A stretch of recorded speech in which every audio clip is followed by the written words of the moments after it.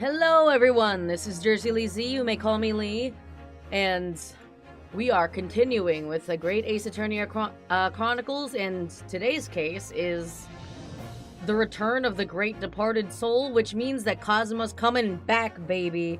I know it to be true, you know it to be true. This is not a copium, he's definitely alive. Return of the Great Departed Soul, Investigation Part 1. What if they brought him back and he just dies immediately again? It'd be crazy. It would be such an Ace Attorney thing to do, honestly.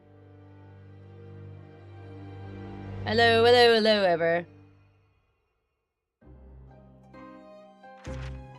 The grand end of the century Great Exhibition of London. Surely there is not a soul who has failed to hear of it. I mean, I saw a poster for it. Wondrous new works of culture and industry from every corner of the globe had converged on Hyde Park, welcoming over 50 million visitors. That's too many people. The last great hurrah of this century. Simply too many. Astonished and delighted people of all nations, and ended on a note of resounding success. But as regards to the terrible catastrophe that occurred during the festivities, very few are aware my friend Mr. Herlock Sholmes had a hand in unraveling the matter. Murder. For from the shadows, it was he who earnestly unearthed the facts of the case. And like the centerpiece of the great exhibition, which rose high into the skies of Hyde Park, Sholmes's brilliant deductions, as clear and lofty as the Crystal Tower itself, brought the truth to light. Do you think Iris hires, like, some guy to voice act her magazine readings? Oh shit! Of the Great Exhibition, which is absolutely packed with people. Who is this mysterious glasses fellow at the top here? The weather is unusually fine, and we're about to witness a most extraordinary scientific experiment. Most British sentence. The weather is unusually fine. Whoa! Look at this nerd. Ladies and gentlemen, the 20th century will see steam engines and electrical power dominate the world. Horse-drawn carts will give way to the motor car. Ships will sprout wings and take to the skies. Well, not quite. Like, airships aren't quite a thing.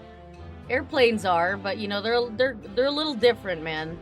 And today, we showcase even more advanced technology. A glimpse into the future. Lizzie confirmed. Yeah, it's actually just me. Any character with glasses, that's just me. A world first.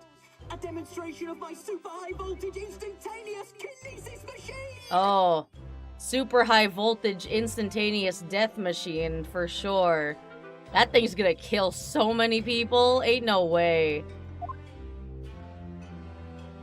It's like those fucking phones that explode. A man will literally be disassembled by a pulse of high voltage electricity and beamed to another location. Oh, he's just killing a man. Whereupon his body will be reassembled by a series of complex calculations exactly as it was before. I guess he's just doing the royalty wave, I guess. Oh, he's about to die is what he's doing. I see.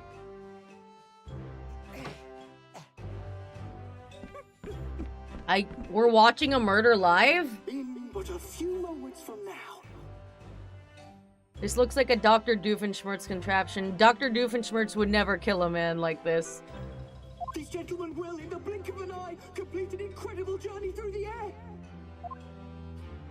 To arrive an instant later on the Crystal Tower behind you! Oh my god. I mean, like, for his fucking sake, I hope this is just, like, a Magic Twins act. Because if this is like a genuine attempt at teleportation, I think you're just killing a man.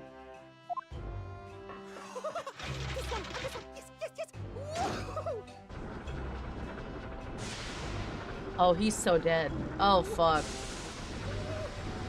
Yes, yes, yes, yes. No, no, no, no. Oh, God. Please, that's not what I wanted.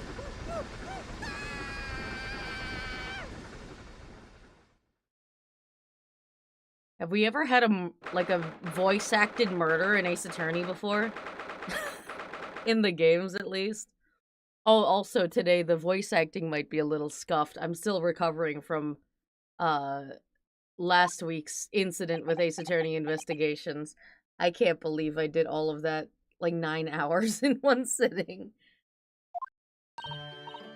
Runa, are you listening? Oh, sorry, what was that, Iris? What's the matter with you? You've been miles away all morning. Don't you like what I cooked for breakfast? This is like child labor. Don't make the child cook breakfast. No, that's not it at all. What were we talking about again? I was kind of thinking of an entire case. Today's paper, it's full of news about the Great Exhibition again. Investigations, news story, this or next week. Oh, next week. Like, I decided to take a week break from investigation so I could recover, but I probably should have also taken a break from Chronicles, honestly. Yeah, the Great Exhibition. I'd like to go sometime. Also, hello, MX. We are coping. No, we're not. KAZUMA'S coming back. That's the title of the case. The Return of the Great Departed Soul. That's literally KAZUMA. I mean, it also might be the guy that literally just got killed in, you know, the first ever voice-acted murder cutscene. You're really not your usual self today. You seem very down. Don't you agree, Hurley? Oh, he's also depressed. Never mind. Did you say something, Iris? I can't believe this whole adult man is using this 10-year-old as a like therapist. Oh gosh, you're even more down.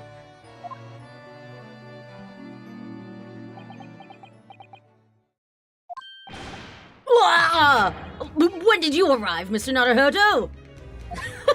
He's ready to fight. I've been here for about half an hour already. We had breakfast together. What? Why didn't you mention it before? I thought you might have known I was here. You know, because of breakfast? Iris is quite right. You're clearly lacking in vim. So much so that I didn't notice your presence. Dude. Thanks. Of course, I could deduce the reason perfectly well with some simple observations. You know, with my fucking eyes. What? Let's see. Yes, for example, you tousled your tousled hair this morning with all its unruly spikes. Clearly, it can be deduced, therefore, that... let me stop you there, Mr. Sholmes, because I think I can see where this is going. Yeah, the one with the spiky hair is not me. That's my descendant. He looks like a fucking porcupine. Loki called him an NPC. Yeah. My hair always looks like this. It always has, ever since we first met, in fact. Ah, I forgot! You're Japanese! You have those anime hairstyles! Oh, really? How interesting. It just doesn't look like it, like a haircut as such, as I suppose. Damn, that's crazy. Thanks again.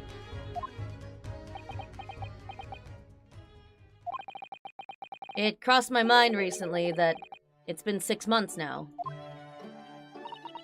6 months? Since I was forbidden from working in court. Oh, shit. Wait. Wait, why? Wait, for what reason? So I've been wondering how much longer I'm going to be banned. Wait, why? Why have we been banned? Hold on, I'm confused. Dude's having a mental breakdown. Sholmes is always having a mental breakdown.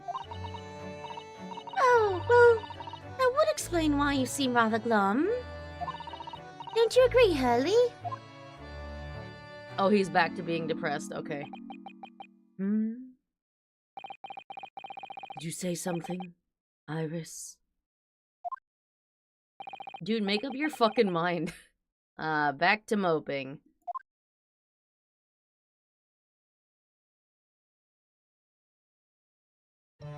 A full physical breakdown. Yeah. Total organ failure. What's the matter with Mr. Sholmes today? He seems even more down in the dumps than me. I know, and the great exhibition is opened. You'd think he'd be excited. Oh god. Why don't we all go see it together? I want to, of course I do, but I can't. Not for the time being. Why not? Why not? Why not? Because I'm a great detective after all! Okay? So you're embroiled in some tricky case that you can't be distracted from? Is that it? I don't remember hearing that you're working on a case, Hurley.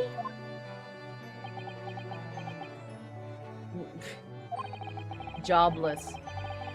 Like, Ryunosuke has not had a case for 6 months, and yet the most jobless man in the room is Sholmes. Suppose I should try to find out what's going on.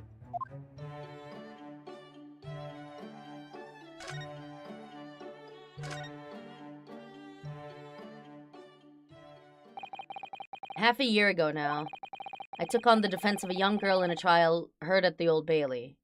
Wait, who? What at first seemed like a simple case of murder that took place at a London pawnbrokery. Oh, Gina, right. Turned out to be one part of a much more far-reaching plot that involved the British government. Huh. And what, they banned you from court for forever? Like, for how long? Oh, you know what?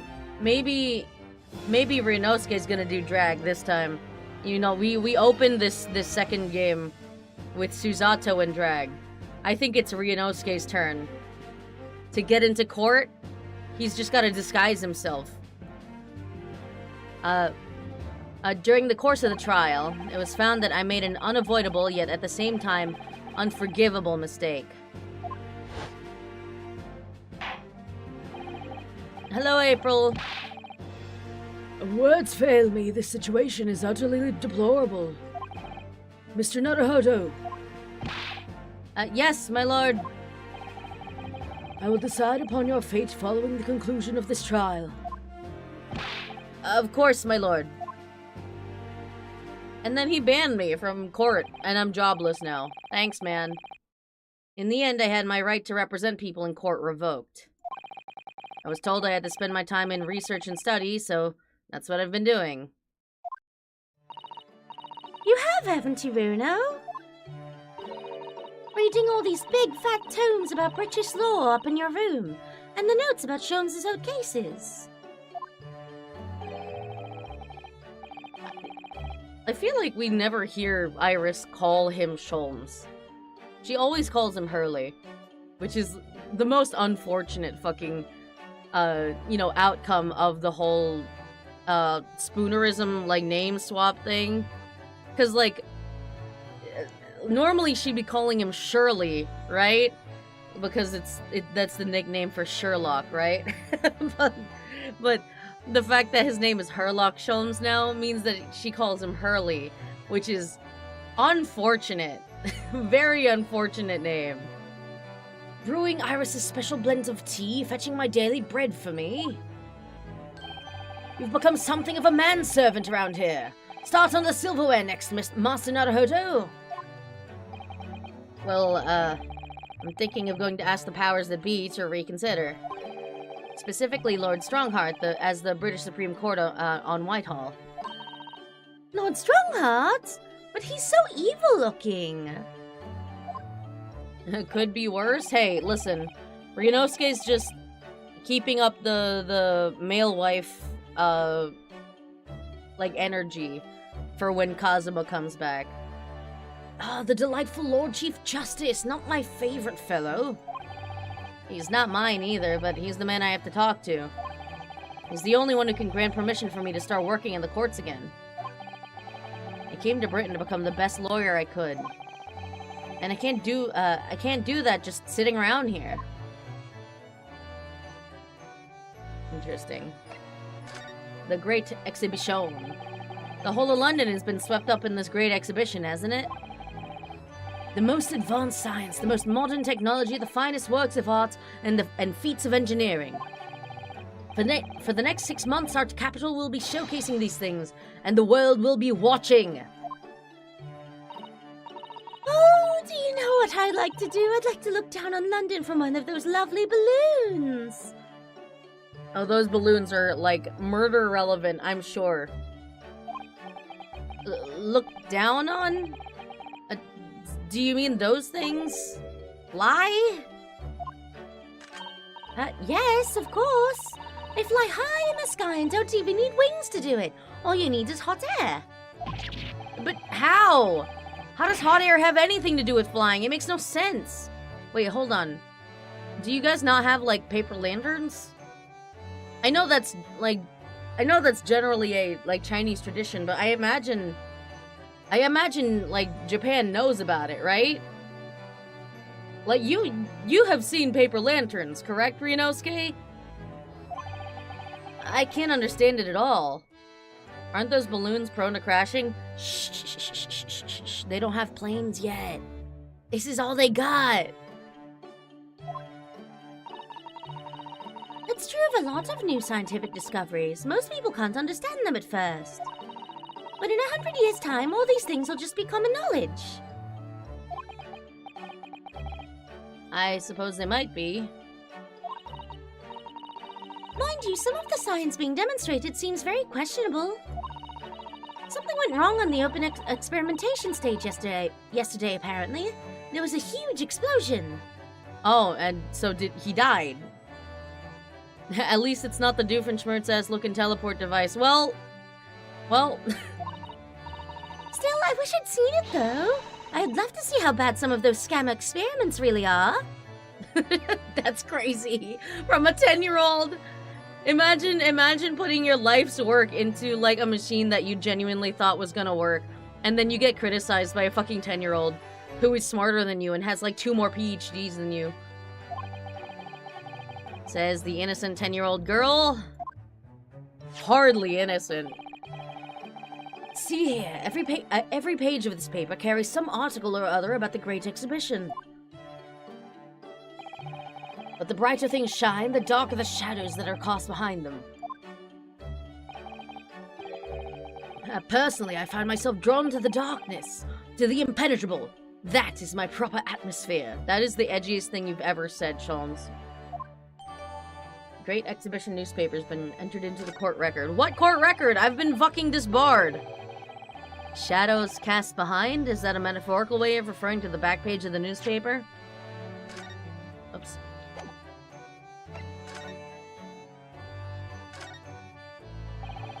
Every article on the front page is news about the Great Exhibition.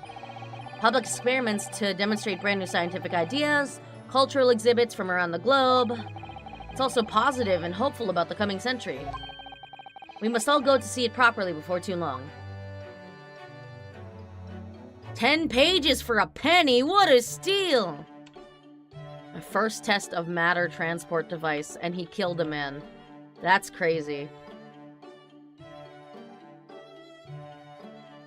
Oh, Garners. I thought that said Tower Gamers.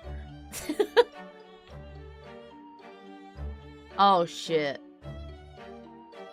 The Reaper attacked. Ruffians aim to intimidate a man of justice. Lord Van Zeek's and compatriot cornered. Lost cat! There's Bart's. There's a PHA. There's a kitty! No! So many glowing reports about the Great Exhibition and everything that's going on here. Other than this rather gloomy-looking one, that is. Wait, what? What's the matter, Runo? The Reaper attacked. That's Lord Van Zeek's. Fiery ball gown sets dance hall ablaze. An evening of cordial dancing turned into a blazing ball last week when one of the lady attendees' dresses accidentally caught on fire. In her panic at the sudden appearance of flames at her feet, the lady dashed mildly about the whole of the igniting no fewer than 3. That's crazy. She set the entire dance hall ablaze. French court hears glass eye case. The jus... I don't know how to fucking speak French. Jus de pas? Jus de paix? Jus de pas? Uj... No, that's H. Juge? I don't know, man. De paix of Neuilly was presented today with the most curious case of a lady who refused to pay her dues for the purchase of 1 glass eye.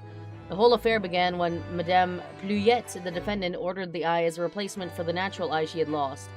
Upon its arrival, she found that she could see no more with it than she could before, and became incensed at the thought of paying for a deficient product. Girl, are you fucking stupid? Wait, are you fucking stupid, lady? Bitch bought a glass eye and she's like, actually I can't fucking see through this thing, so explain yourselves. I'm not paying for this. What a fucking idiot. Hey, Altamont Gas Company. This must be what Mr. Sholmes is talking about. Does he know any more, I wonder?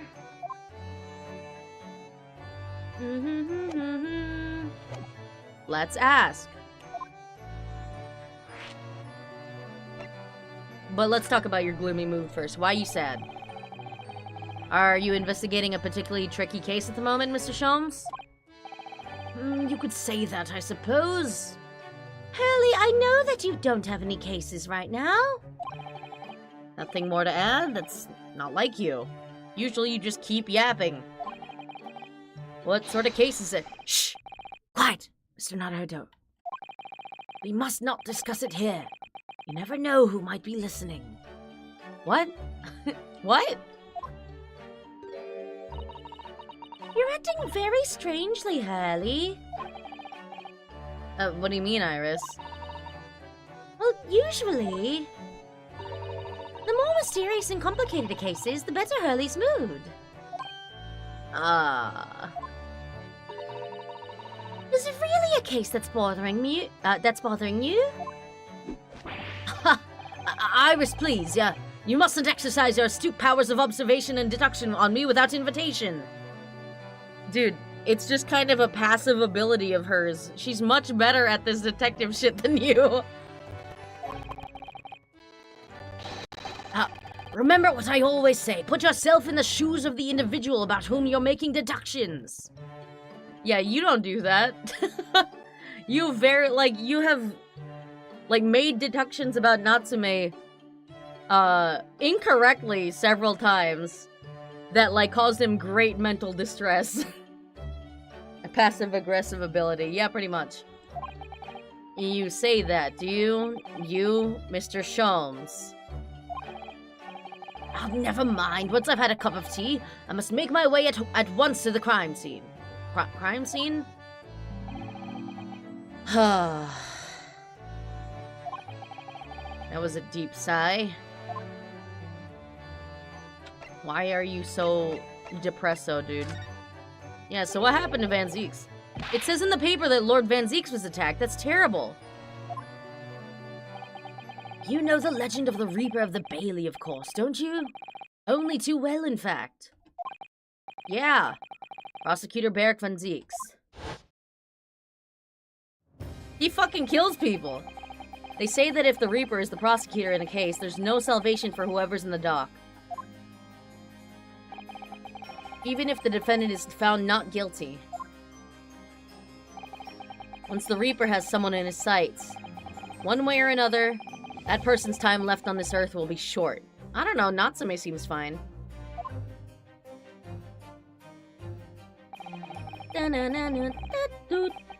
London's finest rogues always find ways around the law.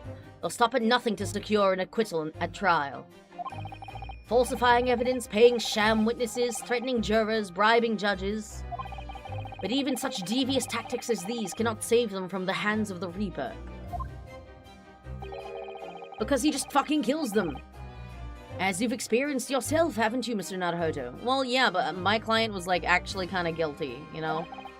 Yes, I've seen the Reaper's retribution at work. Many of these criminal rogues are reckless and quite unafraid to die. If a leader among their fraternity is seen to have been taken by the Reaper, retaliation like this does occur. Wait, what? Huh.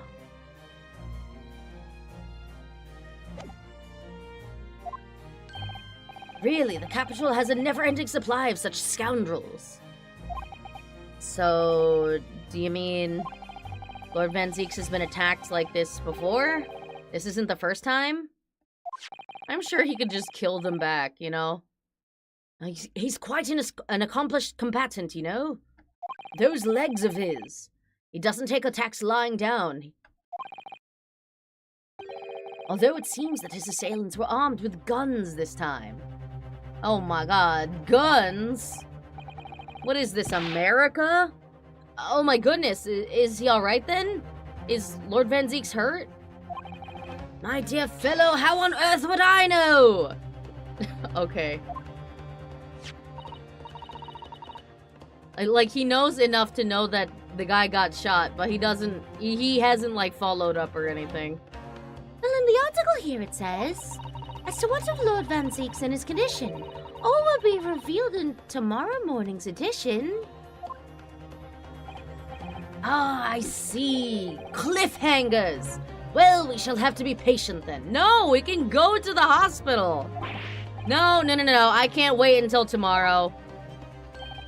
In that case, you shall have to inquire with somebody in the know. But who? Lord Strongheart, perhaps. You know, I was gonna talk to him anyway. He's dressed up. Well, I must be leaving now. Yeah, understood. See you later, Mr. Sholmes. Ha! You really are a shameless liar sometimes, my dear fellow. What? What? You seek to put me off my guard and follow me, don't you? Well, you would be wasting your time. No, I have things to attend to, man. The thought hadn't crossed my mind. But now I'm wondering where you're going. Iris, why don't you tell him? I'm sure he's, you know, too stupid to notice. Well then, see you later indeed. What is up, brother? Listen to him. He's still laughing on his way out the door. What is this? Girly, what is this? You're gonna have to explain what the fuck this is. Nuh-uh. Take it off, girly pop. Ain't no way. It's not even like a good hat. Like... Alright then, Runo, let's get going. Oh, Iris, what are you wearing? I've got changed to go to the Great Exhibition. You're going to take me. What? But I was just about to go to the Supreme Court. Oh, well that sounds fun too. You're going to take me there then. Oh, I'm being threatened. She's pointing a gun at me. Alright, fine. Just lower the weapon, would you? Of course, and after the Supreme Court, then we'll go see the Great Exhibition. Okay.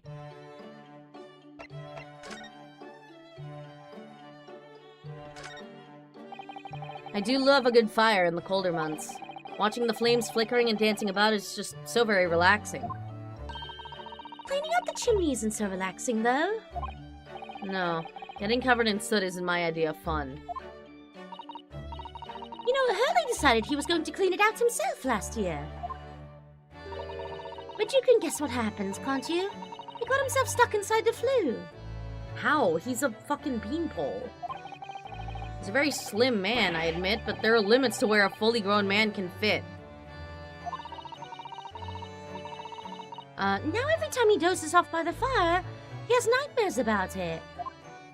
Feels bad. I see he's got his questionably authentic Strad. Yes, Mrs. Sholmes' faithful musical companion. Wasn't this violin made by somebody famous? Yes, it's a Stradivarius. Probably, maybe. I'm afraid you'd have to save up for 100 years before you could afford one, Runo. If I were to save up for 100 years, I wouldn't choose to buy a violin, personally. Oh? What would you buy, then? You know what? Good point. I really have no idea. I think I'll have to do it so I can find out. The great Elizabeth machine. Every time I look at that machine, I can't help thinking what a monstrosity it is. What's it called again? The Great Analytoscope. It can analyze absolutely anything, you know? Especially your mental state. It does seem incredible, and at the same time, incredibly useless. It's just a massive fucking microscope. Oh, but it looks impressive, doesn't it? So that makes it very useful. How? How does that make it useful? Because it means you can pawn it for lots of money. The pawnbrokers always make idle remarks like, "What an incredible looking machine." Huh. So Hurley often takes it to the pawn shop when he's a little short. Sounds like this thing pulls its weight around here more than I realized by having its weight pulled around. That can't be an easy thing to pawn. Like, the pawnbrokers, I guess he's gotta find a new pawnbrokery every time, because how often are you gonna do that, you know? Books, papers, scientific implements, these shelves are stuffed to the gunnels. Gunnels? Mrs. Zanto wouldn't be able to help herself if she was here. She can't stand mess. Susie might not be able to stand mess, but she wouldn't dare touch those shelves. Oh? Why not? Everything's in intricate balance. Hurley spends ages on it. If you were to touch even one thing, the whole lot would come tumbling down. Huh. What an annoying person. Same, though. Susie noticed it was a very delicate arrangement right from the outset. You make it sound like a meeting of great minds. But the truth is, Mr. Sholmes just needs to tidy up. Mysterious chemical.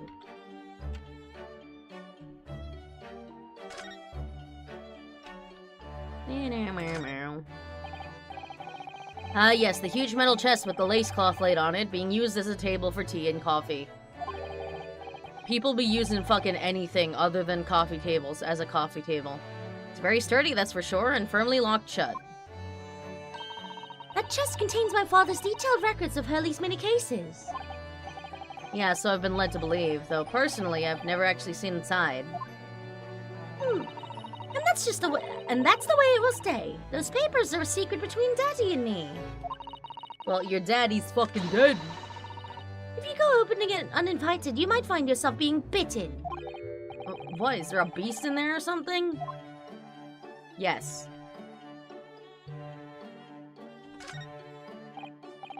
All these different pieces of evidence from cases that Mr. Sholmes has solved are very interesting.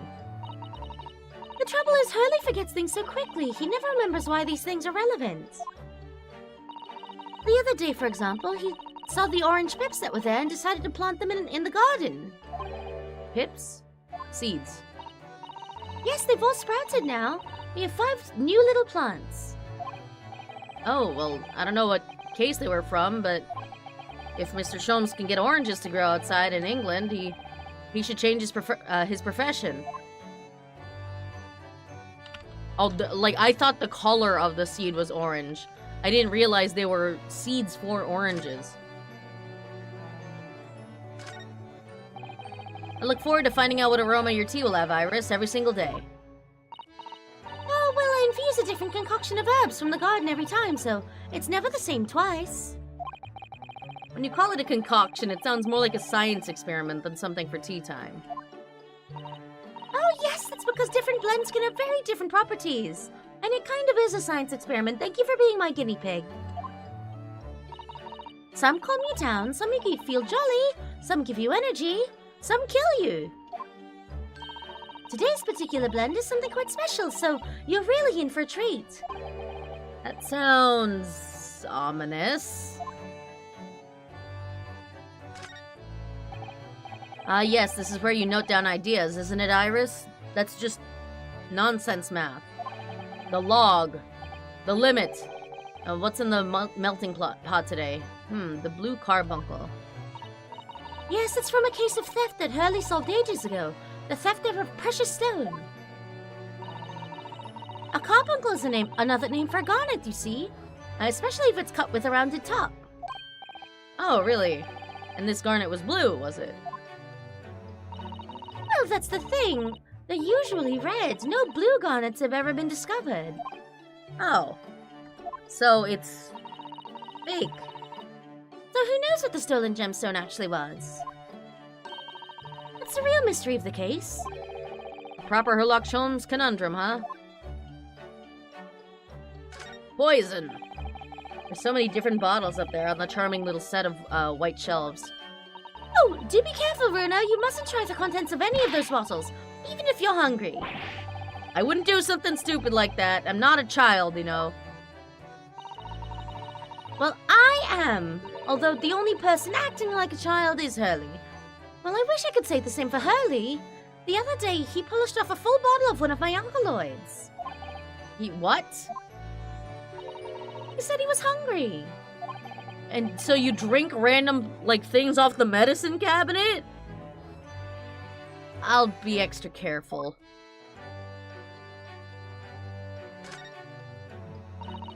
I can type with my eyes shut, you know? I can believe it. When a deadline's approaching, you sound like a Gatling gun.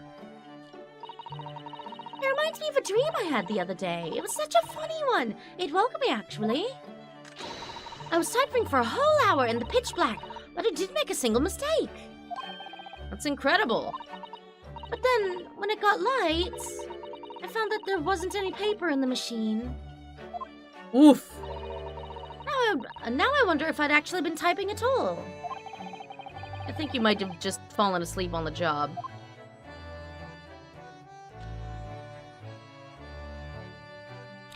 Wham, wham, wham, wham, wham, wham, wham. What shall I make for breakfast tomorrow? Why don't I surprise you, Bruno? We eat, an English breakfast every single day. It's been 6 months now, hasn't it, since Susie went back to Japan? I think a visit to this place could be a good idea.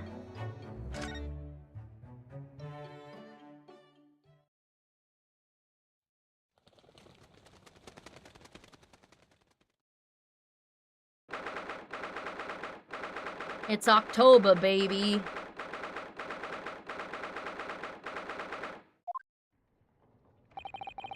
It's been about 6 months now since I was last here. But some things never change, like the sense of foreboding I always seem to feel in this place. Also, why? Is this in Big Ben or what? Is it just the aesthetic? What a waste of fucking energy. What? Oh. You're just on the floor, girly? Doesn't seem to be bothering Iris at all, though. She's happily reading over there. Oh, I love this place! I always find so many interesting books here. Of course, I was forgetting that you've been here before. The time we came here 6 months ago. When Susato-san was given the news that she was to return to Japan.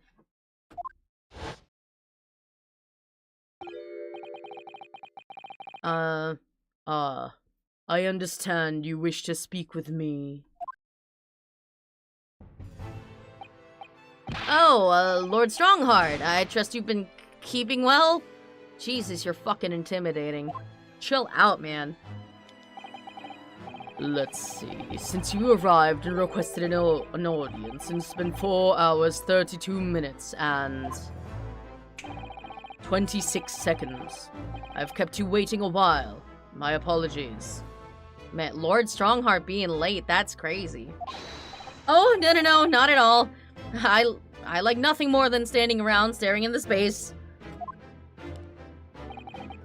Good to know. What a waste of fucking time. Good to know that doesn't appear to bother him at all.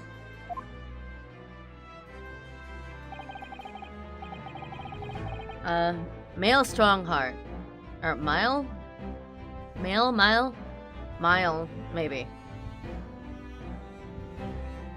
Mile Strongheart, Lord Chief Justice of London.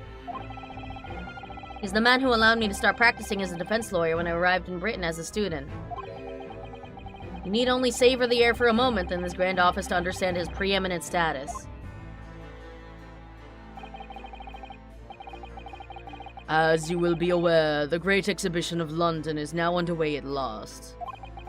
We're extremely busy as a result, policing the grounds, guarding the new technologies, dealing with petty crime. And furthermore, as of next month, we shall open the International Forensic Science Symposium. Oh, I've not heard about that. Investigating authorities from 40 countries around the globe will be taking part, including from your own land. Oh, shit. Wait. Investigating authorities. Oh my god, Hosanaga's coming back?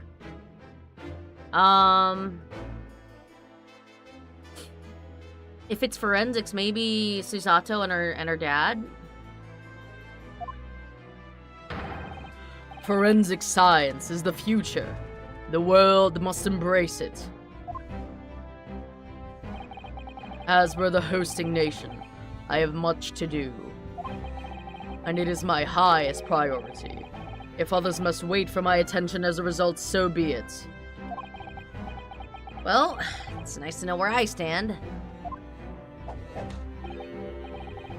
So, you wish to consult with me? Of course. I can very well imagine what this is about. Thank you for agreeing to this meeting, my lord. I want to be allowed to start working as a defense lawyer again in court. That's what brought me here today. But actually, there's something else playing on my mind as it happens. Bruno, just take a deep breath and come out with it. Let's chat, man. Actually, let me look around first. Ooh. Oh, I've just had a great idea! What is it? We can hide inside these suits of armor and spy on the Fob Watchmaster to find out what it's really like. I don't have much interest in what Lord Strongheart is really like, though. Oh, please, it would be so fun! You could be inside the left one and I'll go in the right. You really want to have a go in a suit of armor, don't you? I don't think you would fit. Like, your head would maybe come up to, like, stomach level at most. And now you're making fun of me because I'm a child, aren't you? I wasn't making fun of you at all. I'd like to have a go, too. Oh, actual children. Actual children.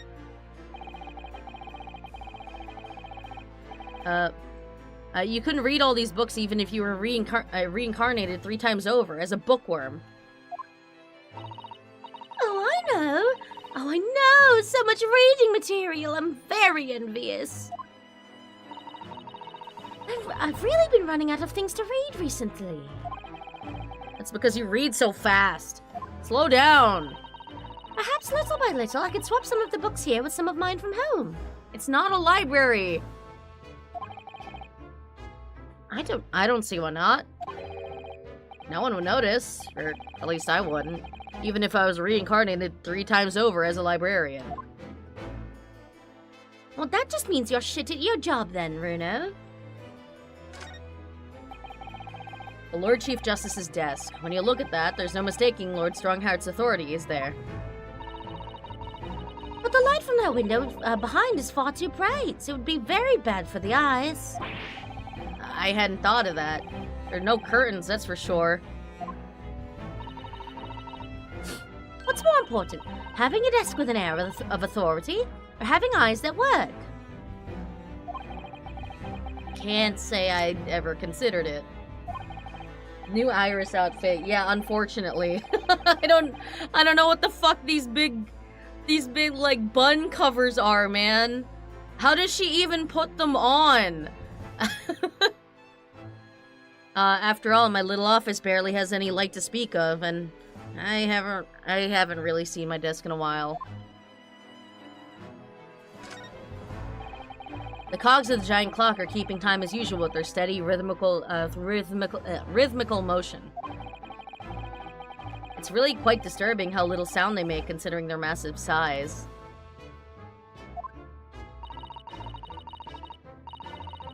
Wait a minute.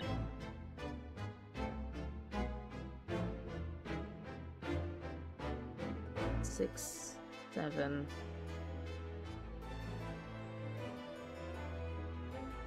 Oh, okay, yeah, it's upside down. I was, like, considering the logistics of how this would look like on the outside. Someone very brilliant must have designed it, and whoever maintains it must be very talented, too. But I'm not entirely convinced it's even a clock. What? But what about the huge clock face that forms a window over there? Some people just make machines that move for the fun of it, because they enjoy watching them. True! I love useless machines. Rather like how Hurley makes his rambling deductions just for the fun of it. Is that why? Even if the outcome isn't quite right. Never mind all the trouble it gets others into along the way. He really just does it because it's fun? Oh, what a troublemaker.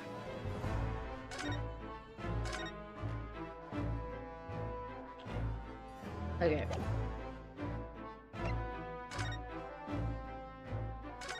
Permission to work. Please let me back in the courtroom. I actually came here today to ask you for your permission. Go on. 6 months ago, my right to work in court as a lawyer was revoked, and I was told to spend my time studying. Obviously, I'm very sorry for what happened, but the thing is, it made me understand what it really means to defend somebody under the rules of a foreign justice system. And I desperately want to have another go. Please, permit me to enter the courtroom again. Okay, yeah, fine. Mr. Naruhodo. Yes? Ugh, here it comes. I'm sure you haven't forgotten your position here, have you? At best, you are a substitute for your compatriots. This was never your intended role. Well, that's true. The Japanese government actually sent my best friend on this study tour, not me. It should have been Kazuma. It should have been him, not me. Oops. He was so determined to bring change to our own justice system at home. That was his calling. Ugh, sorry, hold on. I'm getting the sniffles again. Okay. Also, I don't think, you know, I guess Kazuma quote-unquote dying, by which I mean he's stuck at the Pop-Tart factory. Like, I guess that is the reason why Ace Attorney, just doesn't have a jury. There's no fucking jury in Ace Attorney, at least except for that one time in Apollo Justice, and then never again. Down with the sickness. Ooh-wah! If that tragic accident hadn't happened at the Pop-Tart factory, I wouldn't be here in this office now. Mr. Asogi was my best friend, you see. That's why I can't leave it unfinished. I have to fulfill his calling for him. His calling, you say? And best friend, I was under the impression that you were something more. Just friends doesn't tug on the heartstrings, Mr. Naruhodo. Was there something more between you? Say yes and I'll let you work again. Anyways, has it never occurred to you that perhaps you know nothing of his true calling? Sorry? The mission with which that young law student was charged. What do you suppose it really was? What do you mean? Mission? He's not making any sense.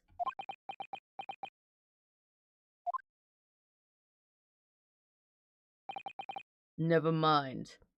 I guess you weren't that close after all. I've read all the reports you've submitted over the past 6 months.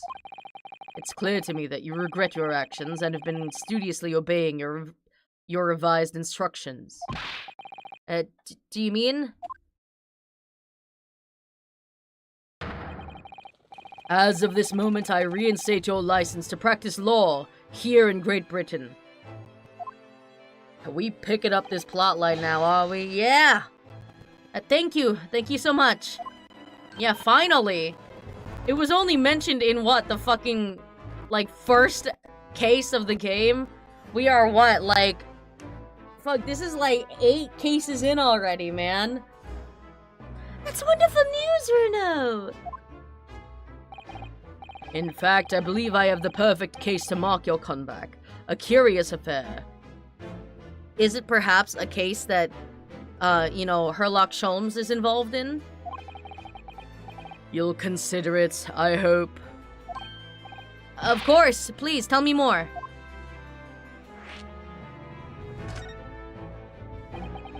You described it as a curious affair.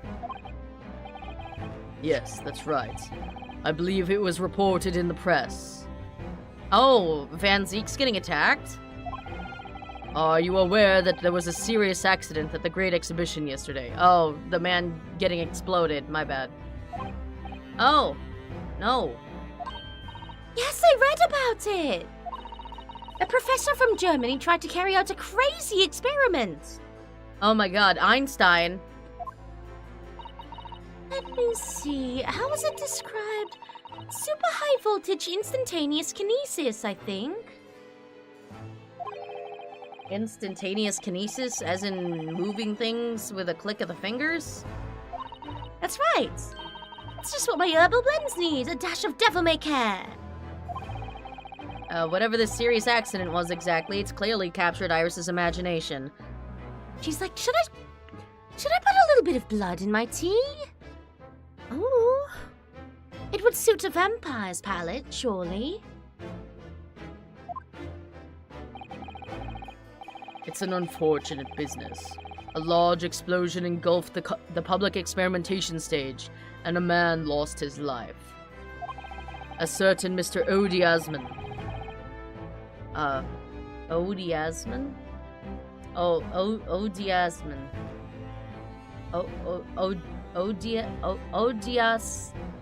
Odiasman? Odiasman?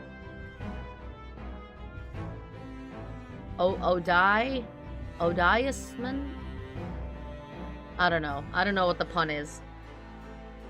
A certain Mr. Odiasman, an investor and a well-known figure in society. A large explosion. A man died? The man responsible for the experiment was Professor Albert Harebrain. Oh, literally just harebrained. Okay. He's Albert Einstein, but stupid. He was detained immediately after the incident and is due to appear in court tomorrow. On the charge of murder. What? Murder? If you intend to take on his defense, you should hurry to meet with him at the prison. There is very little time for you to carry out any kind of investigation. For every obscure pun, there's one rather on the nose. Yep. I still can't figure out fucking Odiasman.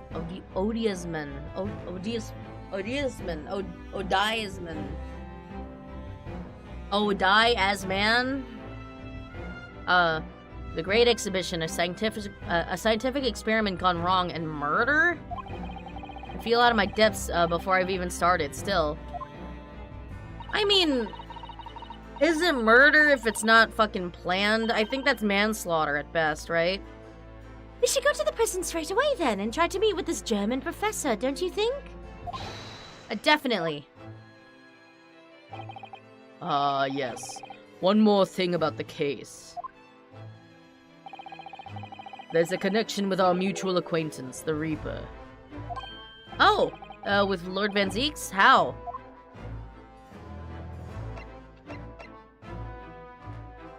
Is there really a difference in these people? Yeah. All sorts of conferences have been taking place around the world to coincide with the Great Exhibition. And next month, the largest and most important of all will take place at last. The International Forensic Science Symposium. Does seem as though criminal investigation needs to embrace scientific methods, doesn't it? Which is what I've been fucking saying in court, but you guys never accept my evidence, you rude. Exactly. Ah! Stop yelling! London, the global epicenter of culture, science, and wealth, now has a population exceeding 6 million. Oh, rookie numbers, man. Sadly, crime in the capital is growing at a similarly startling rate.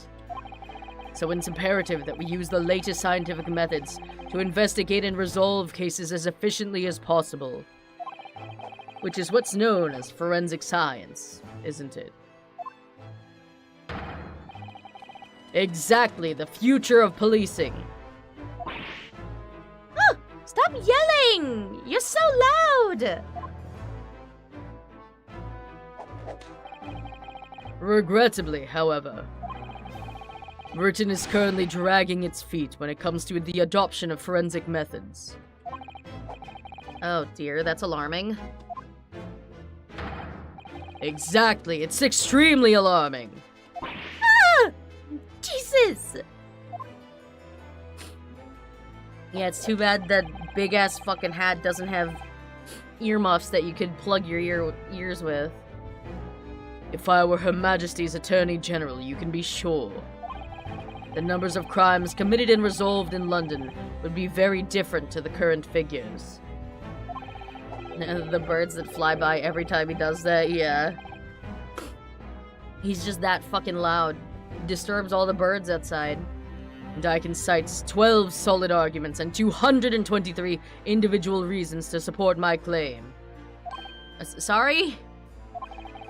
By way of apology for keeping you waiting earlier, I shall detail everyone now. Oh, what? Oh, how fascinating! You can yell about those ones, that's fine.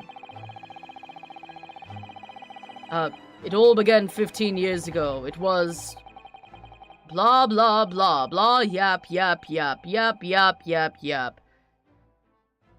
And then they enter the medium and Skya, and then there's different, like, moons and stuff, and then they have to, like, defeat this guy that's like a cherub, and he's supposed to have, like, you know, played the game with his sister, but, anyways, and that more or less sums up my feelings on the matter, in the simplest of terms, of course.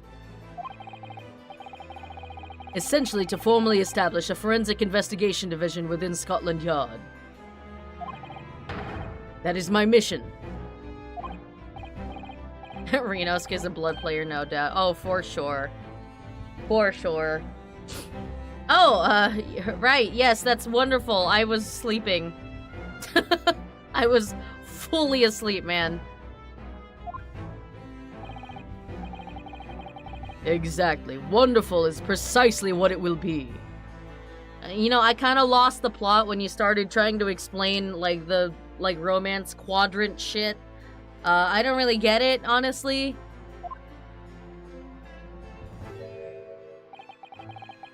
Iris isn't paying attention at all. She's got her nose in another book now. Good for her. Good for her. Oh, is it over? Did you learn anything useful? No. I actually drifted off for the most part. He's surprisingly ardent about forensic science. God, could you imagine if this was, like, Emma's ancestor? Like, Emma Sky's ancestor? It'd be so fucking funny.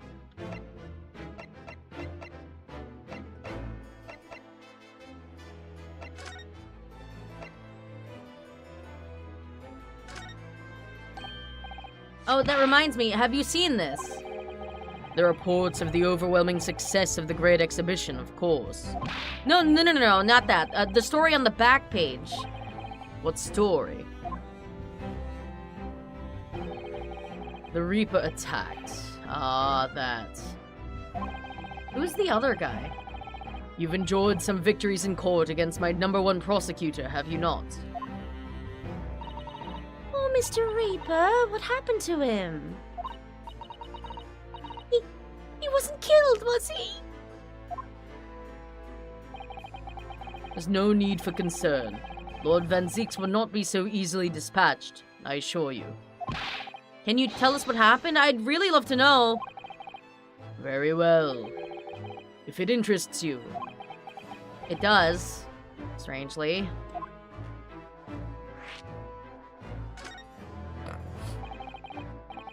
Fortunately, Lord Van Zieks emerged from the attack unscathed. Unscathed? Fully? They had guns. I guess they missed. Street ruffians are no match for that man. He's a very capable fighter. But that's incredible. They were armed with guns. Why was he attacked, though? Do we know? It's related to events that occurred a month ago. A leader of one of the capital's criminal organizations was indicted and prosecuted by Van Zieks. Huh. What, so the lackeys came to, like, kill him? But the man was acquitted. I've no doubt large sums of money were involved behind the scenes. Large sums of money? A deplorable situation. Members of the jury were bribed, it seems. However, despite winning his freedom, the man in question met a dramatic end yesterday. But you're not suggesting that it was the work of the Reaper, surely? The victim's henchmen certainly seemed to think so. He was a man by the name of Asman, Mr. Odie Asman. Oh, shit! Wait, wait. Huh. Huh. Did you say Asman? That's the man who died in the big explosion at the Great Exhibition. Yes. Known publicly as an investor, but in reality, the head of a significant criminal organization. Unbelievable. It all comes full square now. I wonder, could I ask you something, Lord Strongheart? Try me. Why do you use Lord Van Zieks as a prosecutor? Listen, he's kind of fucking hot, alright? Every time he does the leg slam, ooh, it's candy for the eyes. All the criminals who managed to get off in court then meet with mysterious ends All the criminals who managed to get off in court then meet with mysterious ends outside the courtroom. And fearful of that fate, they seek to strike at Lord Van Zieks first. I know there's no evidence that he actually is the Reaper in that sense, but still. Kind of putting him in danger here, dude. Something's clearly going on here. I have Van Zieks work for the prosecution service for 2 reasons. Firstly, the man is the best prosecutor in the capital, bar none. There's not really any competition, really. And secondly, any deaths of criminals that have occurred outside the courtroom following his trials are nothing to do with him. But that doesn't make sense. How can you explain the way that so many have died, if not by someone's hand? Coincidence, baby. Van Zieks may have earned himself the moniker of the Reaper, but he is no killer. So he will continue to prosecute on behalf of the Crown. Unless he wishes otherwise, of course. Interesting. Well, I must be leaving for my next engagement. I still can't get a read on Strongheart if he's, like, evil or not. I'm already 11 hours and 16 minutes late. My colleagues may be starting to fidget. Oh, I guess his deal in this game is that he's just going to be nonchalantly extremely late for everything. That's the power of forensic science. He found his special interest. 11 hours late, that's quite something. The meeting had already started when I arrived back here for this engagement with you. So lateness was inevitable. Time stops for no man. I'm sure it stopped for me during those 12 solid arguments and 223 reasons. So much for the Vigilante Van Zeek's angle. Hey, we never know. Maybe he's covering for him. Oh, yeah, where would I find Lord Van Zeek's now? I would assume he's at his office. Right. I'll go and ask him what the about the attack in person. I want to get this straight from the horse's mouth. Where is his office? Away with you now. I'm leaving Professor Hairbrain's defense entirely in your hands. Of course, yes. Thank you very much, my lord.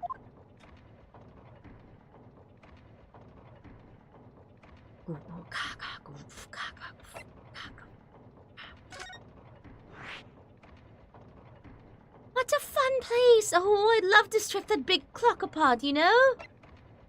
This is where your client is, isn't it? Let's find out what the story is. Let's go visit the client first. There's, you know, a lot of shit to be done regarding that. Hello, nerd.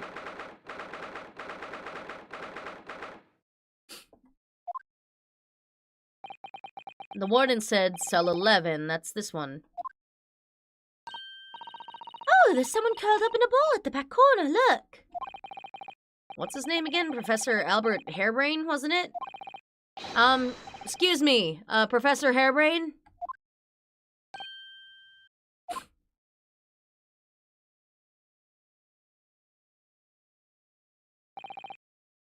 How did I already forget what he sounded like in the cutscene?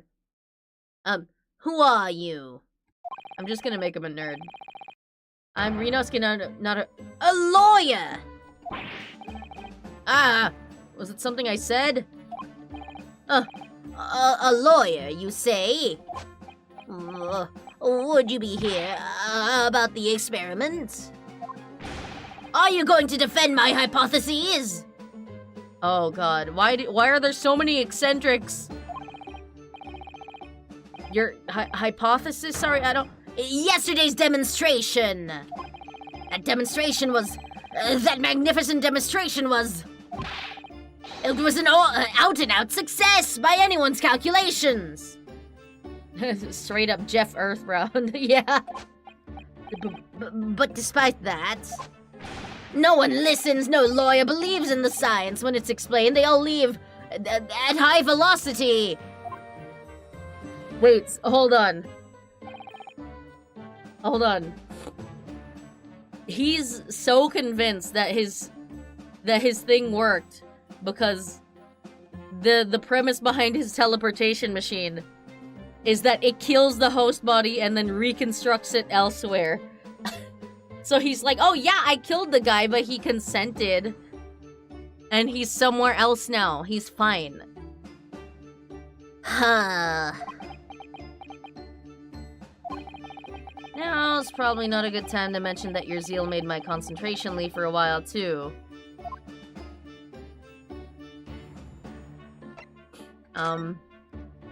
What's your deal? You mentioned the demonstration yesterday? The papers have called it a spectacular failure. After all, a man died in the explosion, didn't he? Ah! Yes, you could interpret the results that way if you really wanted to. Oh, I suppose in the strictest sense. The experiment was a failure, but at the same time it was a great success! You lost me. I saw it with my own 2 eyes. Right there in front of me, Mr. Asmund was spontaneously disassembled. Until then, everything was going exactly as my calculations had predicted. At that point, he should have been beamed to the Crystal Tower by instantaneous kinesis. However, the machine exploded and Mr. Asmund the machine exploded and Mr. Asmund in fact perished? Yes, I can't deny that part of the experiment was a failure. So what you're really saying is the large explosion that killed Mr. Asmund was an accident, correct? But the bigwigs had you arrested on suspicion of murder.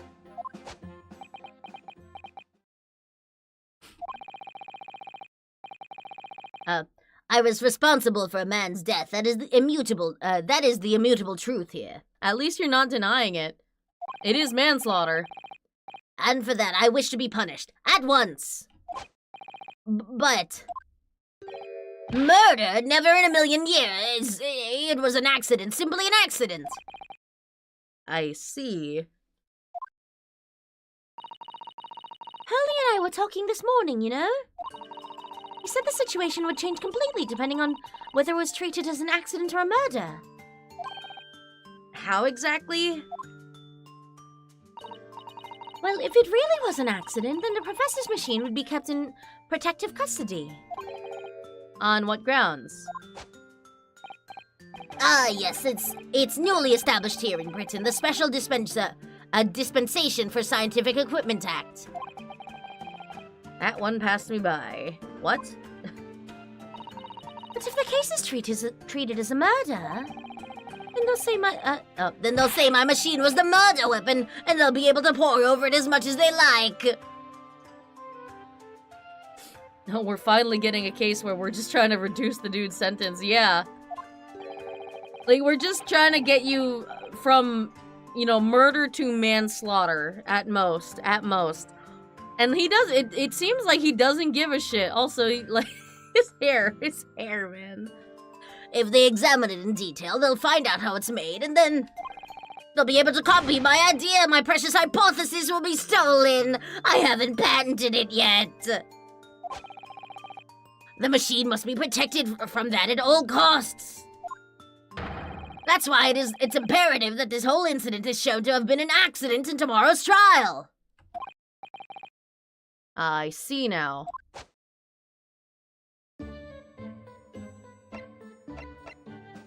Interesting theme of yours, sir. It's pretty fucking goofy, sir. So, in short, there was a terrible accident at the Great Exhibition Showground yesterday. Yes! Or rather, no. The devil is in the details. Strictly speaking, there was a terrible explosion. Sounds the same to me. You were demonstrating super high voltage instantaneous kinesis, weren't you? Why not just call it teleportation? How fascinating. Humans, like all matter, are made up of particles that are held together by electrical bonds. So it must be possible using a sufficiently high voltage to break those bonds and beam the particles through space. That's it in a nutshell. That's my idea, you see? That's my amazing hypothesis! Gosh, that's, unimaginably high-level science. What is this? What is this? What is this? Oh, but dare to imagine it, dare to dream of such incredible technology. Whoa! What is this shimmy? Do it again. Look at that. Just think, one moment I could be here in the cell, and the next I could be at the Great Exhibition again. Well, yes, that would be incredible. And the next, in the mere blink of an eye, I could be at a great Parisian theater, say. The possibilities are endless. The whole of our vast planet would be within reach. He's a little insane. A little? A little? He blew up a man. So no more hiding in wardrobes on rocky seas for 50 days? That'd be sick.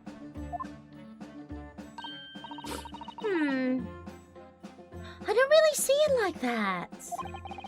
What do you mean, Iris? Well, if you could travel anywhere in the world instantly, the planet wouldn't really seem vast anymore, would it?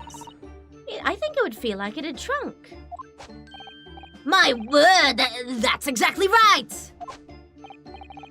What are the implications? What does this mean? I have to rewrite my thesis! Oops, that's got Professor Bunnybrain really worried by the look of it. Clearly, this is yet another case of just because you can doesn't mean you should, I suppose. The point is, my calculations are flawless. The science works. But without a practical demonstration, it means nothing. And that's always the fly in the ointment. Couldn't you have, like, demonstrated with a fucking carrot, dude? Because practical demonstrations cost a lot of money. Money that young scientists like you don't have. That's exactly it, yes.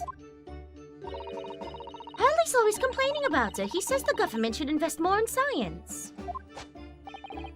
Well, anyway, I bumped into him at the right time.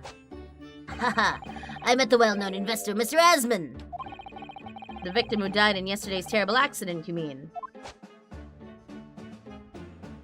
I love how, like, swift his movements are. Very science man. The full name of the man who died in yesterday's accident was Mr. Odie Asman, wasn't it? What exactly was your relationship with the man? Money! He was my sugar daddy!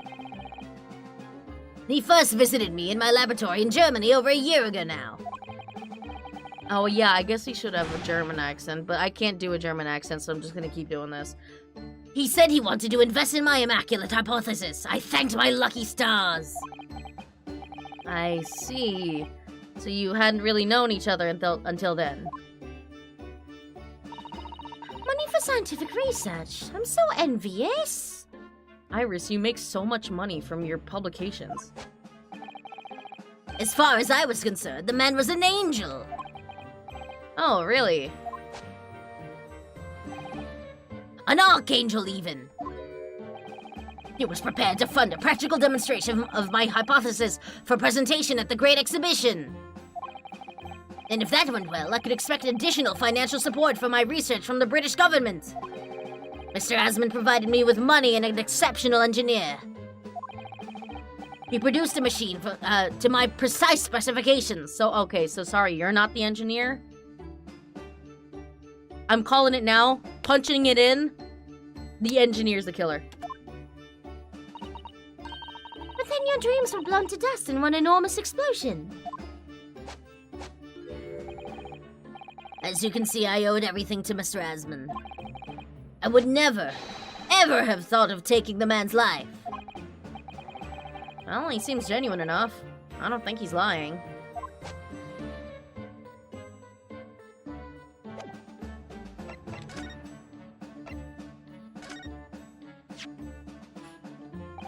How could this have happened? You must feel awful. As well as a man losing his life, the Crystal Tower was greatly damaged too. I know what happened. It must have been that. That? The day before the demonstration, I had my usual meal of frankfurters at the hotel restaurant. When I paid the bill, they gave me 3 shillings too much in change. But instead of saying anything, I just slipped the coins into my pocket. They're still there now. It's divine retribution for my wrongdoing, that's what this is. For scientists, he has some very illogical anecdotes. Long and illogical. Listen, karma's real. Frankfurters. He's German! Frankfurt. Wait. If you let your concentration slip, you might miss what people say. Wait. Is there more?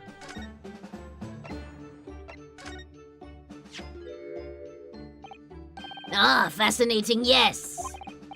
In Japan, where I come from, it's the symbol of a defense lawyer. Wearing it is very bracing, I find. It makes me think of my boyfriend, Kazuma. Sorry, my best friend. Your words make some sense to me, but they are entirely illogical. What do you mean? Well, for example, I find this white laboratory coat that I wear for work very bracing too. However, in my case, there is a perfectly logical reason for that feeling. Oh, really? What is it? I purchased the wrong size by mistake. This one is too small for me. The sleeves especially are extremely bracing. I can barely move my wrists. Well, you seem to move quite a bit. That's what you call logical, is it? Of course it's entirely logical. That's science, Mr. Naruhodo. Legit just German hot dogs. Yeah! Would I lie? If you let your concentration slip, you might miss what people say. What do you mean, Iris? There's nothing left here! Maybe I gotta visit Van Zeek's first. Only if it's funny. True! Oh my god, this man has minis. Okay, yeah, okay, so he's got the chess set, so very Edgeworth vibes already. He's got a little fucking mini set, bro. This man plays D&D. He's got swords up on the wall. He's a sword guy. He's got so many goblets in his case. What the fuck?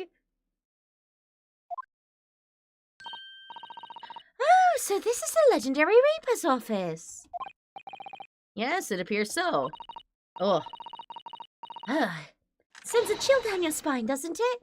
What an amazingly deathly atmosphere. Oh, is that?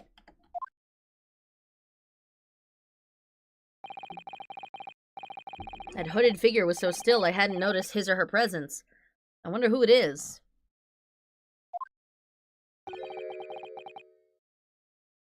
Van Zeek's? What are you doing here? Ah! Yeah, there he is. Oh my god, front-facing Van Zeek's. Holy shit. Hey, who's that? Is that your special someone? Is that the person who was fighting, you know, back-to-back with you in that one photo? Also, did you pose for that, or was a journalist, like, taking pictures mid-fight? Like, I imagine you posed for that, right? He looks hotter like this somehow. It's because he's looking down directly at the camera, you know? He's as unwelcoming as I thought he'd be. Actually, maybe even more so. Oh, I'm glad to see you're well. I am. Real.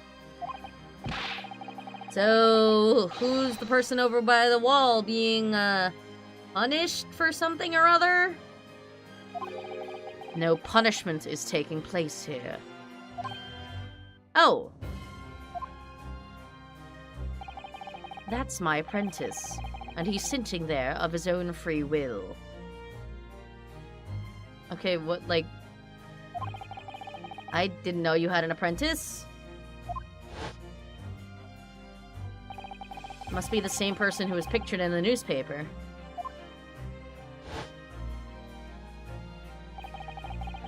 He's very able in combat. A requisite skill for anyone under my tutelage. Why?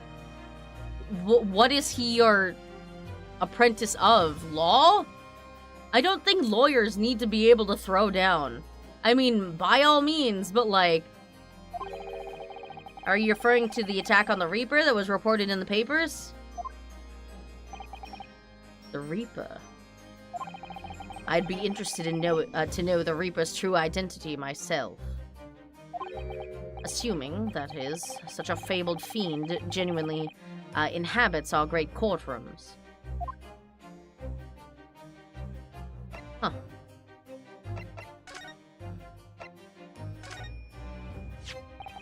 Lord Van Zeek's, about the article in this paper. Ah, yes.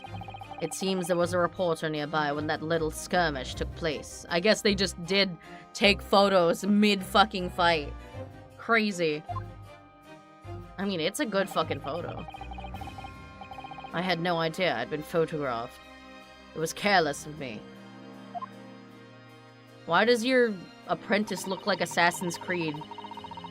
With, like, the, Goro Akechi's crow mask. It looks as though it was taken after the people who attacked you had run away, though. Rest assured, the police have already apprehended every last one of them. But there's someone else fighting alongside you, it seems. Can we, chat? And I think it's the same man who's sitting over there as we speak, isn't it? As I mentioned already, he's my apprentice. How young are we talking? I don't like, when I think apprentice, I think internship, you know? But it could also mean teenager. I need to know if it's appropriate to make shipping jokes between you two.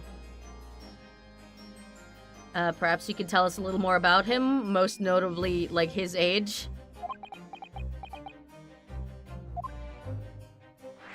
Okay, cool. I'll start from the beginning though. What happened with the attack, man? Lord Strongheart said that the assault last night was some sort of revenge attack? True. Carried out by henchmen of Odiasman's criminal organization. The investigation meant their arrests were imminent. Presumably, some hoped to kill me before that happened. Odiasman.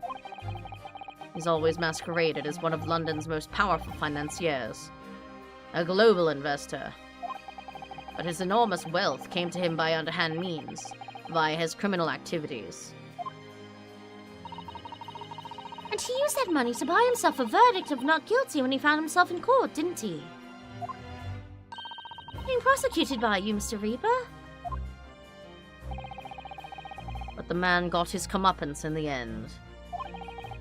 I didn't do it, but, you know, if I'd done it, could you really call it a crime, you know? Yesterday, in fact, in extraordinary circumstances. It was a most unusual cause of death. I know. I know about that. It was a super high voltage instantaneous kinesis gone wrong. Mr. Asmund died when the demonstration on the public experimentation stage ended in an enormous explosion. Correct. And you think I have some kind of divine ability to cause an accident like that to happen, do you?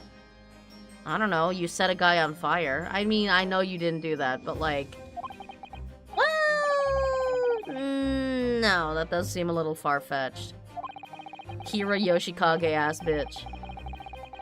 If this man really is the fabled Reaper, then he has to be innocent of this particular death, at least. It's strange how this has worked out, isn't it, Bruno? I mean, what with you taking on the Professor's defense for the trial tomorrow? What? You're going to be defending him? Oh, yes, that's right, though I barely know the man's name yet, to be honest. Albert. I mean, dude, we visited him. We visited him. What do you mean you don't know his name? We visited the guy. I guess they expected me to come here first because there was an exclamation mark. I wanted to meet my client, man. Albert Hairbrain. That's right. Do you know him by any chance? Of course. He's a contemporary of mine. We were at university together. Oh shit, really? You're... What? You know... I guess Van Zieks would be a German name, right? Is that how that works? Hold on. Barak Van Zieks. I have no idea, actually.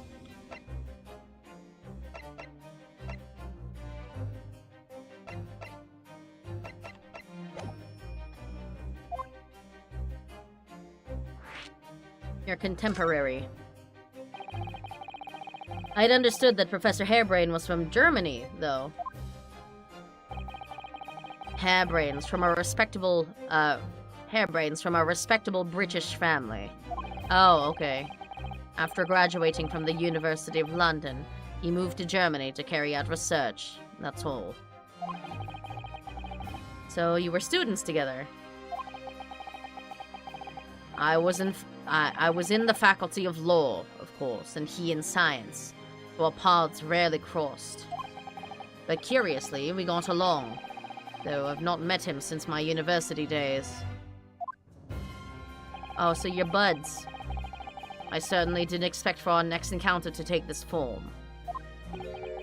And with you, of all people, representing him. Ugh. Only if I make it out of this office alive. The vibes might kill me first.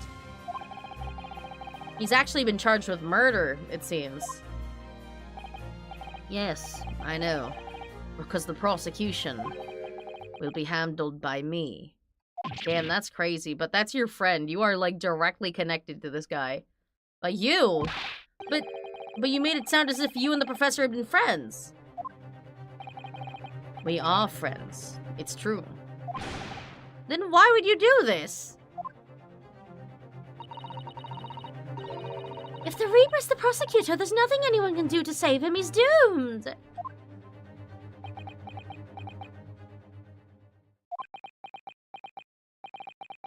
What's Lord Van Zeek's thinking? What is your fucking deal, man? The Reaper's identity. Oh my god, what if your apprentice is the Reaper? Yeah, I bet. I fucking bet. What do you mean by what you said before? If you'd like to know the Reaper's true identity, does that mean... I'm a crown prosecutor and a mortal like any other. I'm no demigod. But they've all died, haven't they? The people you've prosecuted, I mean. Whether or not the trial ended in a conviction or an acquittal. Those I prosecute are of the vilest wretches of our society. I mean, I straight up proved several of them innocent, but yeah. People who without question deserve to be found guilty. Actually, hold on. How many cases? We got Gina, we got Natsume, we got Natsume again. McGilded was guilty. That's 4 cases. There's the 2 Japan cases, so we don't count those.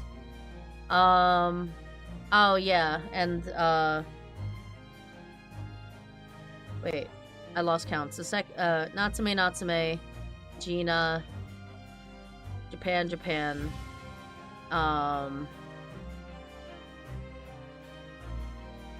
Wait.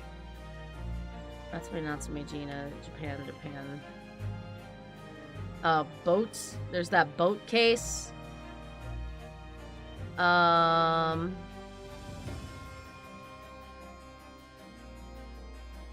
Wait.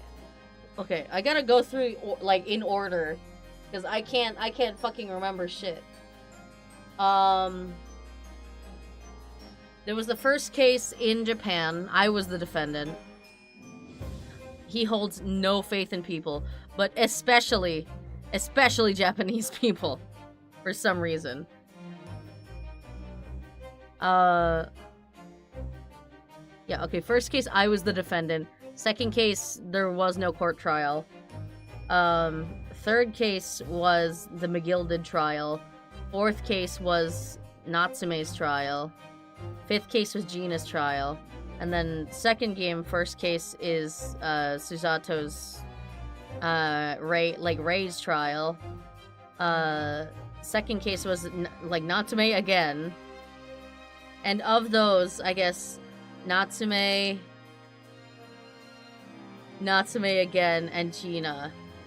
Yeah, I guess those are the only ones, right? There's actually, I've only ever proven 2 people innocent. That's actually kind of crazy. People who, without question, deserve to be found guilty. The world is a better place without them. But it's not true of Mr. Natsume, for example. He wasn't a vile wretch at all. Nor was Ginny. And in fact, she's ever so hardworking now.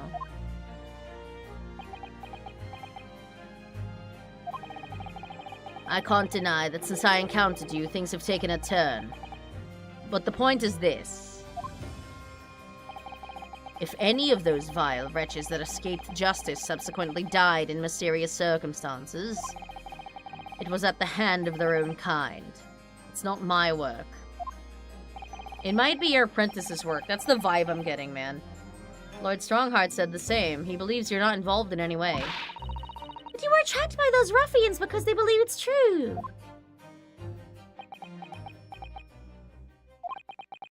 The fact is, since people started to call me the Reaper of the Bailey, the number of serious crimes in the capital has dropped substantially.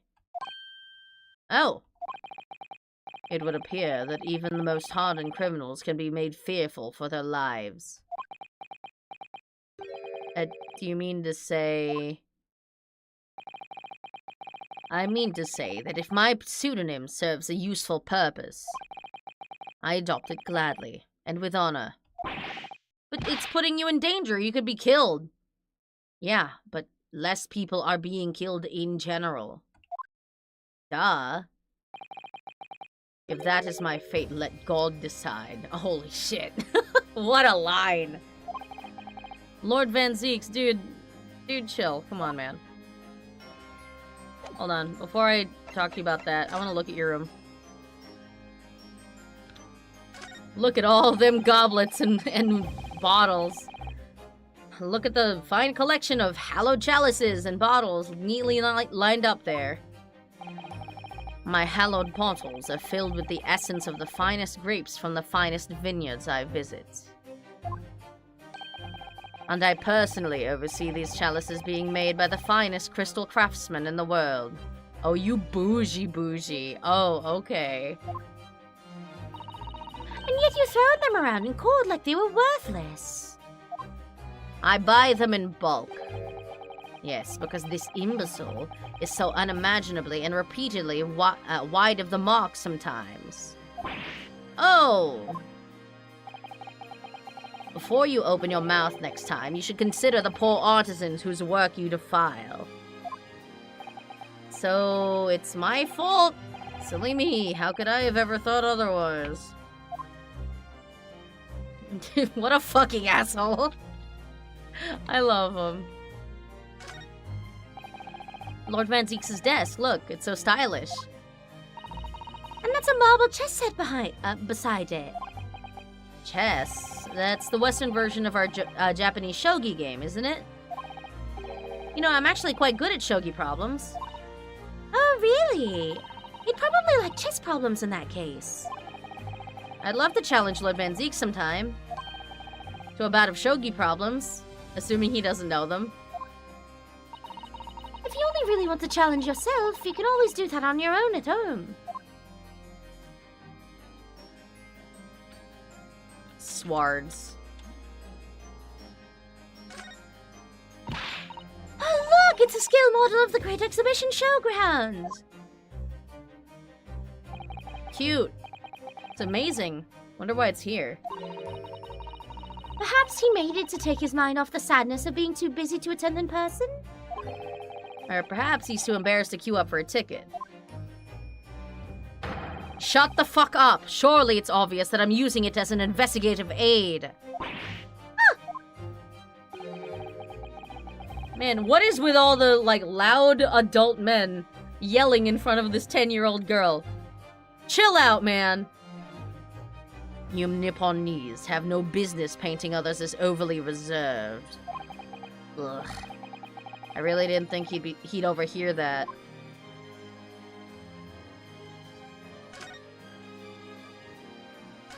Hold on, I gotta see this. Show me the face, coward! The portrait really dominates the room, doesn't it? Oh, there it is. Okay. Wow. It's a very majestic outfit and pose, but sadly, Whoever painted it didn't do a very good job of capturing Lord Van Zeke's facial features. Yes, you're right. I mean, it's not far off, but the artist has exaggerated his subject's handsomeness, I think. They always do that. These paintings always exaggerate their beauty. Ah, that reminds me. I heard Emperor Napoleon of France ordered artists to make him look more attractive when they painted him. And like a couple centimeters taller, you know? He looks younger here? Yeah. A vein's really not an attractive quality in a person, is it? You should not be talking about, like, what people find attractive at 10 years old, honestly. That portrait does not depict me. Surely that's immediately obvious. I mean, it's got the same exact fucking purple hair as you, so... Oh! Then, who is it?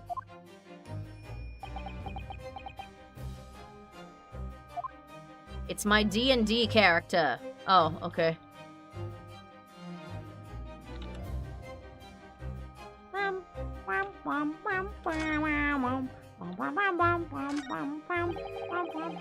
Look at all those ancient casks lining the wall there. Is it his dad? Perhaps. Casks in the Reaper's chamber? Or are they caskets? You don't think... Are the genes that strong? Yeah. All those people who escaped conviction in court are lying inside them dead, do you? The slow raise of her hands is so funny. What ridiculous notions are going through your head, man? This is a collection of fine vintages. Oh, yeah. Of course, thank you for clearing that up. Although, you know, to a vampire, corpses would be fine vintages. Bruno and I were just musing to ourselves. Don't mind us, Mr. Reaper. I wouldn't if you hadn't invited yourselves to my office to talk nonsense within my earshot. You know, like, are those straight up bats? Hold on. Wow! Jump scare! What the fuck? They were bats! Yes, the Reaper's familiars, I'd expect. But what about the mute man in the dark cloak? I thought he was the familiar. That's crazy. Just not the flying kind. You must be a dear friend to Mr. Reaper, then. I think the familiar idea is more likely. Scary, though, either way. Okay, I guess we're checking out Mr. Silent protagonist over here. It really looks like a punishment to me. I've never seen someone sitting like that before. He hasn't moved a muscle since we arrived. Is he like a taxidermy man? Do you think perhaps he's dead? If he was dead, Bruno, he wouldn't be sitting up, would he? I mean, rigor mortis, man. I don't know. Well, anyway, dead or alive, he's not overly approachable, is he? I don't think he's gonna talk to us. He's not dead! Talk to me! Anyways. Tell me about that apprentice. He's in my tutelage to become a prosecutor. So you could say he's my apprentice, I suppose. He just, like, takes the hood off. It's straight up just Edgeworth. And that's when we get the lore drop that Edgeworth is actually, like, a 1,000-year-old vampire. Like you are to Hurley, then, Bruno. I don't remember taking an apprenticeship with a great detective. He's currently compiling a report about last night's attack. He's sitting completely still. He's not writing anything. Looks like he's wearing some kind of mask. On Lord Strongheart's orders. Nobody knows the man's face, or indeed his identity. You know, some people say he might just be ugly under there. A Phantom of the Opera situation. But I'd like to believe he's very handsome. But why would you agree to take on such a clearly suspicious individual? It makes it hotter. Lord Strongheart's orders again. He's not one for meaningless follies. There will be a good reason for his actions. I hope you're right. Medusa moment. Oh shit. Hi. Whoa. Oh, you're a little intimidating. Hi. Ah. The task is complete. Good. In that case, you can collate all the briefs.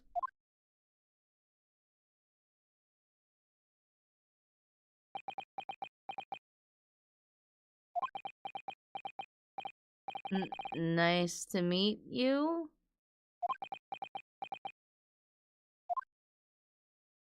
Okay, bye. Back to work again. That was really strange, though. Never met the man before. I didn't even know he existed. And yet... somehow it didn't feel like our first encounter. Oh my fucking god, is this Kazuma? Wait a fucking moment! This is Kazuma! That's him! I'm fucking telling you, that's fucking Kazuma! Oh my god, that's why he's not fucking talking! Shit! Don't bother trying to converse with him. He says nothing to anybody from outside this office. Lord Strongheart has strictly forbidden it. Oh, I see. But there's something, you know, extremely alluring about the man. I don't know. And he smells sweet. Like sugar and pastry. Why are you so interested in my apprentice anyway? Oh, no! I mean, sorry, I didn't mean to... The way he stood there so casually, yet with that flawless posture. It reminds me of him. It fucking is him! I fucking knew it! I'm never fucking wrong, never fucking punished. I'm fucking right. It was never copium. You guys were bullying me about it. I was right. Fuck. It couldn't be. I can't believe this shit. Why prosecutor, though? What is the angle? Ah, yes. There's something I've been meaning to ask you. Oh, what's that? That Nipponese man. Is he faring well? Sorry? The one arrested twice in succession 6 months ago. With the soup, and the mustache, and the jitters, and the loud voice. Mr. Natsume, you mean? Yeah, he's doing alright. He's actually quite famous now. I'm not sure he'd be very pleased to find out you identified him from that list, Runo. He's fine, thank you. In fact, I received a letter from him by international post only the other day. I see. Oh, he feels bad. Okay, so hold on. We know that, okay, unless Kazuma is secretly an assassin, it's not the apprentice that is killing people. Cause that, like, it can't be fucking Kazuma. They would not, like, that would be a fucking heel turn and a half, you know? But, like, who the fuck could it be? Strongheart? Like, I don't know, man. Maybe it's the judge. Well, I think we can end our discussion there, don't you? There's little time left before tomorrow's trial. I advise you to spend it investigating the case. Yeah, thank you for the advice. And for the conversation. I can't believe he's asking after Soseki-san. After a Nipponese. He's worried. He's worried that he's actually cursed and the man is dead.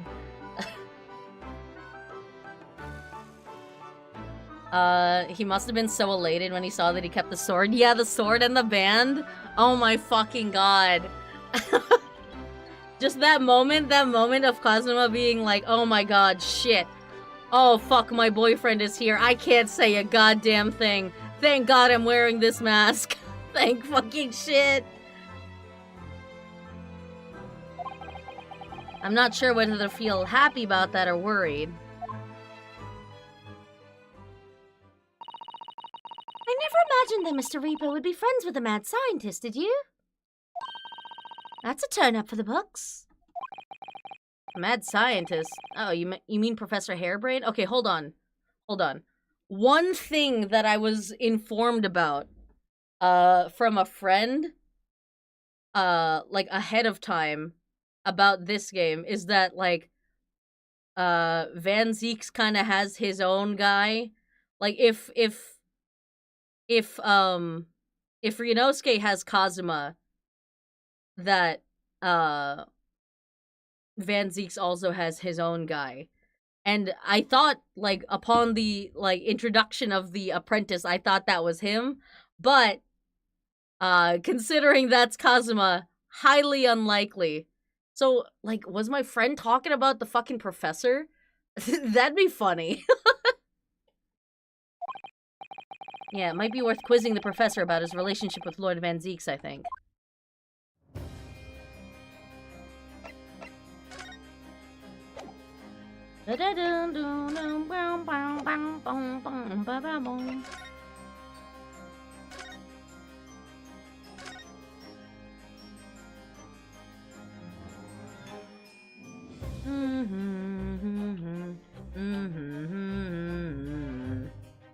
Like, he is doing all that he can do to avoid detection.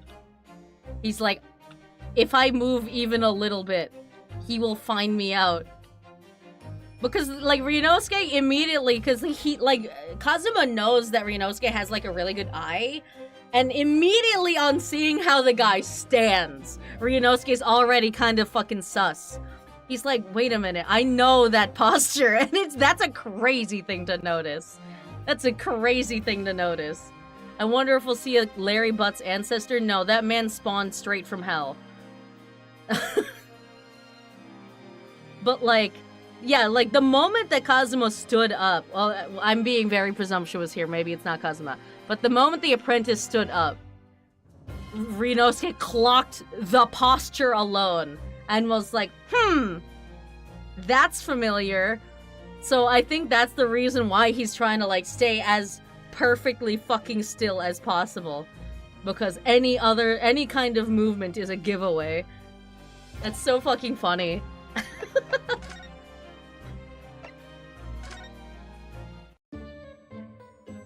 Hello.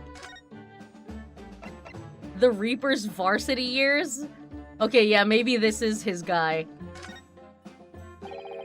I understand Lord Van Zeeks is a friend of yours from your university days? Yes, that's right. He was studying law whilst I was studying science. What was he like back then? A good question.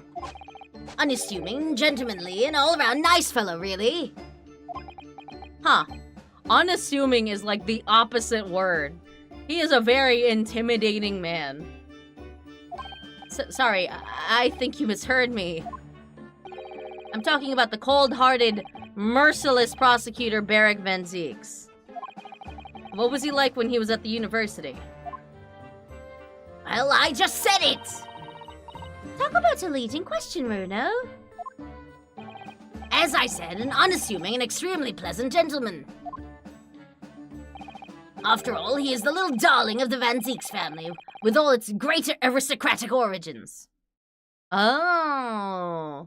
So yeah, that is his dad, then, I guess. The little darling? He's the little darling? Oh, I didn't realize he had quite such noble blood. Iris. He throws crystal chalices around in court like they're worth nothing. That's adorable. Little darling! It was a bit of a shock when I came back to Britain and learned what he'd become. The Reaper of the Bailey, no less. Honestly, he was much cuter and much shorter in high school. Or university, rather. Yeah, that's right. I figure he's a bit of a late bloomer then. He's quite handsome still, though. I did hear, though, that there was a very big event in his life that completely changed him after graduation. Probably regarding his dad, then. Really? What sort of events?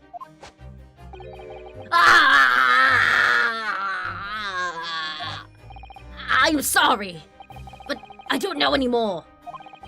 I wasn't in the country at the time. I was in Germany already. Oh, yes, of course. If he's heard all about the Reaper, I really don't have the heart to tell him that Lord Van Zieks will be the prosecutor in court tomorrow. Oh no, he doesn't even know. He doesn't know! So, Professor, let me just make absolutely sure I've understood you properly. The huge explosion that occurred yesterday, that was an accident, you're saying?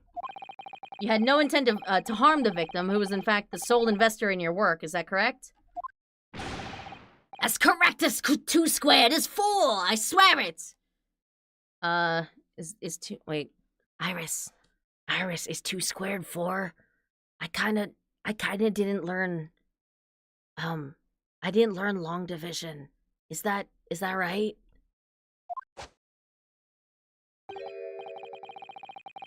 Yes, it's true that the man perished in the machine of my invention. So I know I'm far from blameless in all this, but still. I would never use my discoveries, my inventions to take a person's life. Not in a centillion years. I'm a man of science, it's all I know. You have to believe me, please. Do you believe me? Do you believe in my hypothesis? Science is the pursuit of truth, you know. I've always believed that all my life. Afraid I don't know much about science. I honestly didn't even know exponents existed until Iris explained them to me just now. Or your theories. His animations are very smooth. He's so goddamn unhinged. Oh yeah, I love them. Like, his character design, I think, is pretty plain for like a mad scientist type character, but his animations, man, oh, mwah. It's like Natsume 2. But I do believe you, and I will fight to prove your innocence with all my might. I'm a man of the law. It's all I know. You have to believe me, please. I haven't defended anyone in 6 months. I'm very poor.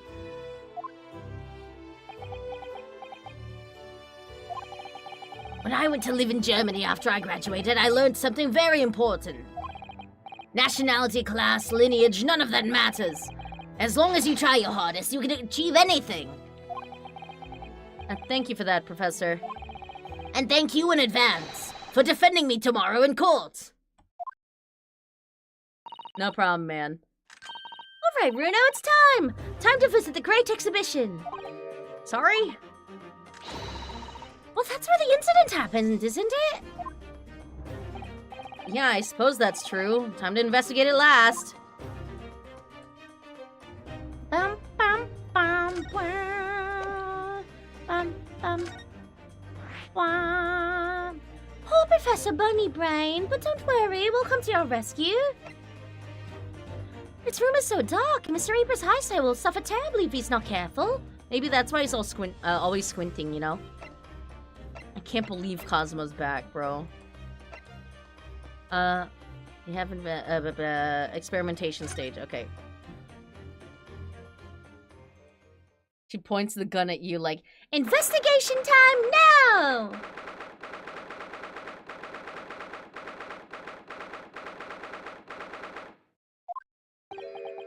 I wonder if anyone's ever made a beat using like Ace Attorney, like that sound when they introduce a new scene.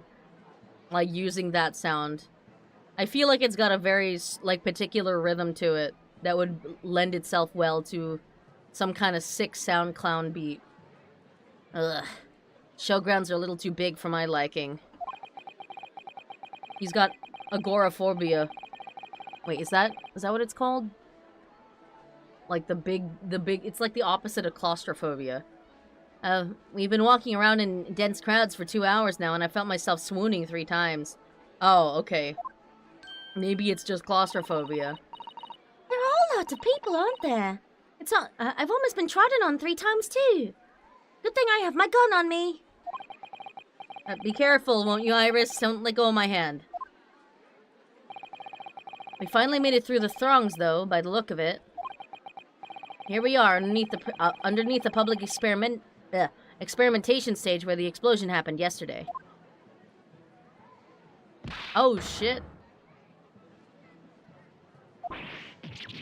What? What's happening? What's that? I can hear voices from up on the stage. It sounds like an argument.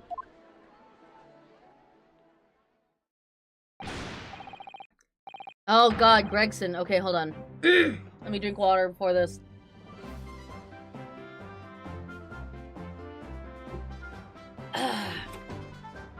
Right, I've had it with you this time. I'm warning you, I'll arrest you in a minute. Oh yeah, go then, Inspector. Give it a shot. You ain't got no evidence and you know it. Oh, look at you, Gina! You look like you've cleaned up some. Wait, I know those voices. You've got a cheeky little mouth on you, young lady, but a night in the cells will teach you some manners. Just try it, I dare ya. If you want that bag of chips rammed down your throat. That's crazy. Isn't my voice still recovering? It's fine if I just hydrate a lot, you know? Which is why I have an entire gallon of water here. Yoo-hoo, Greggsy! What are you doing up there?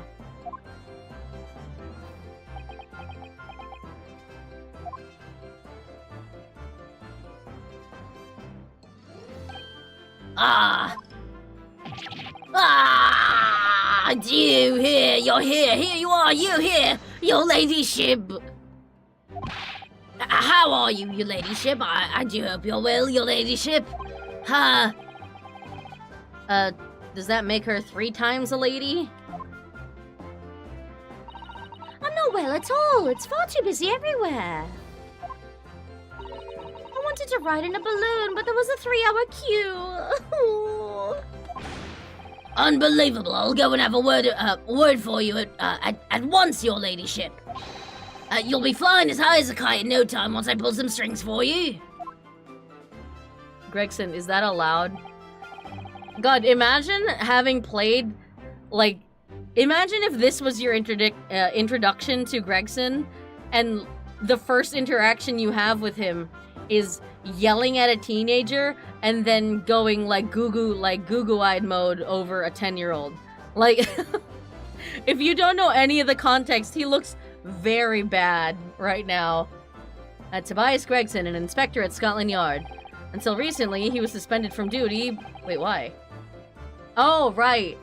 Because he was fucking making bargains with Egg Boy. But it would appear he's back in action now. He's actually quite well known, appearing as he does in the adventures of Sherlock Holmes. And for that reason, he can't say a word wrong to the story's author, Iris. But there are limits, surely, or there should be. Watch it, sunshine! Sorry.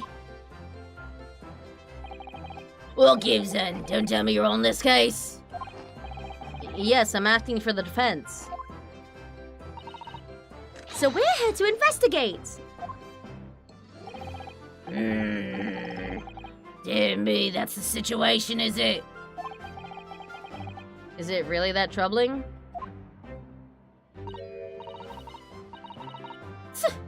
A measly $5. Is that all you got? Girl, I thought you were done with the thieving! You're a lawyer, ain't ya? You could stand to carry a bit more copper around in your pockets, Mr. Naruto. Girl, I haven't had a case in fucking 6 months. You think I got money? I'm poor as shit. If I wasn't being, like, housed by Iris and Herlock Sholmes, then I would be, like, fucking homeless right now, alright? I can't afford a boat back to Japan either. I'm stuck here, bro. What? Hey! That's my last bit of spending money, that is. You can have it back, but I'll have to charge you for all the bother. 3 bob. This is Gina Lestrade, a pickpocket or diver born and bred in the East End of London. In the case that led to my own suspension 6 months ago, this is the young girl I was defending in court. What's your problem, Otto? Diver, pickpocket, what's with all the name calling? I mean, okay, does everyone just hear, like, I feel like Ryunosuke just never uses a thinking voice. I feel like he always says it out loud. I feel like everyone always hears him. You want a bag of chips rammed down your throat and all, down your throat and all, do you? Oh my god. I thought you were proud to be a diver, Gina. You were just arguing with Inspector Gregson about it, weren't you? I assumed you'd been up to your usual tricks here at the showground. That ain't no way to talk to a lady, Otto. Half a year's a long time. People can change. I'm an apprentice now. Learning to be a Scotland Yard detective. Oh shit, really? So, you'll have to call me what everyone else does. It's Inspector Lestrade now. Oh. Yeah, you know, because I was wondering, because, again, the only other Sherlock media that I've ever consumed, is, Sherlock BBC, and Lestrade in that is like a gruff adult man who is an inspector at Scotland Yard. So I was wondering, like, why the fuck Lestrade in this story was, like, a thief, you know? I like the new fit. It's a great fit. I like it.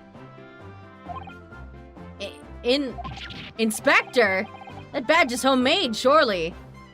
I don't know, it looks legit to me. The inspector part isn't entirely accurate. No one calls her that. For what it's worth, anyway. Investigating's off the cards for all of us. Wait, why? What's that supposed to mean? Right, well, I'll be back up top. You hold the fort down here, alright? Right, sir. This is an interesting development. This raises a lot of questions.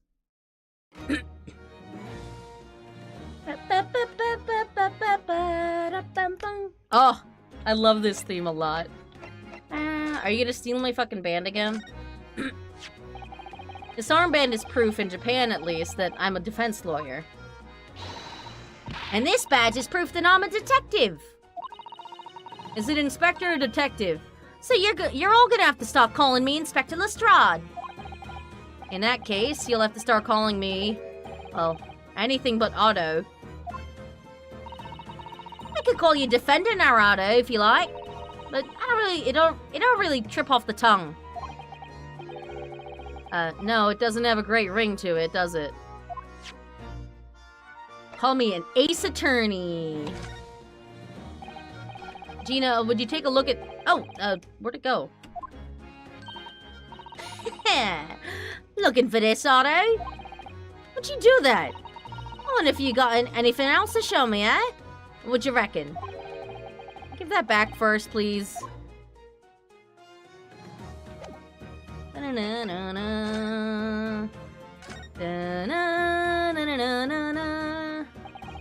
It was 8 months ago now that I first encountered Gina in connection with the case I was working on.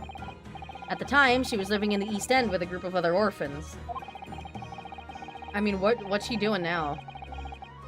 She helped all of them survive by pickpocketing, but then she got embroiled in a murder. I had a lot of time to think in prison.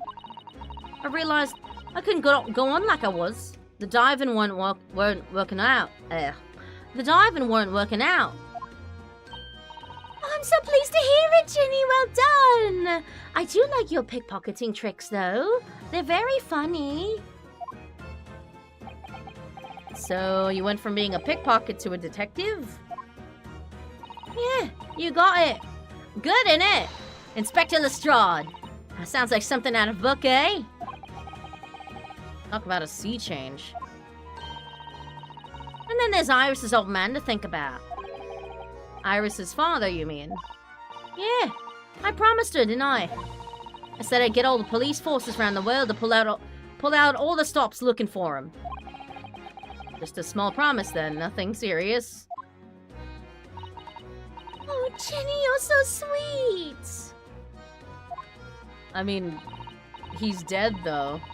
So anyway, that's how that's how come I had to go at the test for Scotland Yard.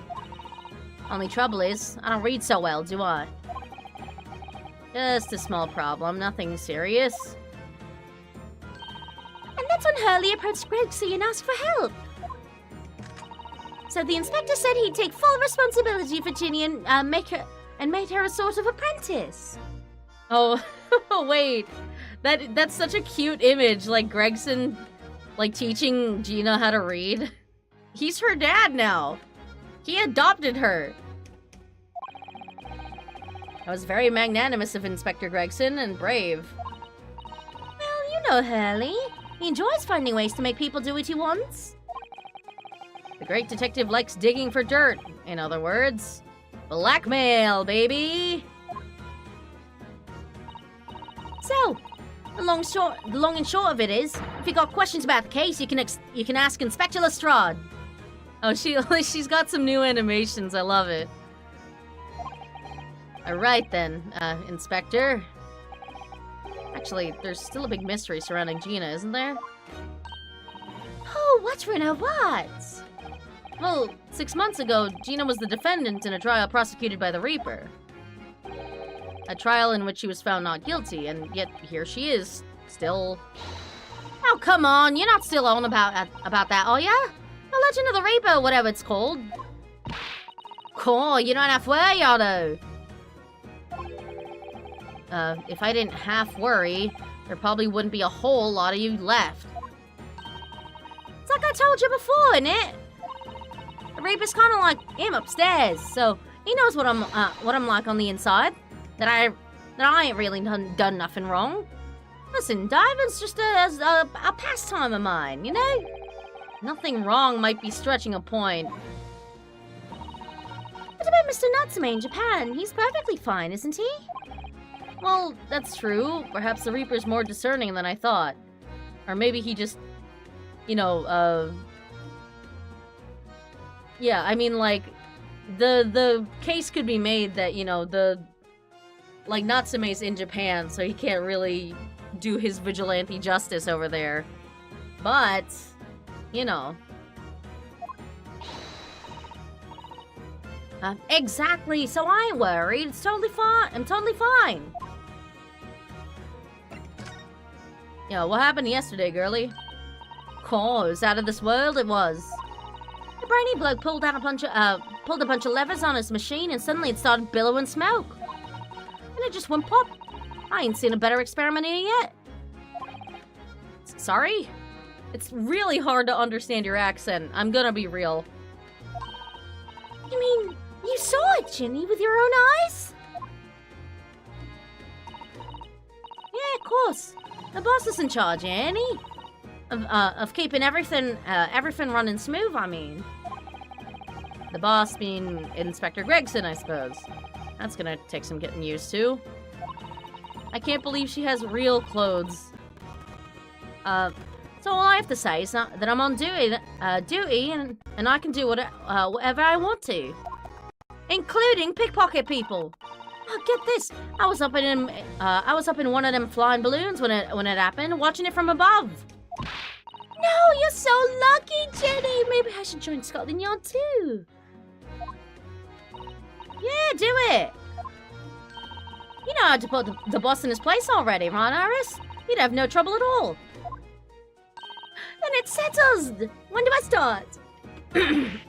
No. You can't join Scotland Yard, Iris.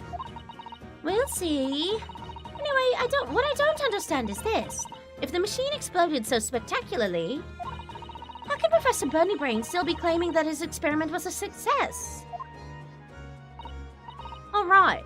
Well, it was a success, in a way. It was? How can it have been? Maybe he was teleported. It's just that he teleported and also died. Surely after the whole machine blew up, no one could call the experiment a success. It's like I said, it did sort of work. I mean, yeah, it was a load of smoke and that whopping great bang. Well, where do you think they found the victim's body, eh? In the Crystal Tower over there. What? In the tower? Huh.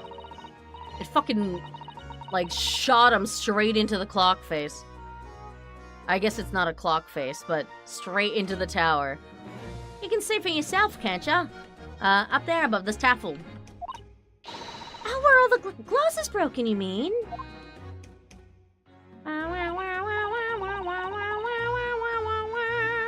Yeah, the cage what the victim got into start with.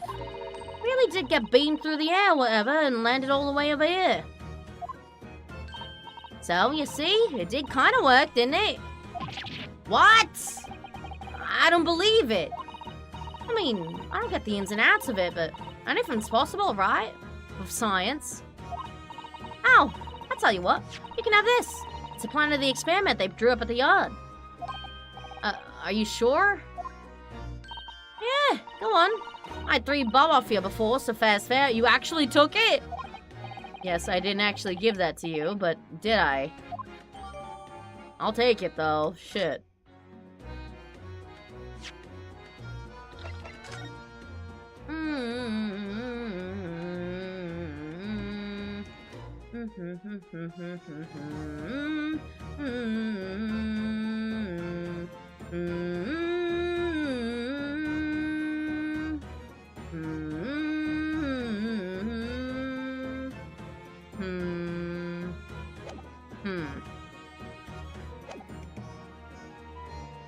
I bet the hot air balloons have something to do with it.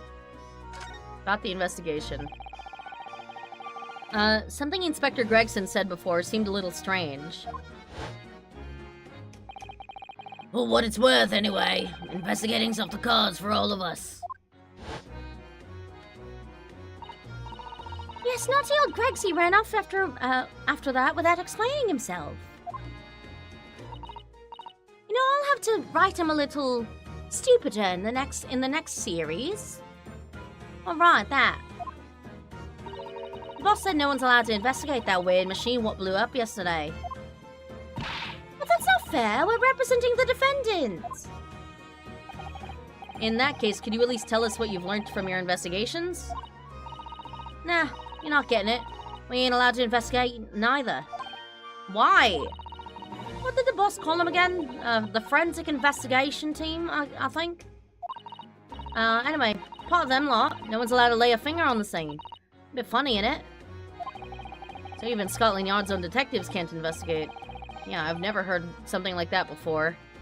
I guess, you know, Strong Heart's pushing the forensic science, like, side of shit.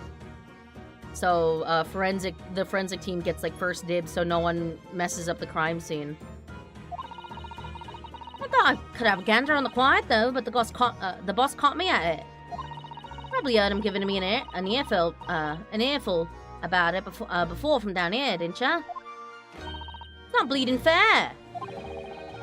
I think you were giving him as much of an earful back as I remember it. Yeah, well, sometimes I think it's all them chips what makes him so stubborn. You say something to him, Otto. Go on. See if you can get through to him. He's up on the platform above us, is he? Where the machine that exploded is. We can try, can't we, Bruno? Grexy will listen to us. Hell yeah. He'll listen to us because, you know, his paycheck's on the line. Wait. Wait.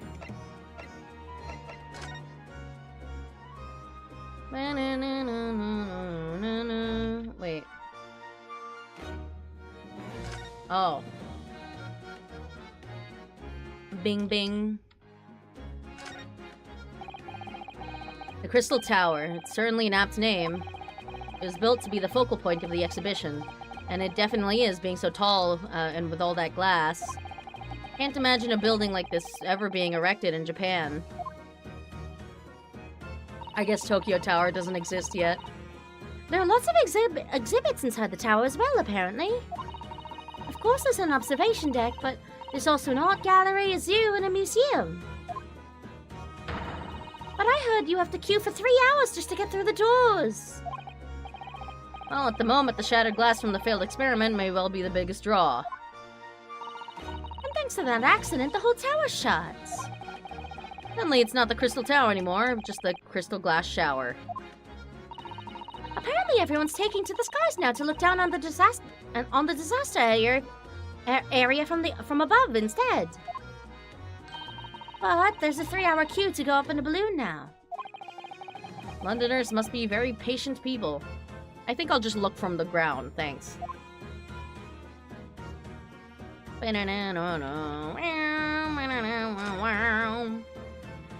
Hey, it's forensics. That's where the Cove ended up after is instant kinesis or whatever they called it. Dead, of course. And yet they're calling the experiment a success. What's the wooden scaffold there for? The stand? The coppers, all that. Set that up after the incident happened. To get the body down, I think. Don't know, really. Didn't you help to erect the scaffold, then? Nah, lookout duty's more my thing. Wandering around the exhibition and keeping a lookout for the fun stuff. Mind Gregson doesn't hear you saying that, or he'll give you the boot. It's incredible, though, isn't it? I mean, could the victim really have bridged that gap by some sort of invisible kinesis? Maybe he was launched by the fucking explosion, like, yeet!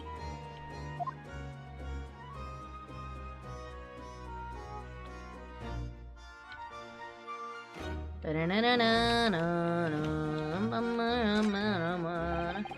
been meaning to ask you for a while now, but what are those funny round blobs floating in the sky?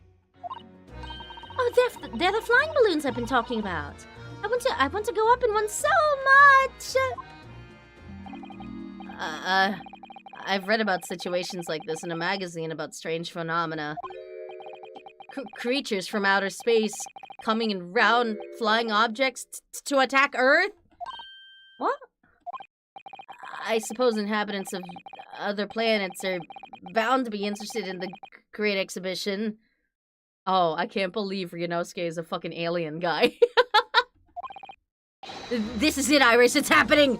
We have to take shelter. It's not. Don't worry. I'll explain it all to you later over a nice cup of tea, Bruno.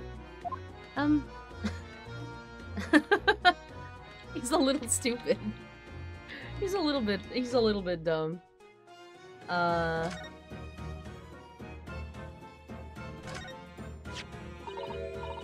look, what's this? A ripped piece of cloth. It's not like any fabric I've ever seen before. It's very thick and stiff. It looks extremely durable. It's part of a balloon? Can't be smart at everything. He's not smart at very many things. He's very observant. But, you know, much like his descendant, kinda lucks out for a lot of shit. It's canvas, I think, with some sort of rubber backing. Yeah, it's the hot air balloon. And the edges appear to be a bit charred as well. Maybe that means it had something to do with the explosion. Let's make a note of it while Ginny's mid-yawn. Piece of green cloth has been entered into the court record. Okay, we made a note of it. Does that mean I can't, like, look at it? Oh, I can. Looks like layers of thick canvas with a thick rubber lining of sorts. Never seen anything like it before. When applying Mr. Sholmes' methods, you might deduce it was a part of a raincoat worn by someone who really didn't want to get wet. And the charring must have occurred when the person was struck by lightning. Feels bad. Or maybe not. Yeah, that was actually Sholmes brand logic, man.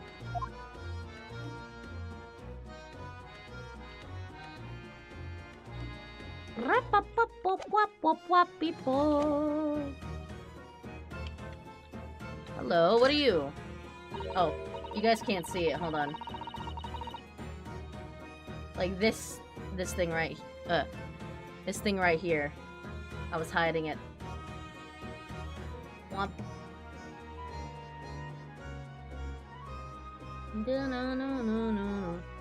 Ah! It looks as though somebody dropped something behind the tree just there. Dropped or hid? It's not very hidden. Is that a crossbow? Is that a fucking steampunk crossbow? What the fuck? It's got a...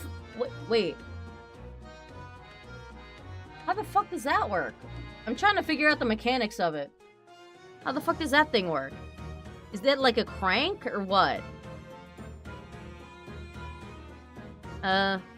What is this? Some part of the machine that exploded? That's sick, actually. Yeah. Steampunk crossbow, man. Maybe. It could have fallen from the platform above in the blast, perhaps. What's going on here? Oh, nothing. I think I'll hang on to this just in case. Oh, we're just gonna steal it? Prank action crossbow. Fuck it. We're just taking it? Yo, wait. That doesn't make any fucking sense. The fucking... Oh, wait, you fold it out, I guess. Yeah. You fold it out, and then you start cranking that shit to pull back the drawstring. Where the fuck is the string? Oh, it's in there, I guess. It, like, extends out. That's fucking sick, bro.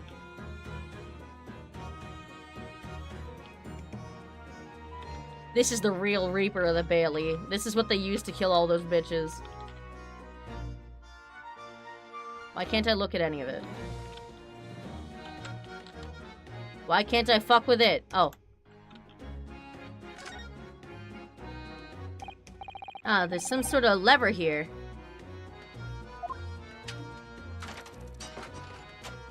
Oh my god! That was fucking sick! Wait! That was cool as shit!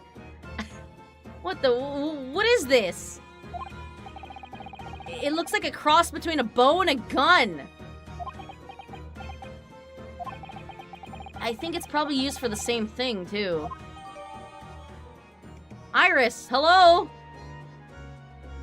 Crossbow. Weapon found hidden behind a tree under the experimentation stage at the exhibition grounds. Turns out it's a folding crossbow. Jesus. Looks like you wind this around in order to draw the bowstring back and create tension. Yeah, but it's gotta be so unwieldy to, like, crank that shit while you're holding it, right? Like... you must be able to fire arrows with a huge amount of force using this device, then. In fact, I would imagine it's far more accurate and powerful than a Japanese longbow. Yeah. Duh. Ugh. Really had no idea what I was picking up when I spotted this at the exhibition grounds.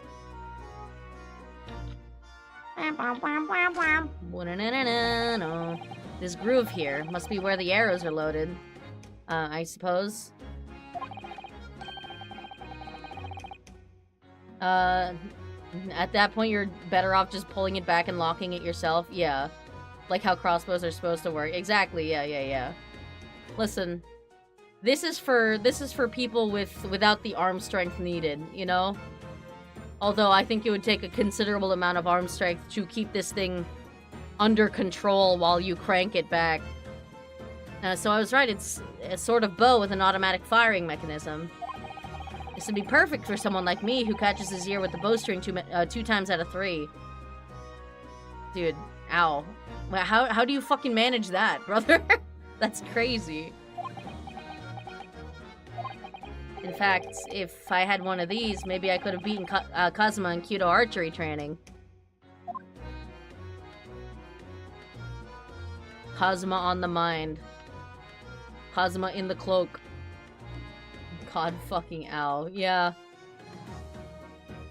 Like, you know, it is entirely within the, you know, the Naruhodo, like, right ancestry, like, character to somehow, you know, injure yourself with a bow, you know? Imagining that hurts? Oh, yeah. For sure.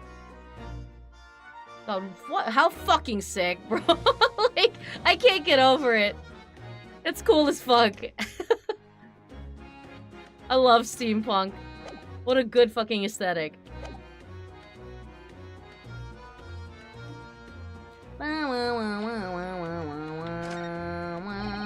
These stairs obviously lead to the stage above. We should go up there and investigate the exact spot where the experiment was being conducted. Hello. 22nd of October. At the Great Exhibition Grounds experimentation stage. So that's it, is it? Oh, hello. The machine that blew up. Oh, it must have been a magnificent explosion, and I've seen my fair share. Magnificent is a word that you could use, I guess, yes. You've seen things like this before, you mean? Of course! Hurley's always doing experiments that end in a bang. In fact, in his own words, explosions are the very essence of chemistry. That's not... okay. It might explain the smell of burning that frequently comes wafting up the stairs. One time he made something that exploded with such force, it took the roof off the building. And you're alive? Oh, I wish you'd been there to see it, Runo. It's hard to get too excited about that, given that I now live in the roof. Well, anyway, that's enough about that. It's time to investigate. I thought we were barred. Oh, hello, Greg. Look, Inspector Gregson's over there, which means I have to take a sip of water.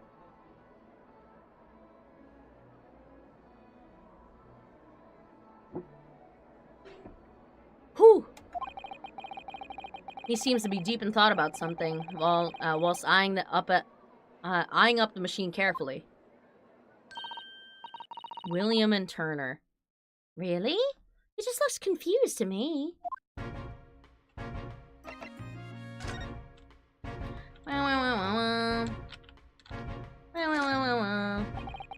It's ripped itself apart magnificently, didn't it?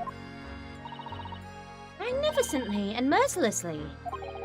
So someone stands in the middle of the machine to be disassembled and then beamed through the air. Yes, beamed. Not blasted.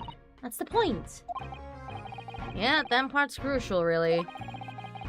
Is something like that even possible, though, Iris? Oh, Runo, I'm just a child. How should I know? You have 3 PhDs. A child when it suits you, you mean? From what I can tell, I think if you were able to... Stop! Don't touch that! Wait, which... If you were to pull this lever here... That was practically instantaneous kinesis the way you flew over just now, Greg, see? She is being cheeky again. Please, your ladyship, I didn't mean to startle you, but I can't let you touch anything up here. So sorry, you can have some of my latest special blend to make up for it. Glug, glug, glug. That means my turn to glug. Ah, wonderful. This stuff really is wonderful. It's just like old times, this is.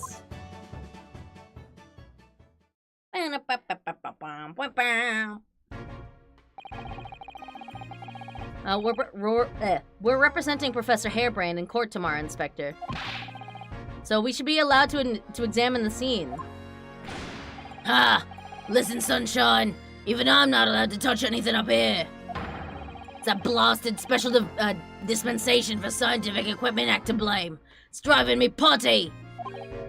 Oh, yeah, that special dispensation. The professor mentioned that too. More red tape's all we need. I don't know what the government thinks it's playing at sometimes. What if that shit he just drank knocked him out?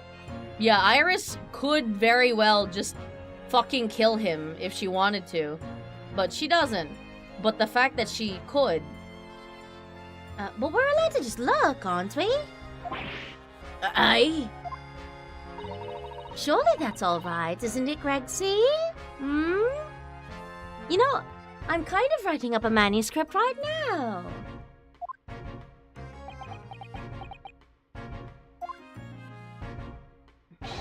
Of course, your ladyship. Anything you say, your ladyship. But please don't get your dainty hands dirty, will you?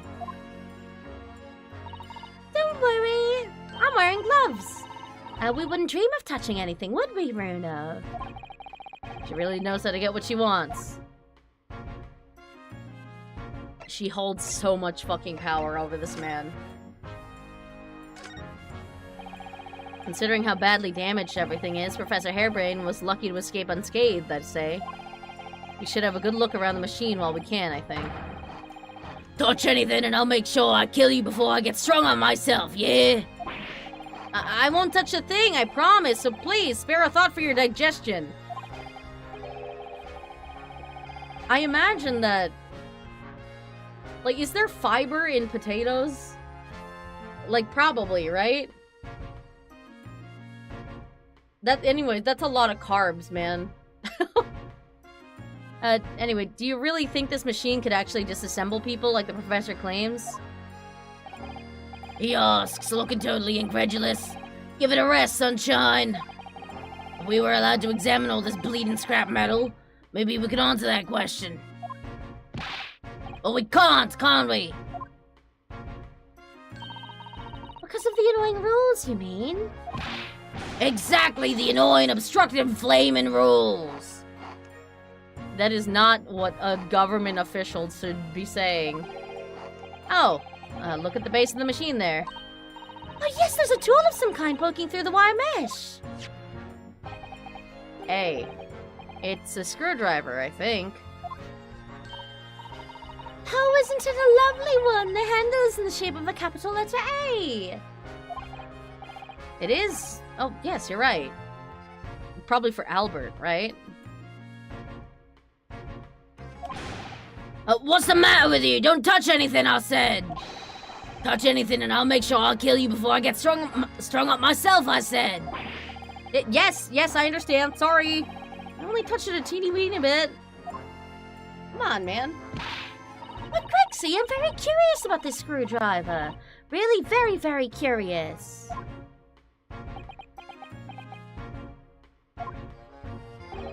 Of course, your ladyship, you're so clever, your ladyship fancy spotting something like this. But I'm afraid I can't let you have it. But Bruno found it first. I assure you I'll investigate it thoroughly.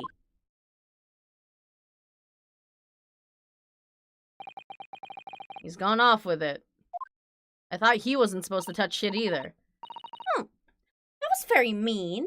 I'm afraid Inspector Gregson is going to make a very clumsy and embarrassing mistake in next month's installment now. See, this is the equivalent of all of the prosecutors saying, I'm going to be, assessing your salary to Gumshoe. Poor Gregsy.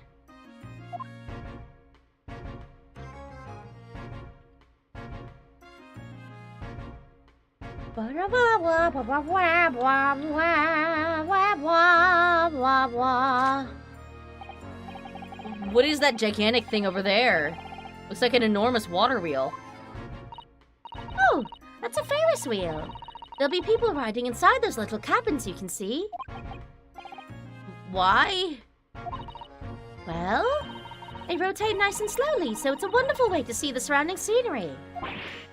Wait, it's turning? But it looks completely still. No, the fuck it ain't. Yes, that's because it's turning so slowly. One complete revolution takes about half an hour. Damn, that's crazy. I ain't never seen a Ferris wheel that slow. If you were mad enough to go in one, it would be more fun to whiz around fast, don't you think? For real. I feel as though you might have just invented a new sort of ride there, Bruno. Yeah, the Twister. I love that fucking thing.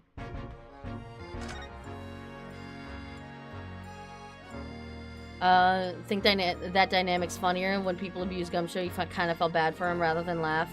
Listen, he's alright. He's alright. He is just a master of budgeting now. More balloons. So those are people carrying balloons, dangling silently in the skies over London. You're sure they're not aliens, Iris? I always thought the day would come when humans would discover how to fly. But I never imagined it would involve them being suspended from colorful, floating Tamari handballs. I'm sure it must feel amazing being up there among the clouds. Let's take a ride together, Bruno, please! If I'm being perfectly honest, I would like to try it. But without a cast iron guarantee that the thing won't plummet to the ground, I'm a little bitch. Oh, well, in that case, I should tell you what Hurley said.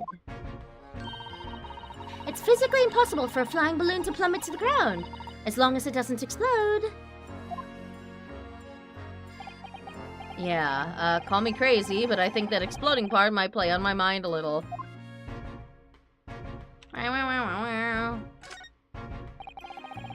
That amazing horn-shaped device is pointing toward the Crystal Tower. I suppose once people are disassembled by the machine, they're shot out of that thing to wherever they're going. I don't think it was supposed to shoot anything, Bruno.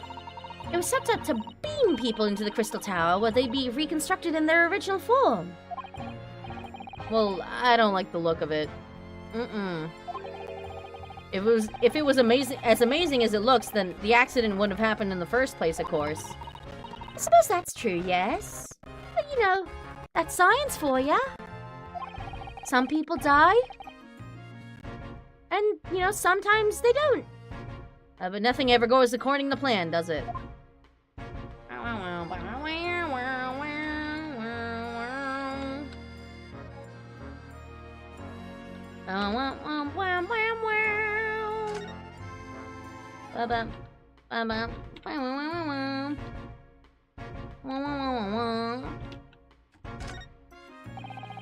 A master of budget and titanium skin from all the whiplashes. Oh, yeah, I mean, you could say that about fucking most men that Franziska interacts with. Like, Gumshoe gets whipped quite a bit, but I don't know who gets whipped more, like Gumshoe or Phoenix. I think, like, Edgeworth gets whipped, like, sometimes, but I don't think he gets whipped to their extent, because, you know, they're dumber than Edgeworth is, so Franziska gets annoyed with them. There are all sorts of strange buildings here in the Great Exhibition Grounds, aren't there? I seem to remember something similar being exhibited in Japan one time. Oh, in your country, Bruno. I do wish I could go and see it. I'd present a particularly steely samurai with a present of one of Hurley's stories I'd written especially. A particularly steely samurai, you say? I can't believe it. Salmonella who? The real author of the Steel Samurai is Iris. Iris Wilson, holy shit. What an old series. And see if I can get Hurley into a jam against some Bartitsu Master Ninjas. Okay, this one's a stretch, but is this also a reference to the Jam and Ninja? Like, that's a very, like, specific word choice. Like, the Jam and Ninja. Interesting. You might not find as many of those sorts of people around as you think. Ooh, well, that's dull. What are you even for, then? Oh, but I do know a prosecutor with a with the Chonmage top knot, if I could introduce you to. But, you know, it was kind of cut off. Oh, Chonmage, really? Do you think I could have a picture taken with him, do you? Assuming he's recovered from the trim Kazuma gave him a year ago, yes. No, he cut it off himself again. Oh wait, no, he hasn't. He, like, he got his, like, hope spot, which is the opposite of a bald spot.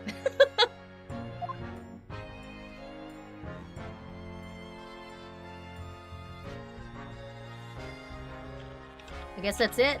That's all we got here. Okay, talk to me, Greg Z! Government. As using high voltage electricity to somehow disassemble a man's body. And then beam him across to the Crystal Tower. It's an extraordinary thing to attempt, especially in public. Has he tried it on, like, smaller things before? True. It was by far the most unusual of the experiments planned for the exhibition, mind. To be honest, I'm a bit surprised it was allowed. Carrying out something so dangerous with so many spectators present, I mean. The government's doing everything it can to promote new science and technology at the moment. They're more worried about being ahead of the game than the odd spot of public safety infringements. If they can be the first to develop some new technology, it makes Britain more powerful in the future, you see. Yeah, I suppose that's true, in a way. So, the powers that be are placing a heavy emphasis on scientists' rights at the moment. What sort of rights? They're making it so that any theories the brains have... they're making it so that any theories the brains have remain their legal property, as it were. Yeah, like intellectual IP. Right through developing it into a practical idea and even going into production. Which is the infuriating reason us coppers aren't allowed to touch this crime scene. Because the new highfalutin Special Dispensation for Scientific Equipment Act forbids it. Ah, I see now. The only people with permission to investigate here is some of the brand new department at the Yard. The Forensic Investigation Team, it's called. We've been relegated to keeping guard. The Forensic Investigation Team? Mr. Strongheart's doing. Any old fool can see that this heap of scrap metal was a sham to begin with. But just because it says scientific equipment on the paperwork, we can't do a flaming thing with it. Oh, Greg, see, he's very... He's very He's very heterosexual up? Is that like a word, or is that a typo? Hold on. Het.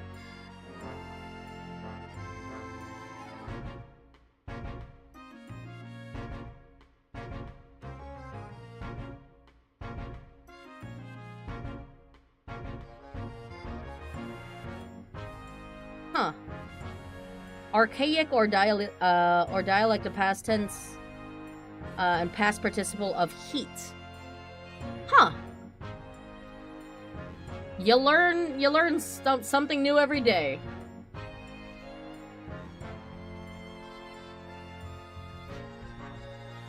Like, very het up, huh?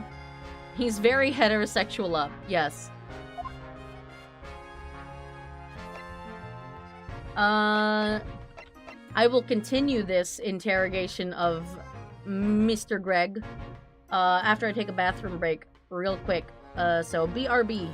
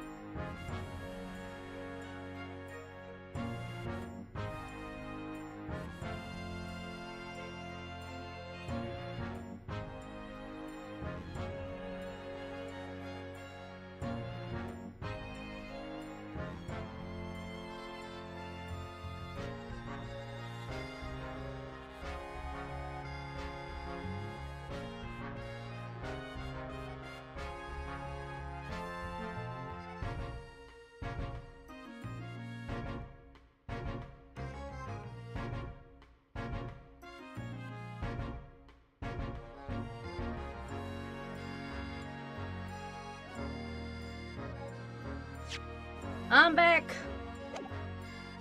All right. Onwards, Greg's.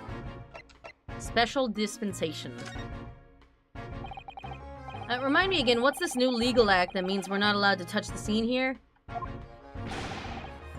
Oh, you having me at it, Sunshine. It's the Special Dispensation for Scientific Equipment Act. Yes, I think Hurley mentioned that recently, with a real twinkle in his eyes, remember? Yeah, he likes it because... I'm sure he did, your ladyship. I'm sure he did, boss. Especially for this great exhibition it was. All scientists have to do is present their ideas or inventions to some suits in the civil service. And if it gets rubber stamped, that's a guarantee of rights to maintain the invention's confidentiality. What does that really mean? Think about it. Think of all the world-changing new inventions on display every day at this exhibition. Although good half of them are a load of cobblers, if you ask me, put forward by shammers like yourself.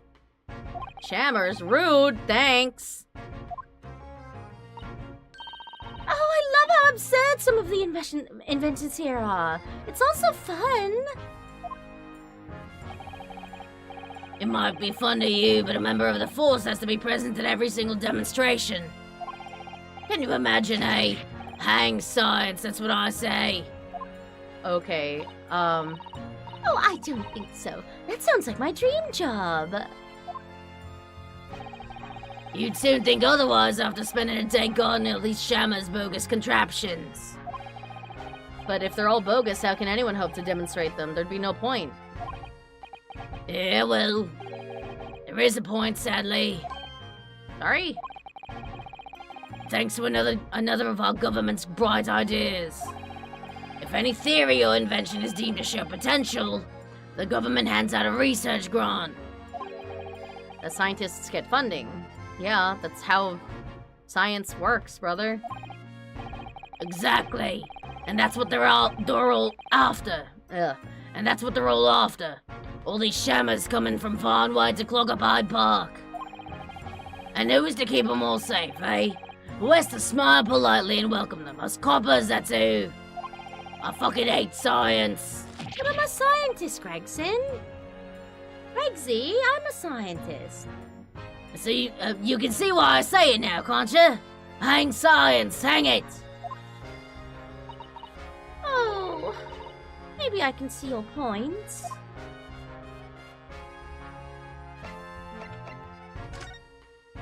Professor Hairbrain. Yeah, what about that, you know, quirky, like, corked up white boy in jail right now? Apparently Professor Hairbrain lives and works in Germany. Apparently Professor Hairbrain lives and works in Germany now, conducting his research. That's right. Came back to Britain especially for the Great Exhibition, as I understand it. Probably after one of the government's research grants. Actually, we learned something else about the professor earlier today.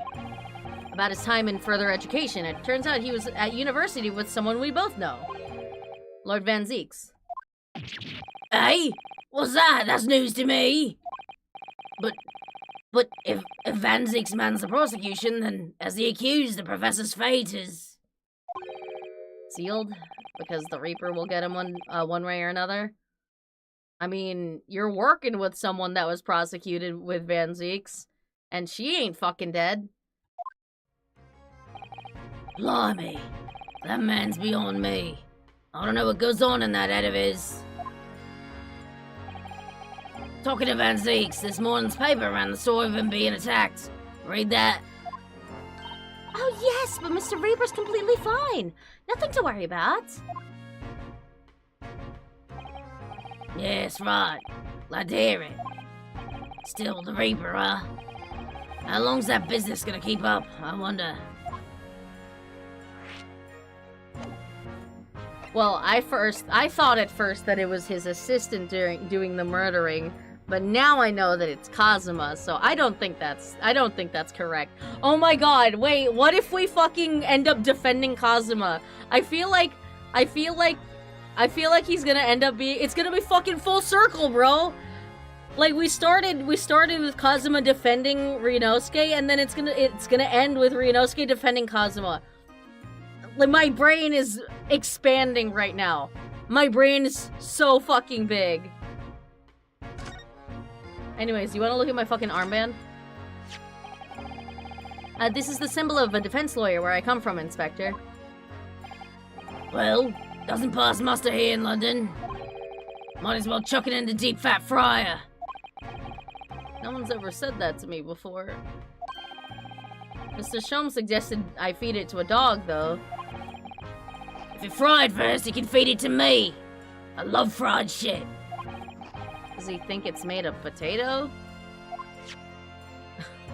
My brain is big and it thirsts. Yes, it thirsts for, like, you know, plot development involving, you know, Kazuma being a defendant in the final case or some shit, you know? That would be such a fucking ending, you know? Oh my god, what if we... oh my god. Like, what if we defend, like, the apprentice and we still don't know it's Kazuma? But then at some point we reveal it's Kazuma. And then Ryunosuke will be like, I fucking knew it. Because it's not as if he had no idea, because he's like, there's no way. He's like, there's no way. Anyways, you want to look at the newspaper, Griggs? Inspector, have you read this paper? Eh, it's one welcome blast back to back. The one at the exhibition and the Reaper getting attacked. I know, terrible news to wake up to, wasn't it? I tried to pretend I hadn't read it and turned over for another 40 winks. Thanks to that, I was late up and got a roasting from the super. The mornings are like that, aren't they?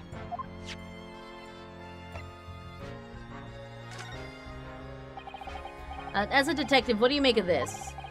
Personally speaking, 9 times out of 10 I find clues to turn out to be red herrings. This is directly related to the case. So there's every chance that's totally irrelevant. It's actually a fairly persuasive argument if this weren't directly related to the case.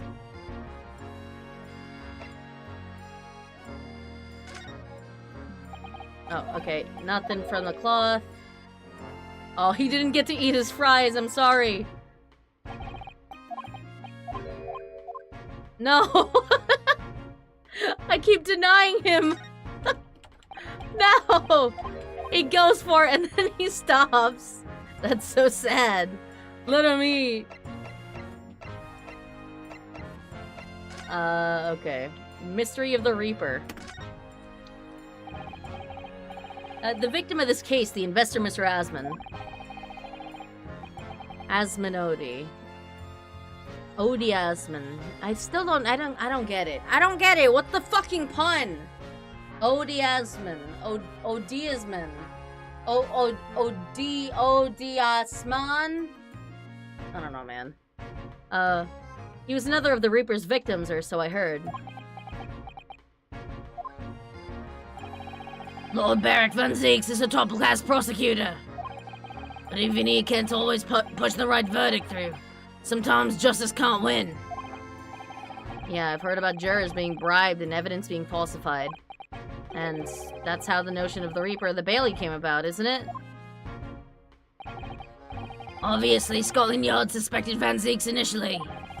We all assumed he was taking matters into his own hands when he failed to seal the deal in court. Although the man himself denies the charge. Well, we've done a very thorough investigation, and the conclusion we reached is that Lord Van Zeeks is in no way related to the deaths of those people outside the courtroom. There's no question in my mind. I'd stake my reputation on it, I would. But if that's true, then how do you explain it? All those defendants couldn't have just coincidentally died if nobody killed them. I know that, but I can't explain it. It's a mystery after all, isn't it? It's the whole point of the Reaper. Professor Harebrain mentioned something else. He said that at university, Lord Van Zeeks was a totally different person. Easygoing and kind. I hope we get a flashback. Wouldn't that be fucking crazy? You what? He said that it was after they both graduated that something happened to change the man. You have any idea what it was? No clue. Oh, that's the face of a man who has a clue. Really? Look, I've got my hands full watching over this frustrating crime scene. He's changing the subject. He fucking knows. Why is everyone keeping secrets from me? Why don't you go and make a nuisance of yourself elsewhere, eh? See, and that's the face of a girl who knows that he knows.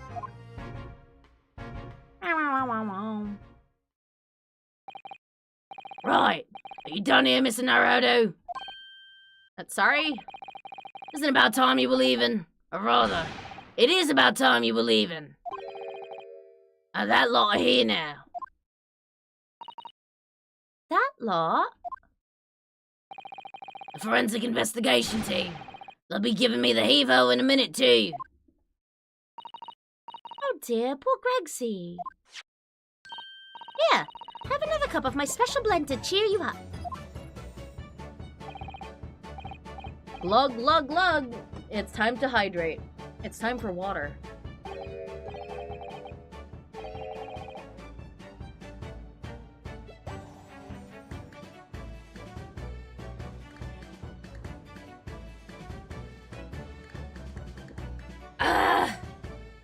I finished the gallon. I have to refill it later. It's a good thing I have a second gallon. Glugson. Oh, that hit the spot. Yup, hits it every time. I imagine he's more of a coffee person, but you know, the things you do for a paycheck. Well, at least I've seen it with my own eyes. Looks like this is as far as we're going to get with our investigations here, at least. I've been thinking. Hurley might know something, mightn't he? About what? About Mr. Reaper. About what happened to Lord Van Zeeks, you mean? Because it sounds like something very significant occurred after he graduated from university. Something that completely changed his life. Maybe, but I have no idea where to find Mr. Sholmes at the moment. He's in the middle of some big case, isn't he? You tend not to say no to cute girls with goggles. Well, that's a skill issue on Gregson's part. I could say no all I want. Madame Tuspels. Yeah, this is what you need. What's this? Some kind of entrance ticket? Madame Tussauds. Is that supposed to mean something to me? You don't know it? It's the most popular attraction in London at the moment. It's very close to Baker Street, actually. We could go now if you like. No. We don't have time for visiting attractions today, Iris. We have a big trial tomorrow. You could, but you don't. That's true. I don't. But that's where Hurley is. What? At this popular London attraction? Yes. How is it that you know where he is? Tracking device. Hurley told me, but he told me to keep it a secret from you, Bruno. Madame Tussauds. I don't see how it could be related to the case we're investigating here, but then... stranger things have happened, and when they happen, Mr. Sholmes is usually at the heart of them.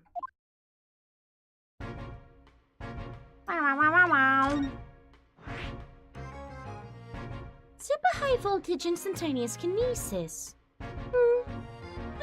I'm not super sure about that. That's how she says she, like, this is like 10-year-old genius talk for it's a bunch of fucking bullshit. This is where Hurley is. I'd love to know what he's up to. Wouldn't you? A museum of interesting waxwork exhibits. Oh, it's Madame Tussauds. Oh, it's just like, it's legally distinct Madame Tussauds.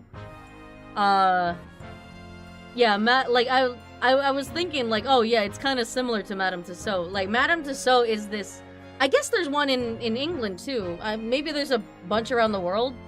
But like Madame Tussauds is like the one that I know is in New York. And it is a place that is full of like hyper realistic wax like wax figures. Like, and they genuinely just look like people. It is a little uncanny, and by a little I mean a lot. It is a lottle uncanny.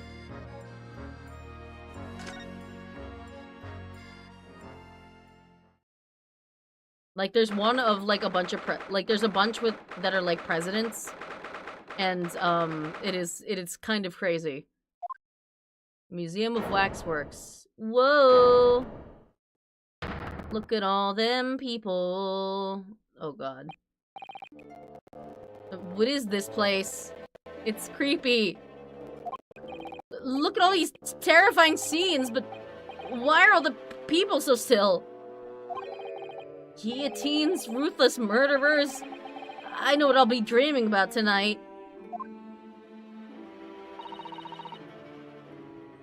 They're all wax models. They're amazingly realistic, aren't they? Yeah. Amazingly realistic, but like uncanny.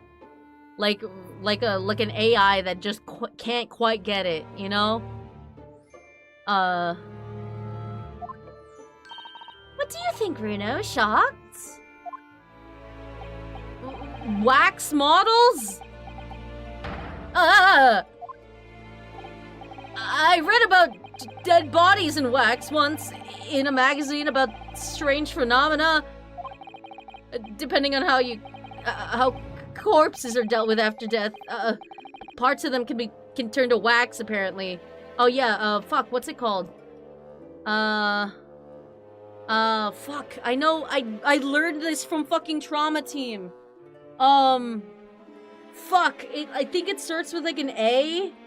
Hold on. Wax. Corpse. Adipocere. There it is. It's called oh, okay. He just says it for me. Adipocere. Stop talking about creepy things like that, Bruno. You're scaring me. Jeez. Anyway, adipocere doesn't form readily, you know. It's only... Wait. It's only in very specific... What now? Man, this entire case so far has just been Ryunosuke being a little bitch. I've just remembered something else I read. In another magazine about strange phenomena, there was an old lady, maybe a witch, who used to pour molten wax over corpses and put them on display. None of the exhibits in here are real. How do you know, Iris? They're all entirely man-made replicas. They can't be. Do you really expect me to believe that? Just look at them. Oh. There's no way anybody can make models of people that are this realistic. Oh. Look at him. What is he fucking doing here? What is he doing here, man? And they're all such gruesome scenes. Wait. I think that one isn't a model. Oh yeah, the sleeping sergeant, right? What is it? Oh. No, I must be seeing things. Oh, hi! What the fuck? No, you can't fade to that. That's fucking creepy. Wait, I thought he was being a little bitch, but I'm scared now too. What the fuck? What the shit? No, ain't no way. No, ain't no fucking way. No. Fuck that shit. Fuck that shit. Ain't no fucking way.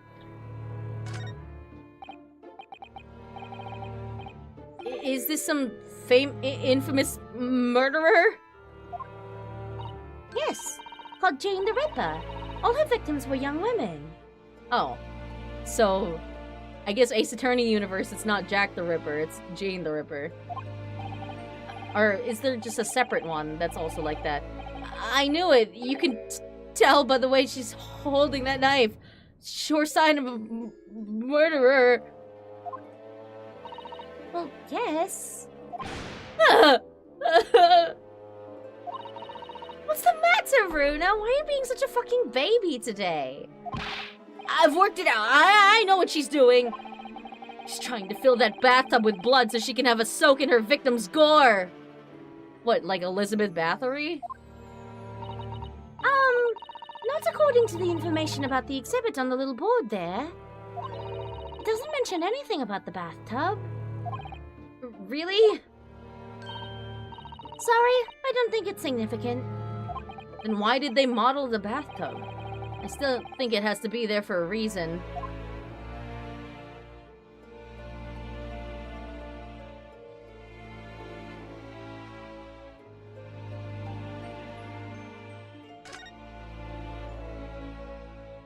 No, I hate that. I hate that. I really do. Wait, go back.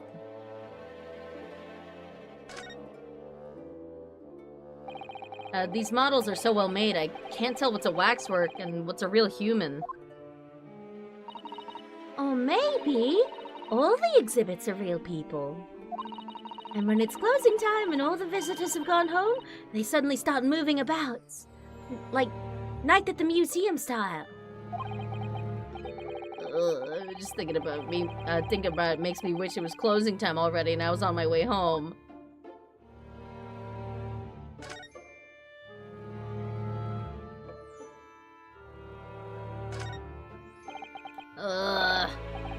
Is this an example of Western Tsujigiri? I don't know what that is. You know, when an unscrupulous samurai randomly attacks a passerby to test his sword? I still don't know, no. But actually, a waxwork samurai would probably be hugely popular. Oh god, what a fucking nightmare, like modeling all of those pleats in samurai armor. Could you model it, do you think, Runo, doing that Tsujigiri thing you mentioned? Well, I do have a sword, but I have no intention of testing how sharp it is on a human subject. For now, at least. What does that mean? What does that mean?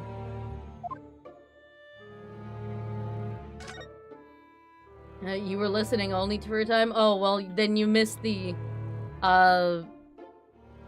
Like, we were all having a laugh at how fucking gullible and stupid Ryunosuke is.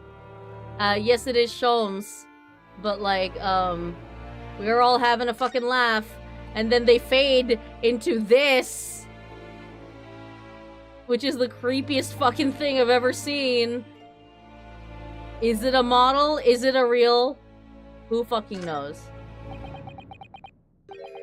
Is this an arm? It looks like an arm, doesn't it? Maybe one of the waxwork models has fallen over. You don't think it could be the work of one of the mass murderers in here, do you? Bruno, stop scaring me! Is it a wax arm or a real one? Come on, you're always pointing that finger of yours in court. Poke that arm now and see how it feels. Objection! No, the fuck I won't. That big heavy curtain is in a very prominent position, isn't it? I have a nasty feeling there's going to be something truly terrifying behind it. Oh yes, that's the famous To Spell special exhibit. It depicts one of England's most notorious killers. Do you want to pay the extra fee and have a look? He's getting all up in arms over it. Boo! Paid more money to be even more terrified? Oh, let me think about that for a moment. No! It was only a suggestion. Don't yell at me, I'm 10.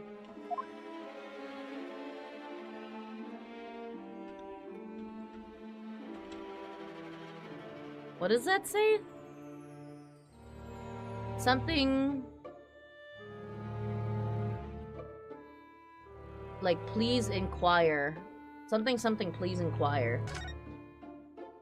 Who is this? What a realistic model. It's... the great detective Mr. Herlock Sholmes! Mr. Sholmes has his own wax statue in here? Really?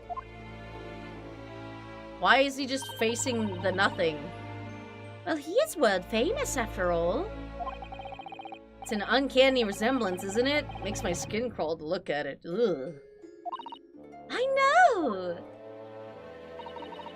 But look, Bruno, you can kick this Hurley and he doesn't move a muscle. Oh no, Iris, don't! What the fuck was that? You can't go around kicking the exhibits, Iris. Oh, wait. The slow reaction after she turns around, presumably. It's just like, oh, God, why does she kick so hard? It just moved, I'm sure. And not just a little bit either.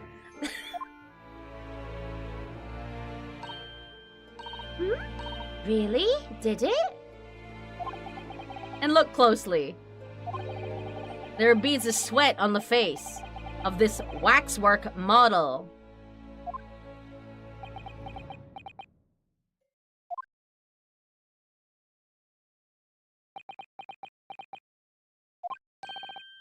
Shall we move on, Iris?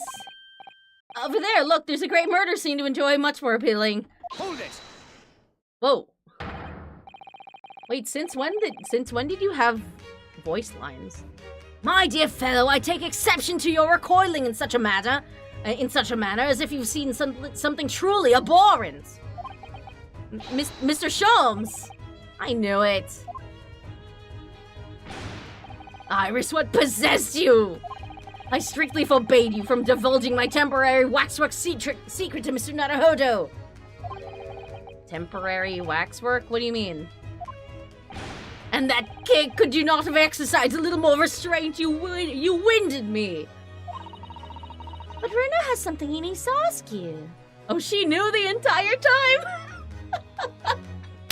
She just kicked him for the hell of it. That's funny. Ah, question. And I thought you'd probably be getting bored too. So here we are. Well, I can't deny that your timing was impeccable. A mere 2 minutes more being stationary like that, and my great brain upon which all my success has been built would have turned to wax. Thank goodness we arrived in time. Indeed, in many ways, the pair of you just saved the world from an unimaginable loss. Oh, Hurley, you do like to talk nonsense, do you? Oof! He knows Sholmes' buttons.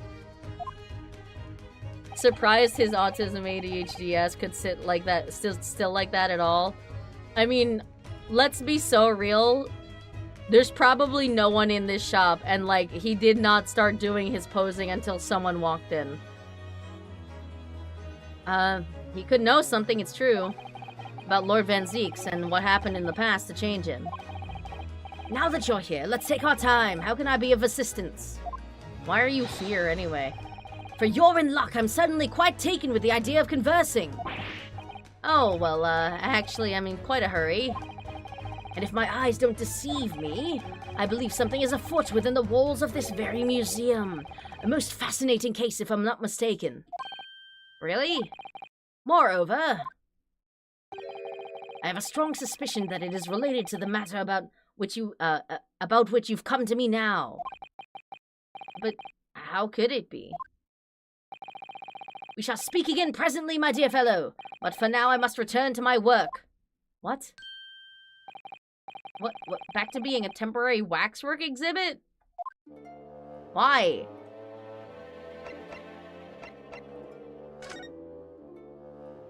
Oh, fuck. Can we talk? Can we talk about the fucking arm?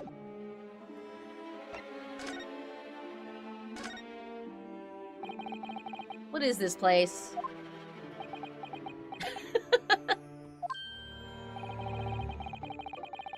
Neurospices will hold still for a bit, as a treat. Madame Tuspels came to London from France 3 years ago, I understand. Since she opened this little waxwork museum last year, it's enjoyed great popularity in London. There are museums like this in Japan, too. Oh, there are museums like this in Japan, too, but these displays are something else. I mean, they aren't made from actual real people, are they? The extreme realism of these waxwork models is a particular secret of the Tuspels family, they say.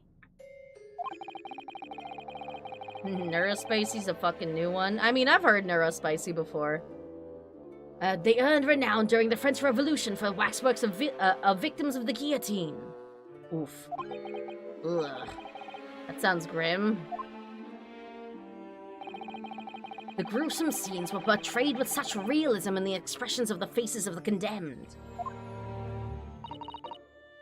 Apparently, the sculptors would make the models directly from the corpses, right there at the site of the executions. That really turns my stomach. That's just one of several legends about the Tuspels family. Whether there's any truth in it, I couldn't say. But anyway, this museum houses models of famous people from all over the globe. Nevertheless, the most popular area of the museum by quite some margin is this House of Horrors. A House of Horrors? Of course, visitor numbers are dwindling now as a result of the Great Exhibition. But people usually flock here to see the exhibits of some of London's most vile criminals at their gruesome work. Naturally, most of the miscreants portrayed here were sent to the gallows. So they're even stiffer now than the models of them. Ha ha ha ha! Have you heard of poor taste? My dear fellow, the public live for poor taste. They yearn to be shocked. Oh my god, Sholmes has one of those fucking edgy podcasts where he says, you know, not so appropriate jokes, and he's just like, but it was just a joke, bro. So the hideous exhibits in here are... They're all portrayals of real events that actually took place. What is the sleeping guard one? Is it just me, or did the temperature in here just seem to drop? Anyway, I advise you not to think too deeply about what you see here. Oh, it's back to being a waxwork, is he? It's so fucking stupid. What do you mean by a temporary waxwork, Mr. Sholmes? Exactly what you see. I'm part of the exhibit here, catching these criminals in the act. Catching them? Every half an hour, I hone in on a different killer in one of the displays and adopt a new pose to ensnare him.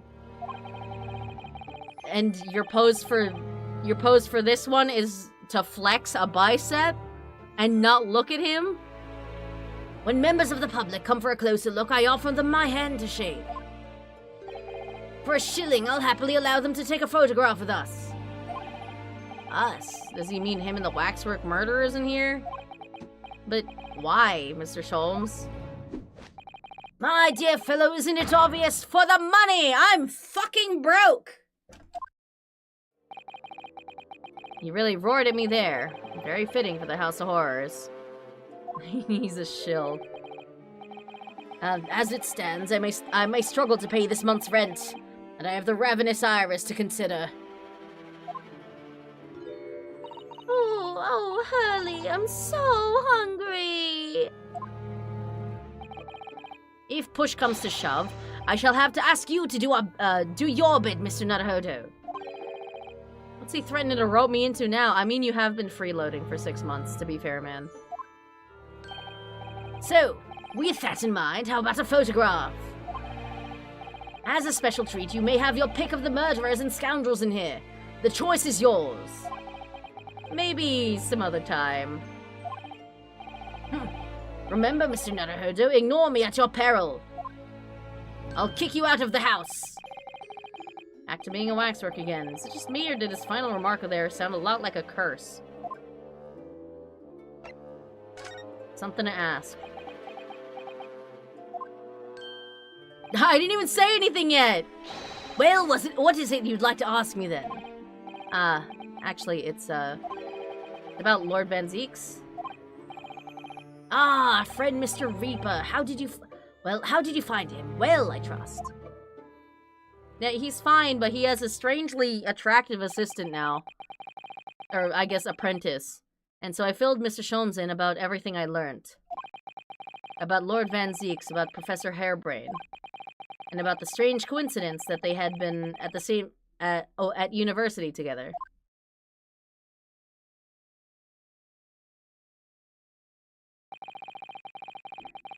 So I'm wondering what it was that happened to make Lord Van Zeek such a different person. I was sure that you know, Hurley.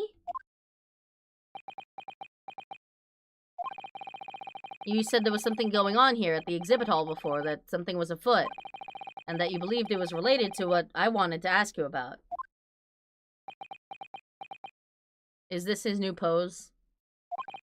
Mr. Sholmes? He suddenly clammed up. Oh, shit. Well, it seems we've reached an unavoidable... Greetings. God, don't fucking cuck me! Fuck! You witch bitch! Don't fucking cuck me out of this information! I've been waiting for this the entire fucking game! Oh, hello! Where did she appear from? Greetings. And what's she wearing? Could she look any more mysterious? Oh, she's hot.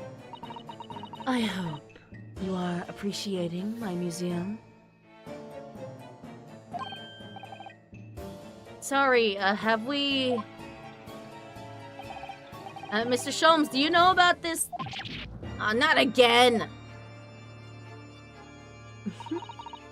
My apologies. I am Esmeralda Tuspels. This is my museum of waxwork. What?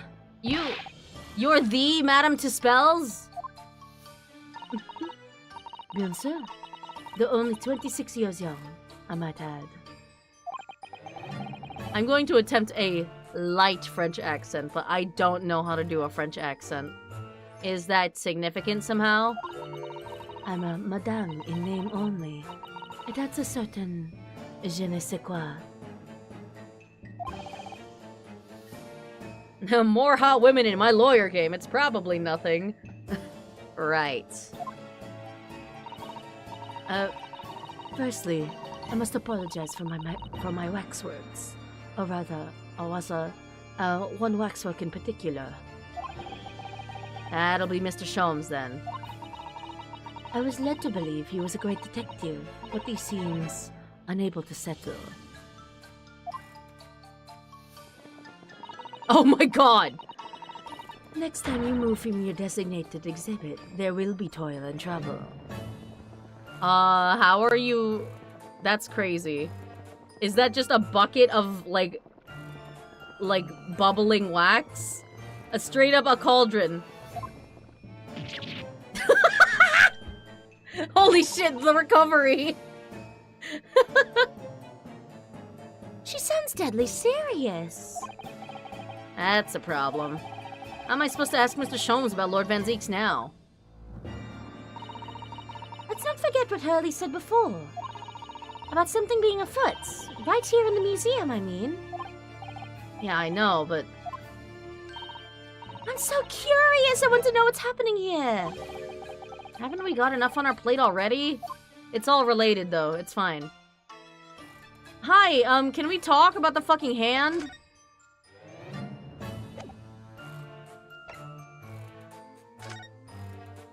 The waxworks. Did you make all these waxworks, Madame Tuspels? I did. I'm the third generation of waxwork artisans, you know. Gosh! It was my grandmother who began the no, I can't with this accent. It's just gonna be British. She's British. Sorry. I know she's French, but she's British now. It was my grandmother who began the tradition in my family. Her fortunes were checkered, living through the turbulent times of the French Revolution as she did. Though that is when she acquired the Savior Fair that lends to the astonishing lifelikeliness. Oops, all British. All these waxworks really do look as though they're alive. In fact, they look more alive than Hurley.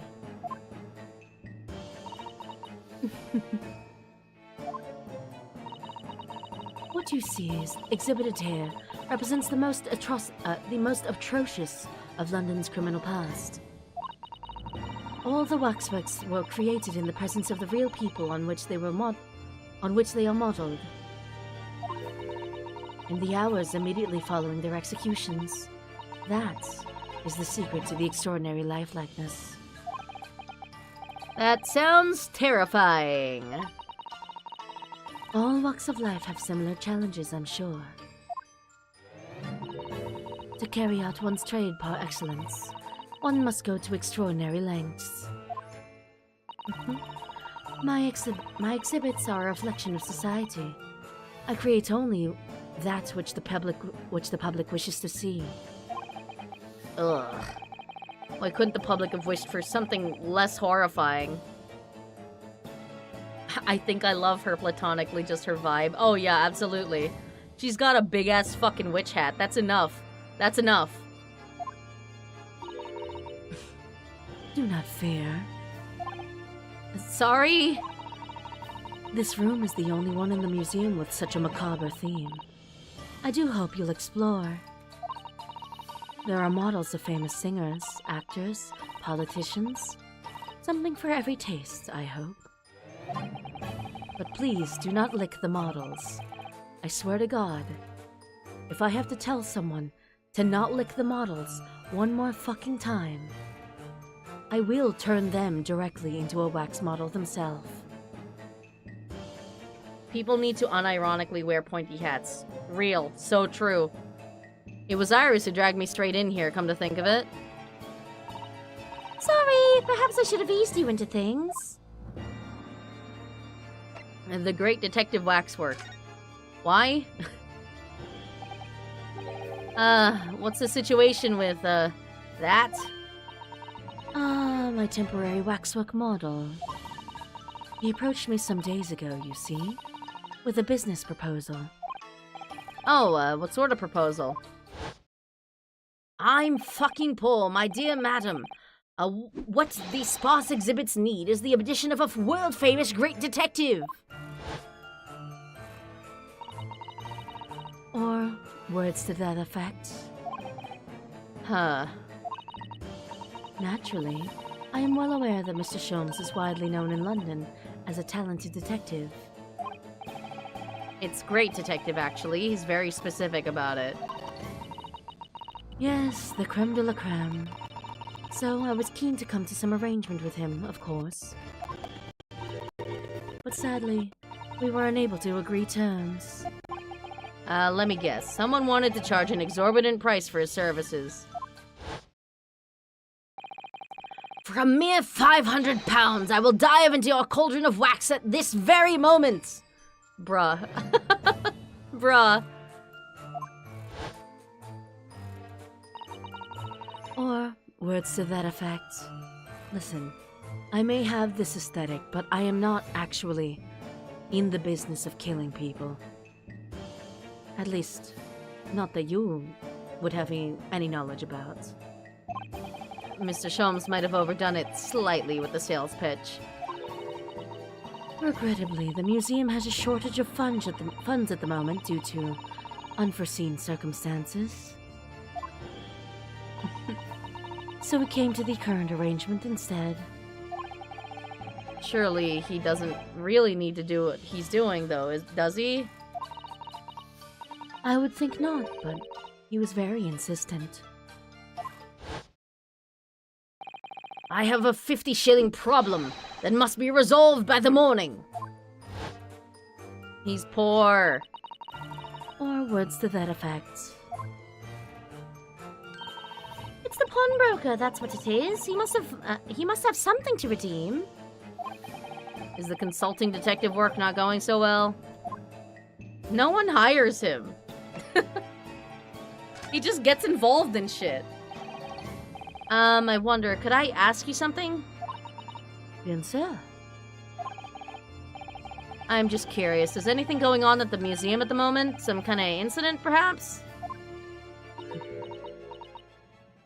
Oh, you know, just a body or two, the usual. Whoever suggested such a thing to you? Oh, well, it was... Oh, he's gone. Your temporary waxwork over there who mentioned it to me a little... he's disappeared. A wax model is a work of art, not some tawdry object for trade. Oh, a wax model is a work of art, not some tawdry object for trade. There you are. Leaving the exhibit again when you should be working? Do you wish to be melted down? Bruh. My dear Madam to Spell, save your reprimands. There are more pressing concerns. The wax can wait. It's our ideas about your current problem that we must throw into the melting pot instead. Personally, I would advise you not to involve the police. Why ever not? She's turned as white as a sheet.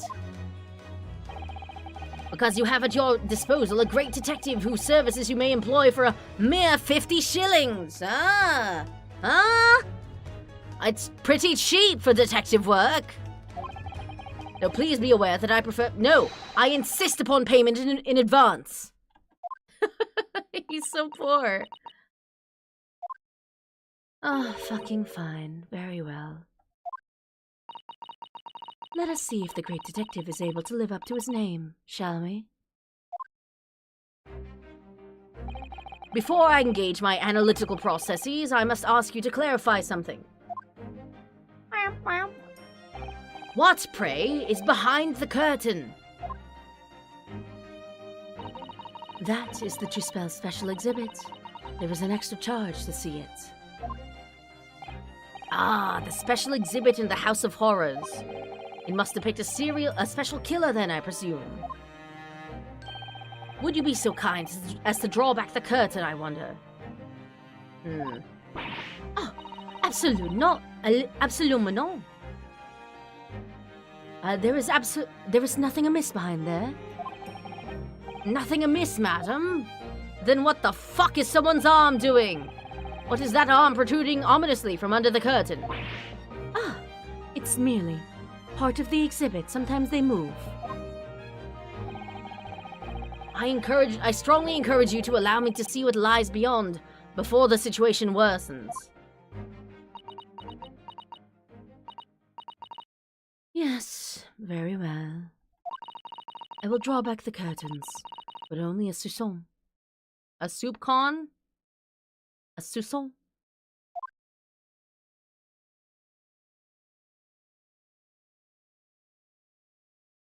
Oh god. Who's dead behind here? Number 139. I must confess, I peeked behind the curtain earlier.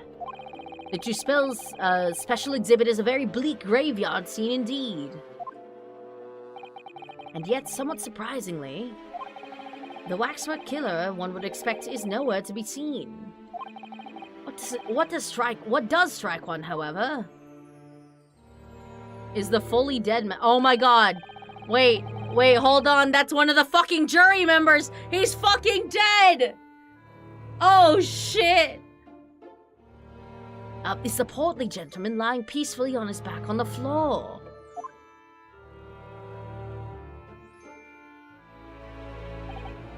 Well, well then perhaps, Mr. Sholmes. That man on the floor is the ruthless killer himself. I'm afraid not, my dear fellow. He is a perfectly ordinary London gentleman. Not even a waxwork, in fact. What? I finally got used to the waxworks. You're telling me this guy's fucking real? As skillfully made as these waxworks are, they are always indistinguishable from real humans. So, allow me to present my two conclusions. The first is that a sizable business traction has been taking place in this special exhibit. A special business transaction, my bad. Why would you say that? And the second is that the aforementioned transaction is linked to a serious crime. She looks as pale as candle wax. I don't understand. So, Madame Tuspels, as you've agreed to my fee, you shall now have the pleasures of seeing this famously great detective and temporary exhibit at work. Are you going to flex your bicep the entire time? Oh, okay. Never mind.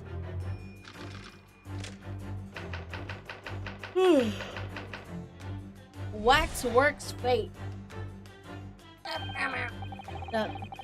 To begin with, we must ask ourselves, what exactly is afoot here in this museum? The answer is revealed by the bundle of banknotes protruding so helpfully from your bag. In my estimation, some 200 pounds. That is all my own money That you carry in a wad of cash? Lady, are you a drug dealer? So what does this large sum of money reveal? Not as much as the involuntary glance you cast, it would seem, Madame Tuspels. Yes, the answer lies where your eyes now fall. The significance of the 200 pounds is revealed by that public notice. Sure. Waxwork for sale. Your business has hit hard times, it would seem. In short, you sold the infamous killer the centerpiece of your special exhibit for the sum of 200 pounds. No! Now, let us explore the next curiosity with which we are presented. Who is the portly gentleman stretched out so peacefully on the floor? It would appear the man has suffered a severe shock, the cause of which is clearly known to you. Unfortunately, madam, keeping secrets does not appear to be your forte. Has anyone's forte been keeping secrets? KAZUMA'S, I guess. Shit. Wait. So is he not dead?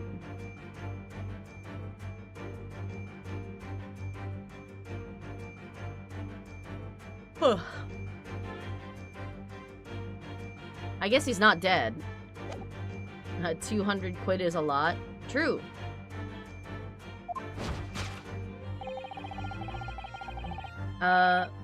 What dealt the man such a shocking blow was, of course, the 200 pounds. What? It would appear that you twisted this gentleman around your little finger most effectively.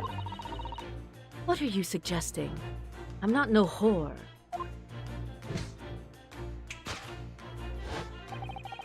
You rashly agreed to purchase the waxwork for the sum of 200 pounds. Only when he came to hand the money over did it occur to him what an extortionate amount he was paying. But the money was no longer in his hands. And the result, the scene we see before us, he collapsed in shock. What? What? He was fully prepared to, like, pay 200 pounds, brother. What?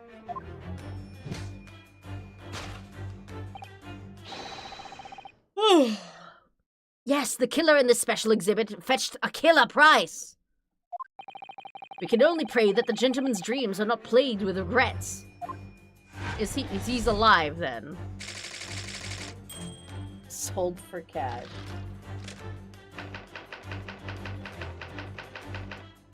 Waxwork location.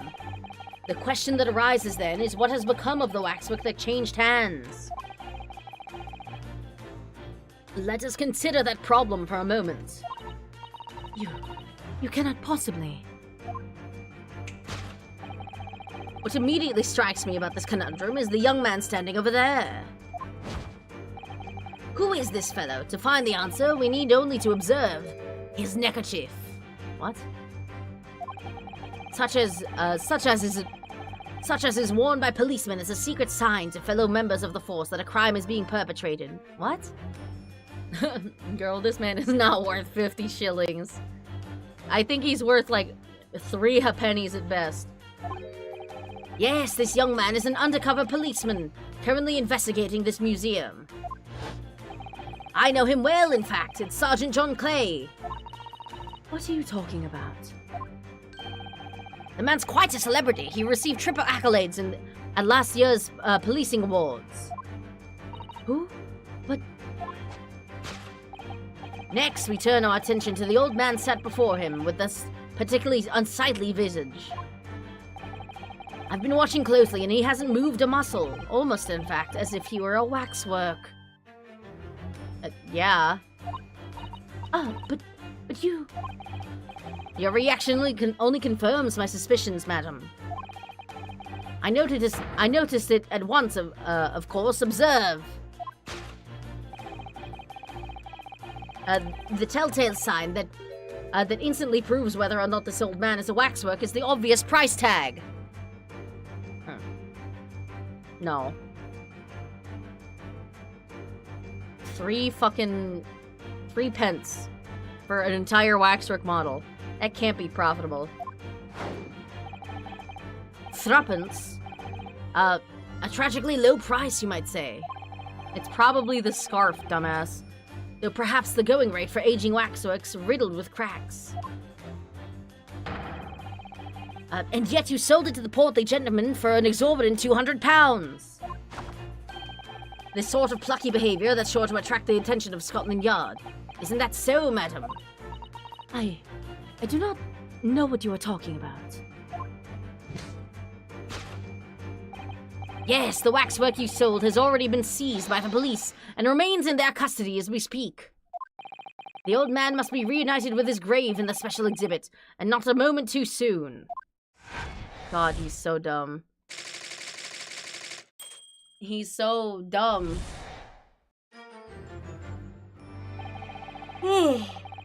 Thus concludes Herlock Sholmes' great deduction of this horrifying puzzle.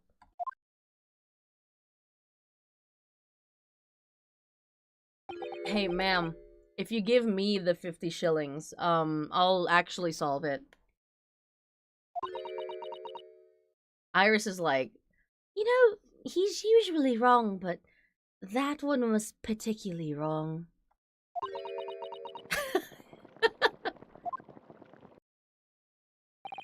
I see I've stunned you all into silence.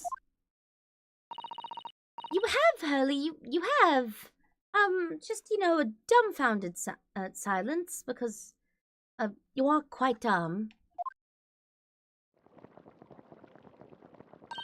And you've obviously upset this young lady in the process. Her cauldron looks awfully hot. If I could just bring up, 1 point, Mr. Sholmes. Ah, the notorious Naruhodo 1 point. I'm all ears, my dear fellow. According to your deduction, then, the special exhibit featured this old policeman. So, that would mean that he's the particularly ruthless murderer, wouldn't it? You don't charge a client, then immediately accuse them as a conspirator. Listen, he pursues the truth right after he pursues a paycheck.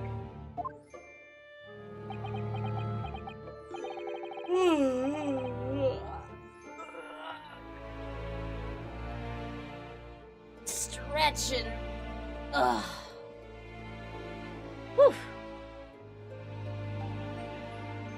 Why does it feel like so many of the characters are so very capable of killing you? Because characters that are capable of killing you are hot. The killer policeman, Automole. Sorry? It was a mysterious series of murders that rattled the capital only last year. The police rushed to the scene every time, only to find the culprit had disappeared into the ether. And it turned out that the culprit was a policeman himself, a senior officer by the name of Automole. So you mean that's who the sinister-looking old man there is supposed to be? Indeed, it is a particularly grim face, is it not? It's covered by a fucking scarf. Oh, she's probably hiding something under the scarf. Unforgettable, in fact. Yes, I remember that odious countenance only too well. But is 200 pounds a lot of money for a wax model? It would be enough to afford one of the latest steam carriages, if that puts things into perspective. Oh, so you could buy a yacht if you sell one of these. That's crazy. So it's quite a lot, then.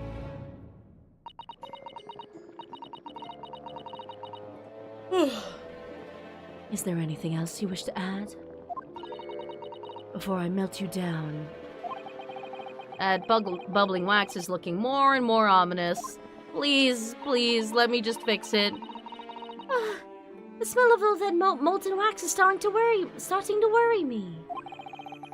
Mr. Sholmes did more or less just accuse her to her face, so I think I might have to call in your assistance here, Iris, if that's all right. To make some minor corrections to the Great Detective's great deductions. Of course, it's all right. We'll soon set things straight. Well, let's get started then, shall we? You would let her melt Sholmes. Listen, he's an idiot. He doesn't deserve hot and fiery, painful death. Before Madame Tuspel's vents her anger. By pouring molten wax all over him. Just what I was waiting to hear, my dear fellow. So, Madame Tuspel's, in accordance with our agreements, you shall now have the pleasure of seeing this famously great detective and temporary exhibit at work. My turn, hold it.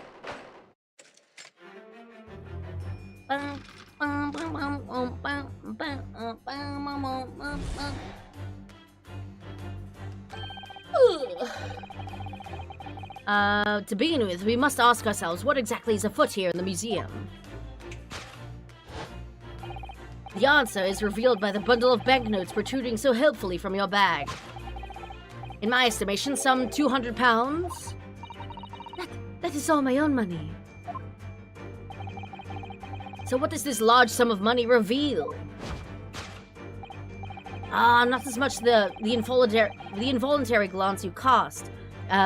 It would seem, Madame Tuspel. Yes, the answer lies where your eyes now fall. The significance of the 200 pounds is revealed by that public notice. Nah.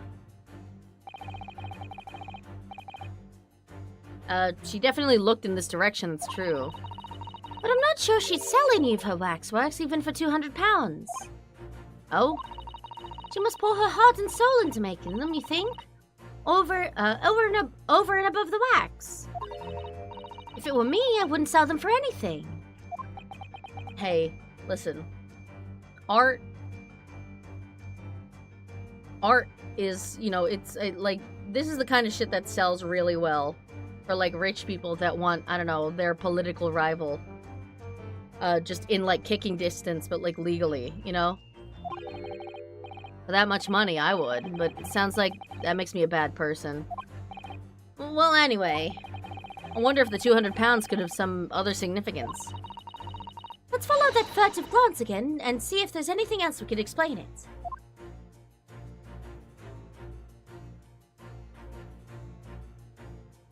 Whoa.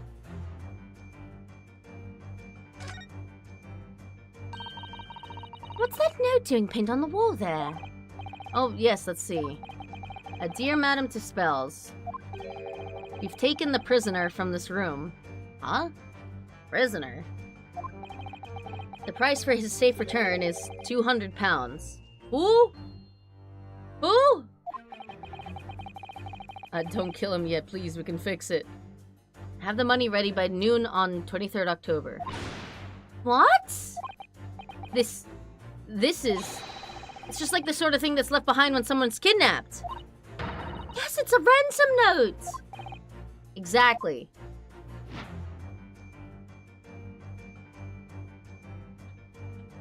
Take that! Take that! How did you...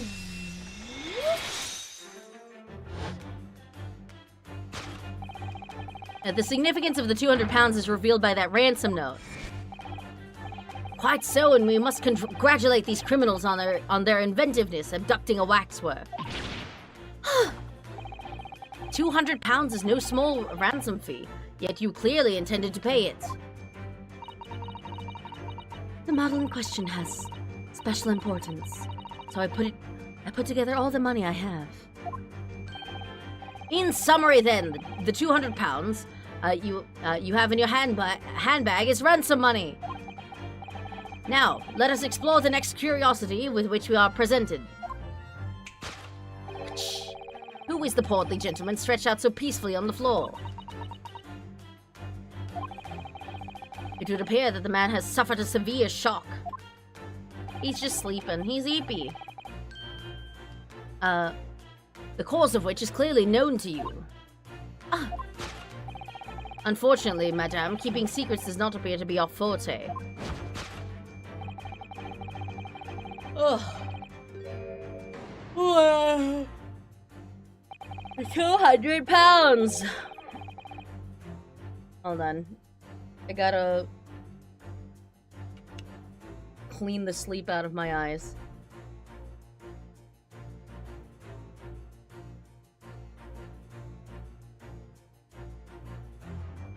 Okay. So if the waxwork was kidnapped, where does that leave us in terms of who this man is? We could just ask him when he comes around. I think the point of this exercise is to understand the beauty of the deduction process, Iris. Yes, you're right. Hurley's trying so hard. We mustn't let him down. Oh, there's little doubt that he suffered a shock. That much seems clear. But in that case, what's Madame Dispels trying to hide? Let's have a closer look around.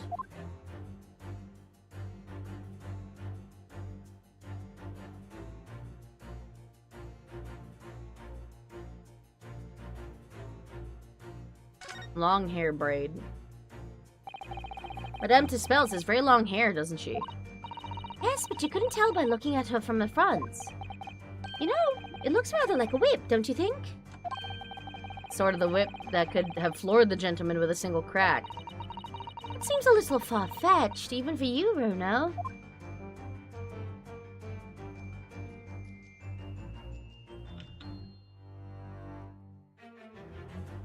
Look at that hand. Hand of Madame. This is just Madame Dispel's right hand, isn't it? Yeah, must be. I can clearly see her left hand after all. Oh, but wait a minute. This is a left hand as well, look. Huh.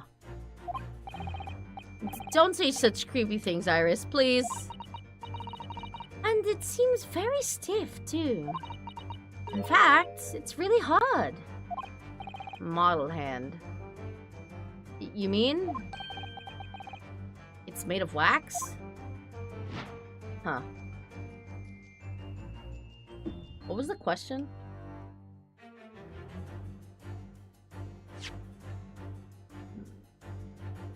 Ba ba ba boom boom.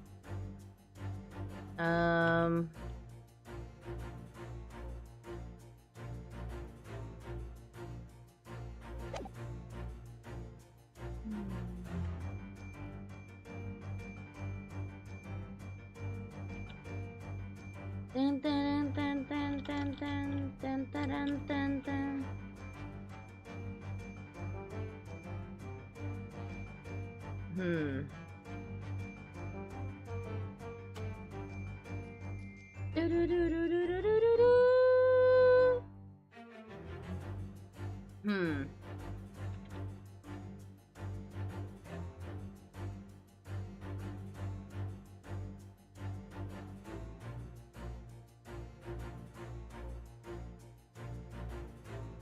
Another Sherlock shit show? Of course.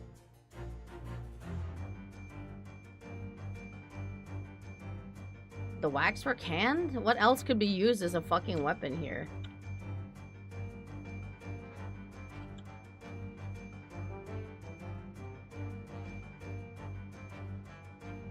I guess the waxwork hand? Take that!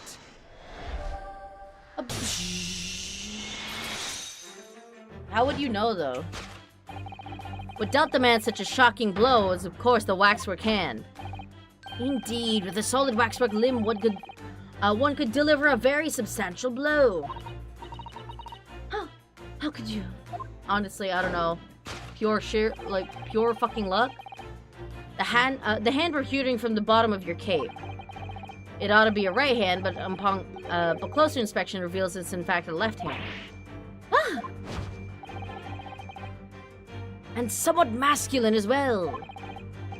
In other words, it does not belong to you, madam. It is the hand of a waxwork model.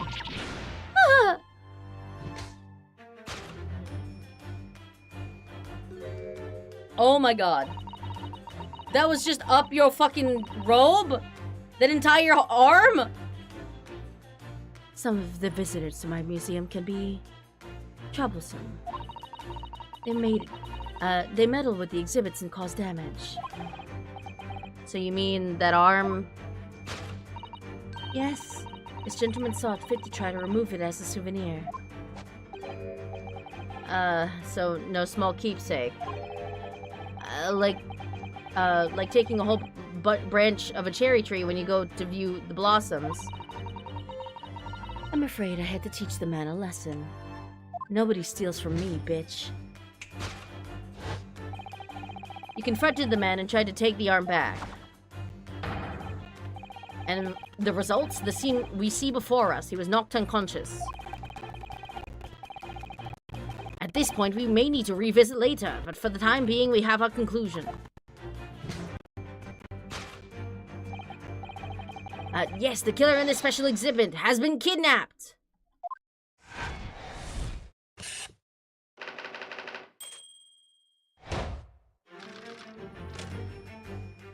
Next.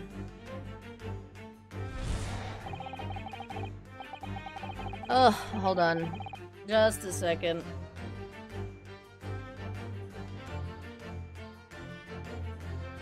Sorry, I know I just BRB'd. I'm gonna BRB again real fast. Real fast. This is a quick one.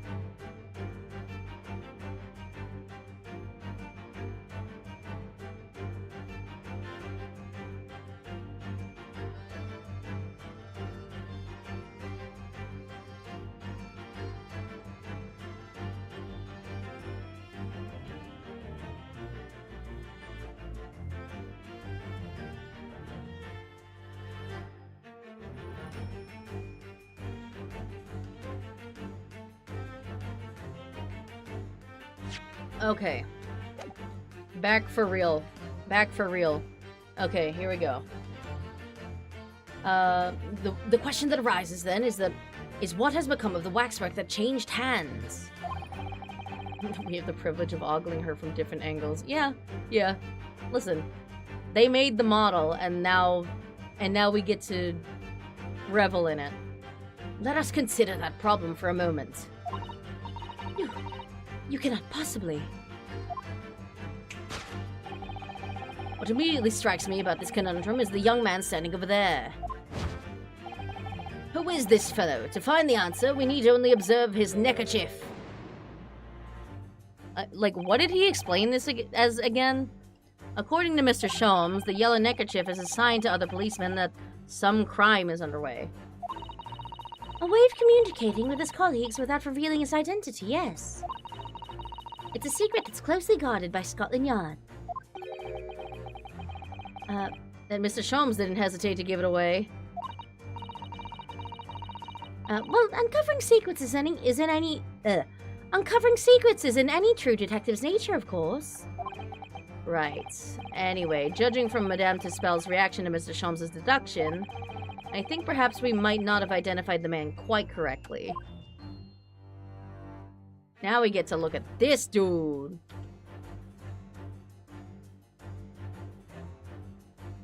Oh, shit. Hi. It's his arm. What the? The man has a stub sticking out of his shoulder where his arm should be. Oh, well, that settles that then. Right, this isn't a real person at all. His entire arm's been ripped off from the shoulder down. His arm's been. Of course, that ties in with what we just found out. Oh, shit. God damn it.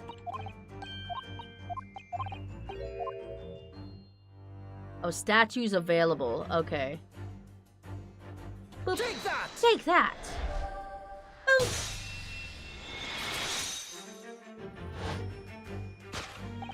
Who is this fellow? To find the answer, we need only observe his shoulder stub.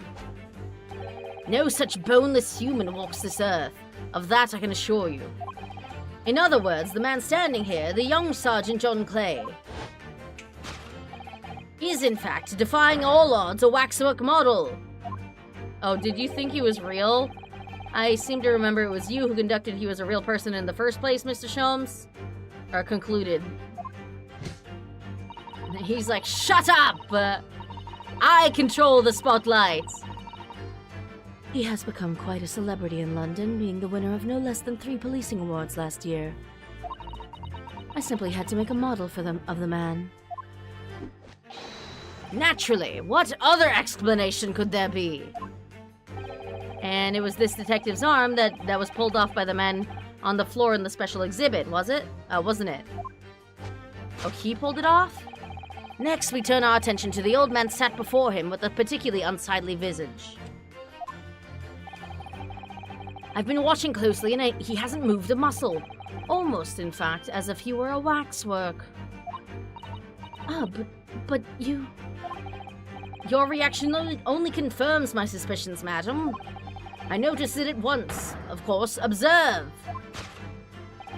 The telltale sign that instantly proves whether or not this old man is a waxwork is the obvious price tag. A killer policeman called Ottermole, was it?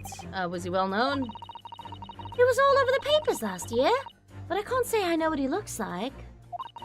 It's a very low price, though. 5 isn't very much money. Only enough for a few measly hours of gas at Mr. Garrett's delightful lodgings, in fact. I guess it's the scarf? So, this is the special killer taken from the special exhibit, is it? The waxwork that somebody stole from the museum and tried to ransom for 200 pounds. Is this crusty old killer policeman Ottermole? Really? Perhaps we should have a good look around again and see if another idea crops up.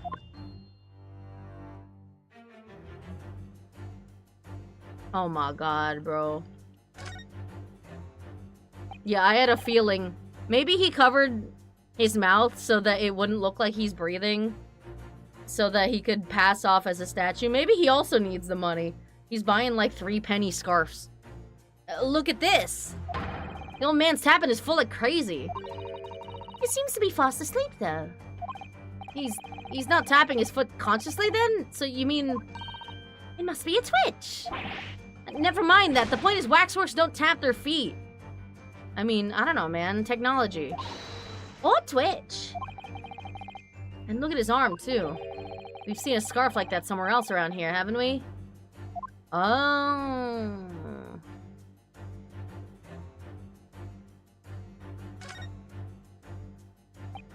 I don't believe it. It's the secret sign that lets other detectives know some criminal activity is underway. Yeah, it's a slightly strange choice of outfit if he was trying to go unnoticed. Oh, he must be a detective disguised as a policeman. Or a detective disguised as a waxwork model of a policeman. It doesn't look like he's clever enough to think of something like that, though. What does look clever enough look like to you, Iris? I guess like you. Shit. Perhaps we should try to be a little more polite about him, Iris.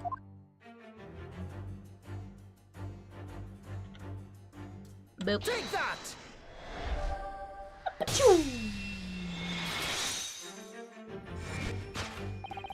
The telltale sign that instantly proves whether or not this old man is waxwork is the obvious twitch. Even the most realistic waxworks do not exhibit a twitch. In other words, this splendid old man is in fact a genuine member of Scotland Yard. Slight shift in your choice of adjectives, then.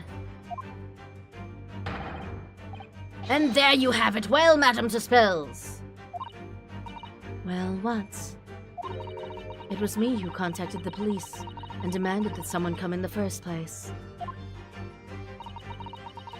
He's clearly fatigued. He's sound asleep. But then, what's this tag about showing a price of 3 pence? That's his scarf. No doubt the price tag of the muffler, which the old Bobby purchased recently at a local market.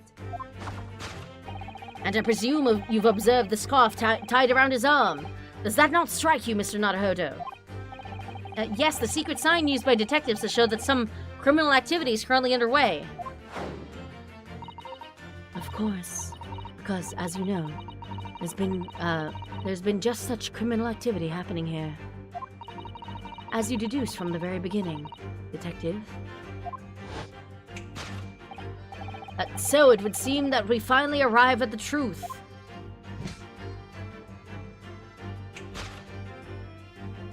Dance. The waxwork of the especially ruthless killer from the special exhibit has been kidnapped.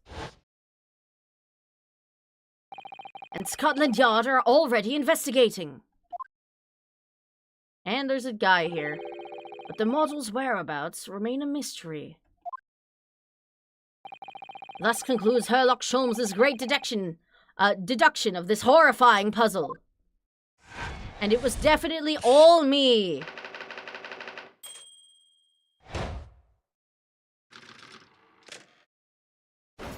Deduction complete. Elementary, my dear Naruhodo.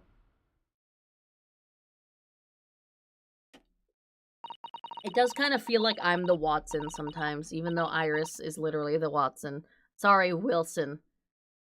All sorts of people visit my museum here. Men and women, young and old. Sometimes they drop in just for a short time, on their way back from the pub. I welcome them all. But if anyone tries to damage my exhibits, I do not take it lightly. And God, there's so many of them that lick the exhibits. It's fucking nasty. Anyway. Oh shit, spin! Your great deduction was even more enchanting than I had been led to believe. I still don't think it's worth 50 shillings, though.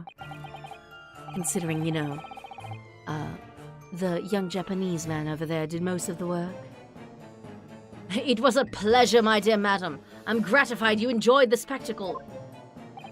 And as for your rough customer, I've no doubt he'll regain consciousness shortly and return home. What concerns me more is the waxwork from the special display, if it was indeed genuinely abducted.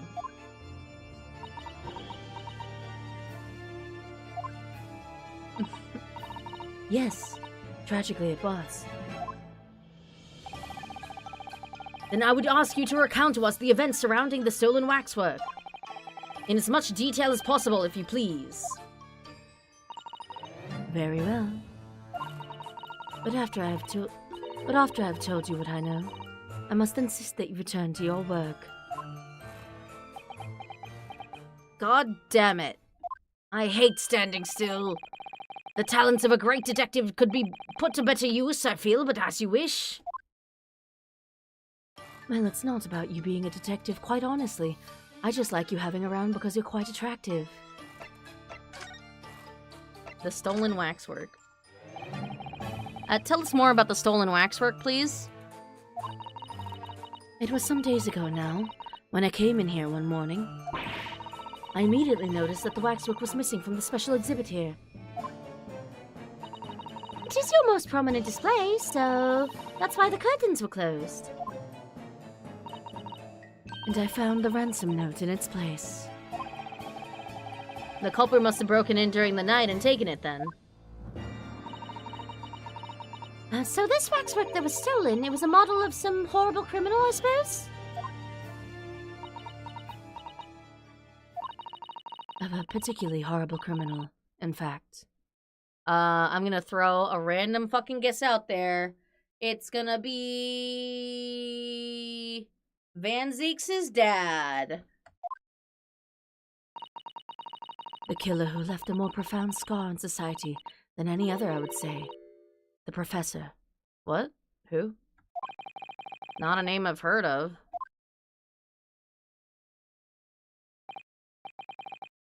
So, Mr. Naruhodo, it seems the circle is complete. What? Sorry?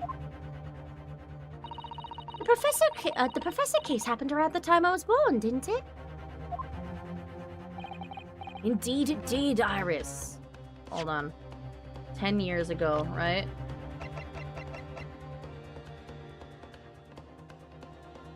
"10 years ago.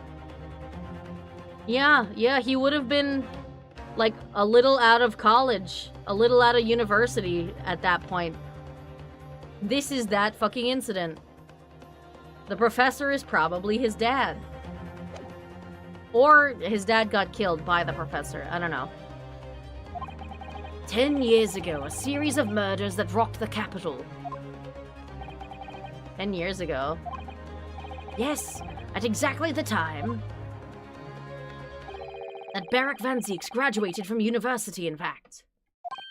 What? Surely he's not saying... So the big event that changed Mr. Reaper's life...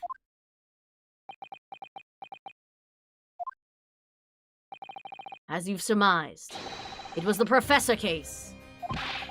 Who was the professor then?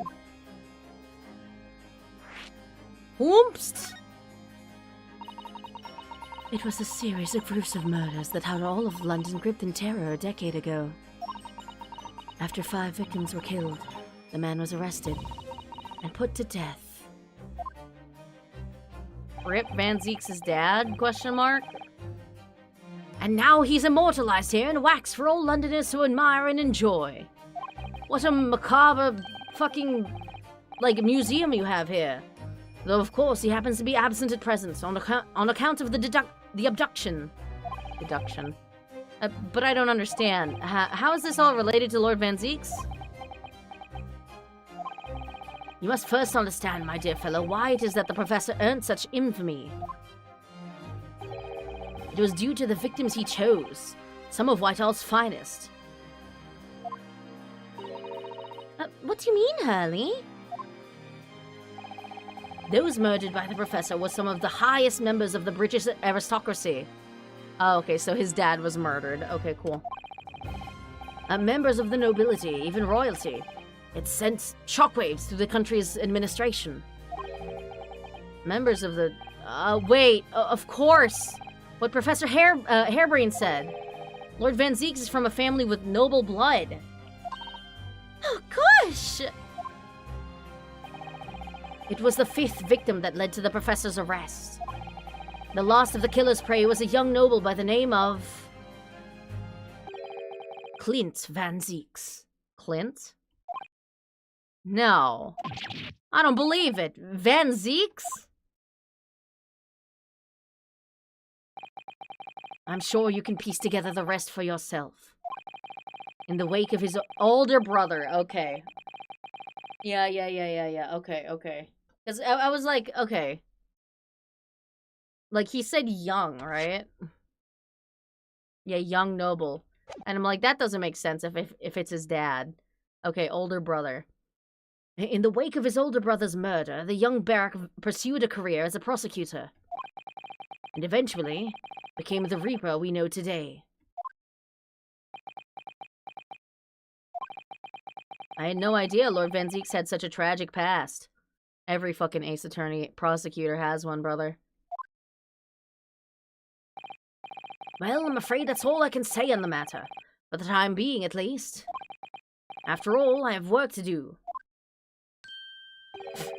As a waxwork exhibit. This is not the right music for this fucking scene. I mean, like, for the reveal, sure, but, like, not for him dropping the line, yeah, I'm just gonna go back to being a wax model. It's fucking stupid. Is he fine? Is he just, like, he just passed out? I'm afraid I shall have to excuse myself as well. Oh, yes, of course. It's been a pleasure. Thank you.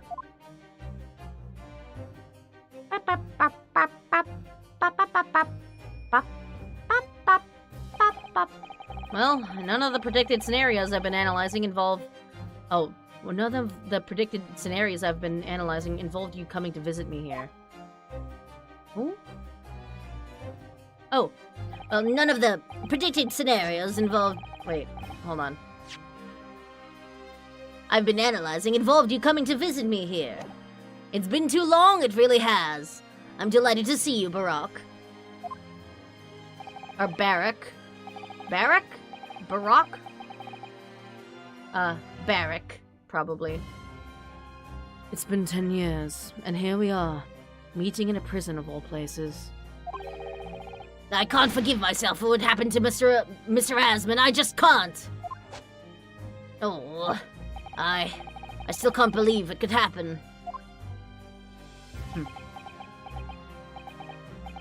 Tomorrow the court will decide. Yes! I have a young Eastern man acting for my defense. He seems reliable enough, though.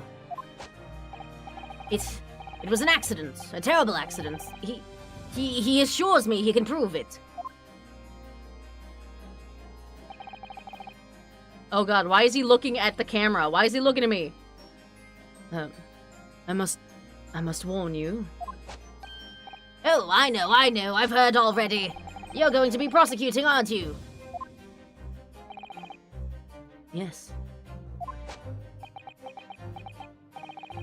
Since I returned to England, I've heard lots of stories. Barak, are you really? What? Never mind. I know that you have my best interests at heart. My friend is on trial. I wouldn't entrust it to anybody else. Of course. I fully understand. Is that how it works? Wouldn't you want to leave it up to a shittier prosecutor? Thank you, Barak. Until tomorrow then. I'll see you in court.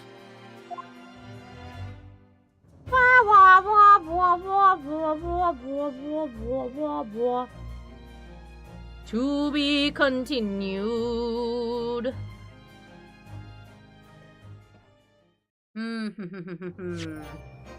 Save. Oh my god. So, okay. A lot of shit happened. A lot of fucking shit happened this time. No. No court trial yet. No court yet. That's gonna have to wait, brother. Back to title.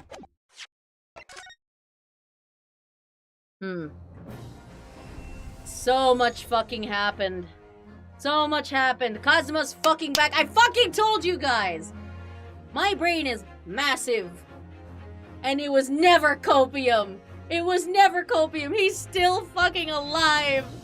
I can't believe it. They're gonna fucking murder that man. He's gonna be dead for a second time.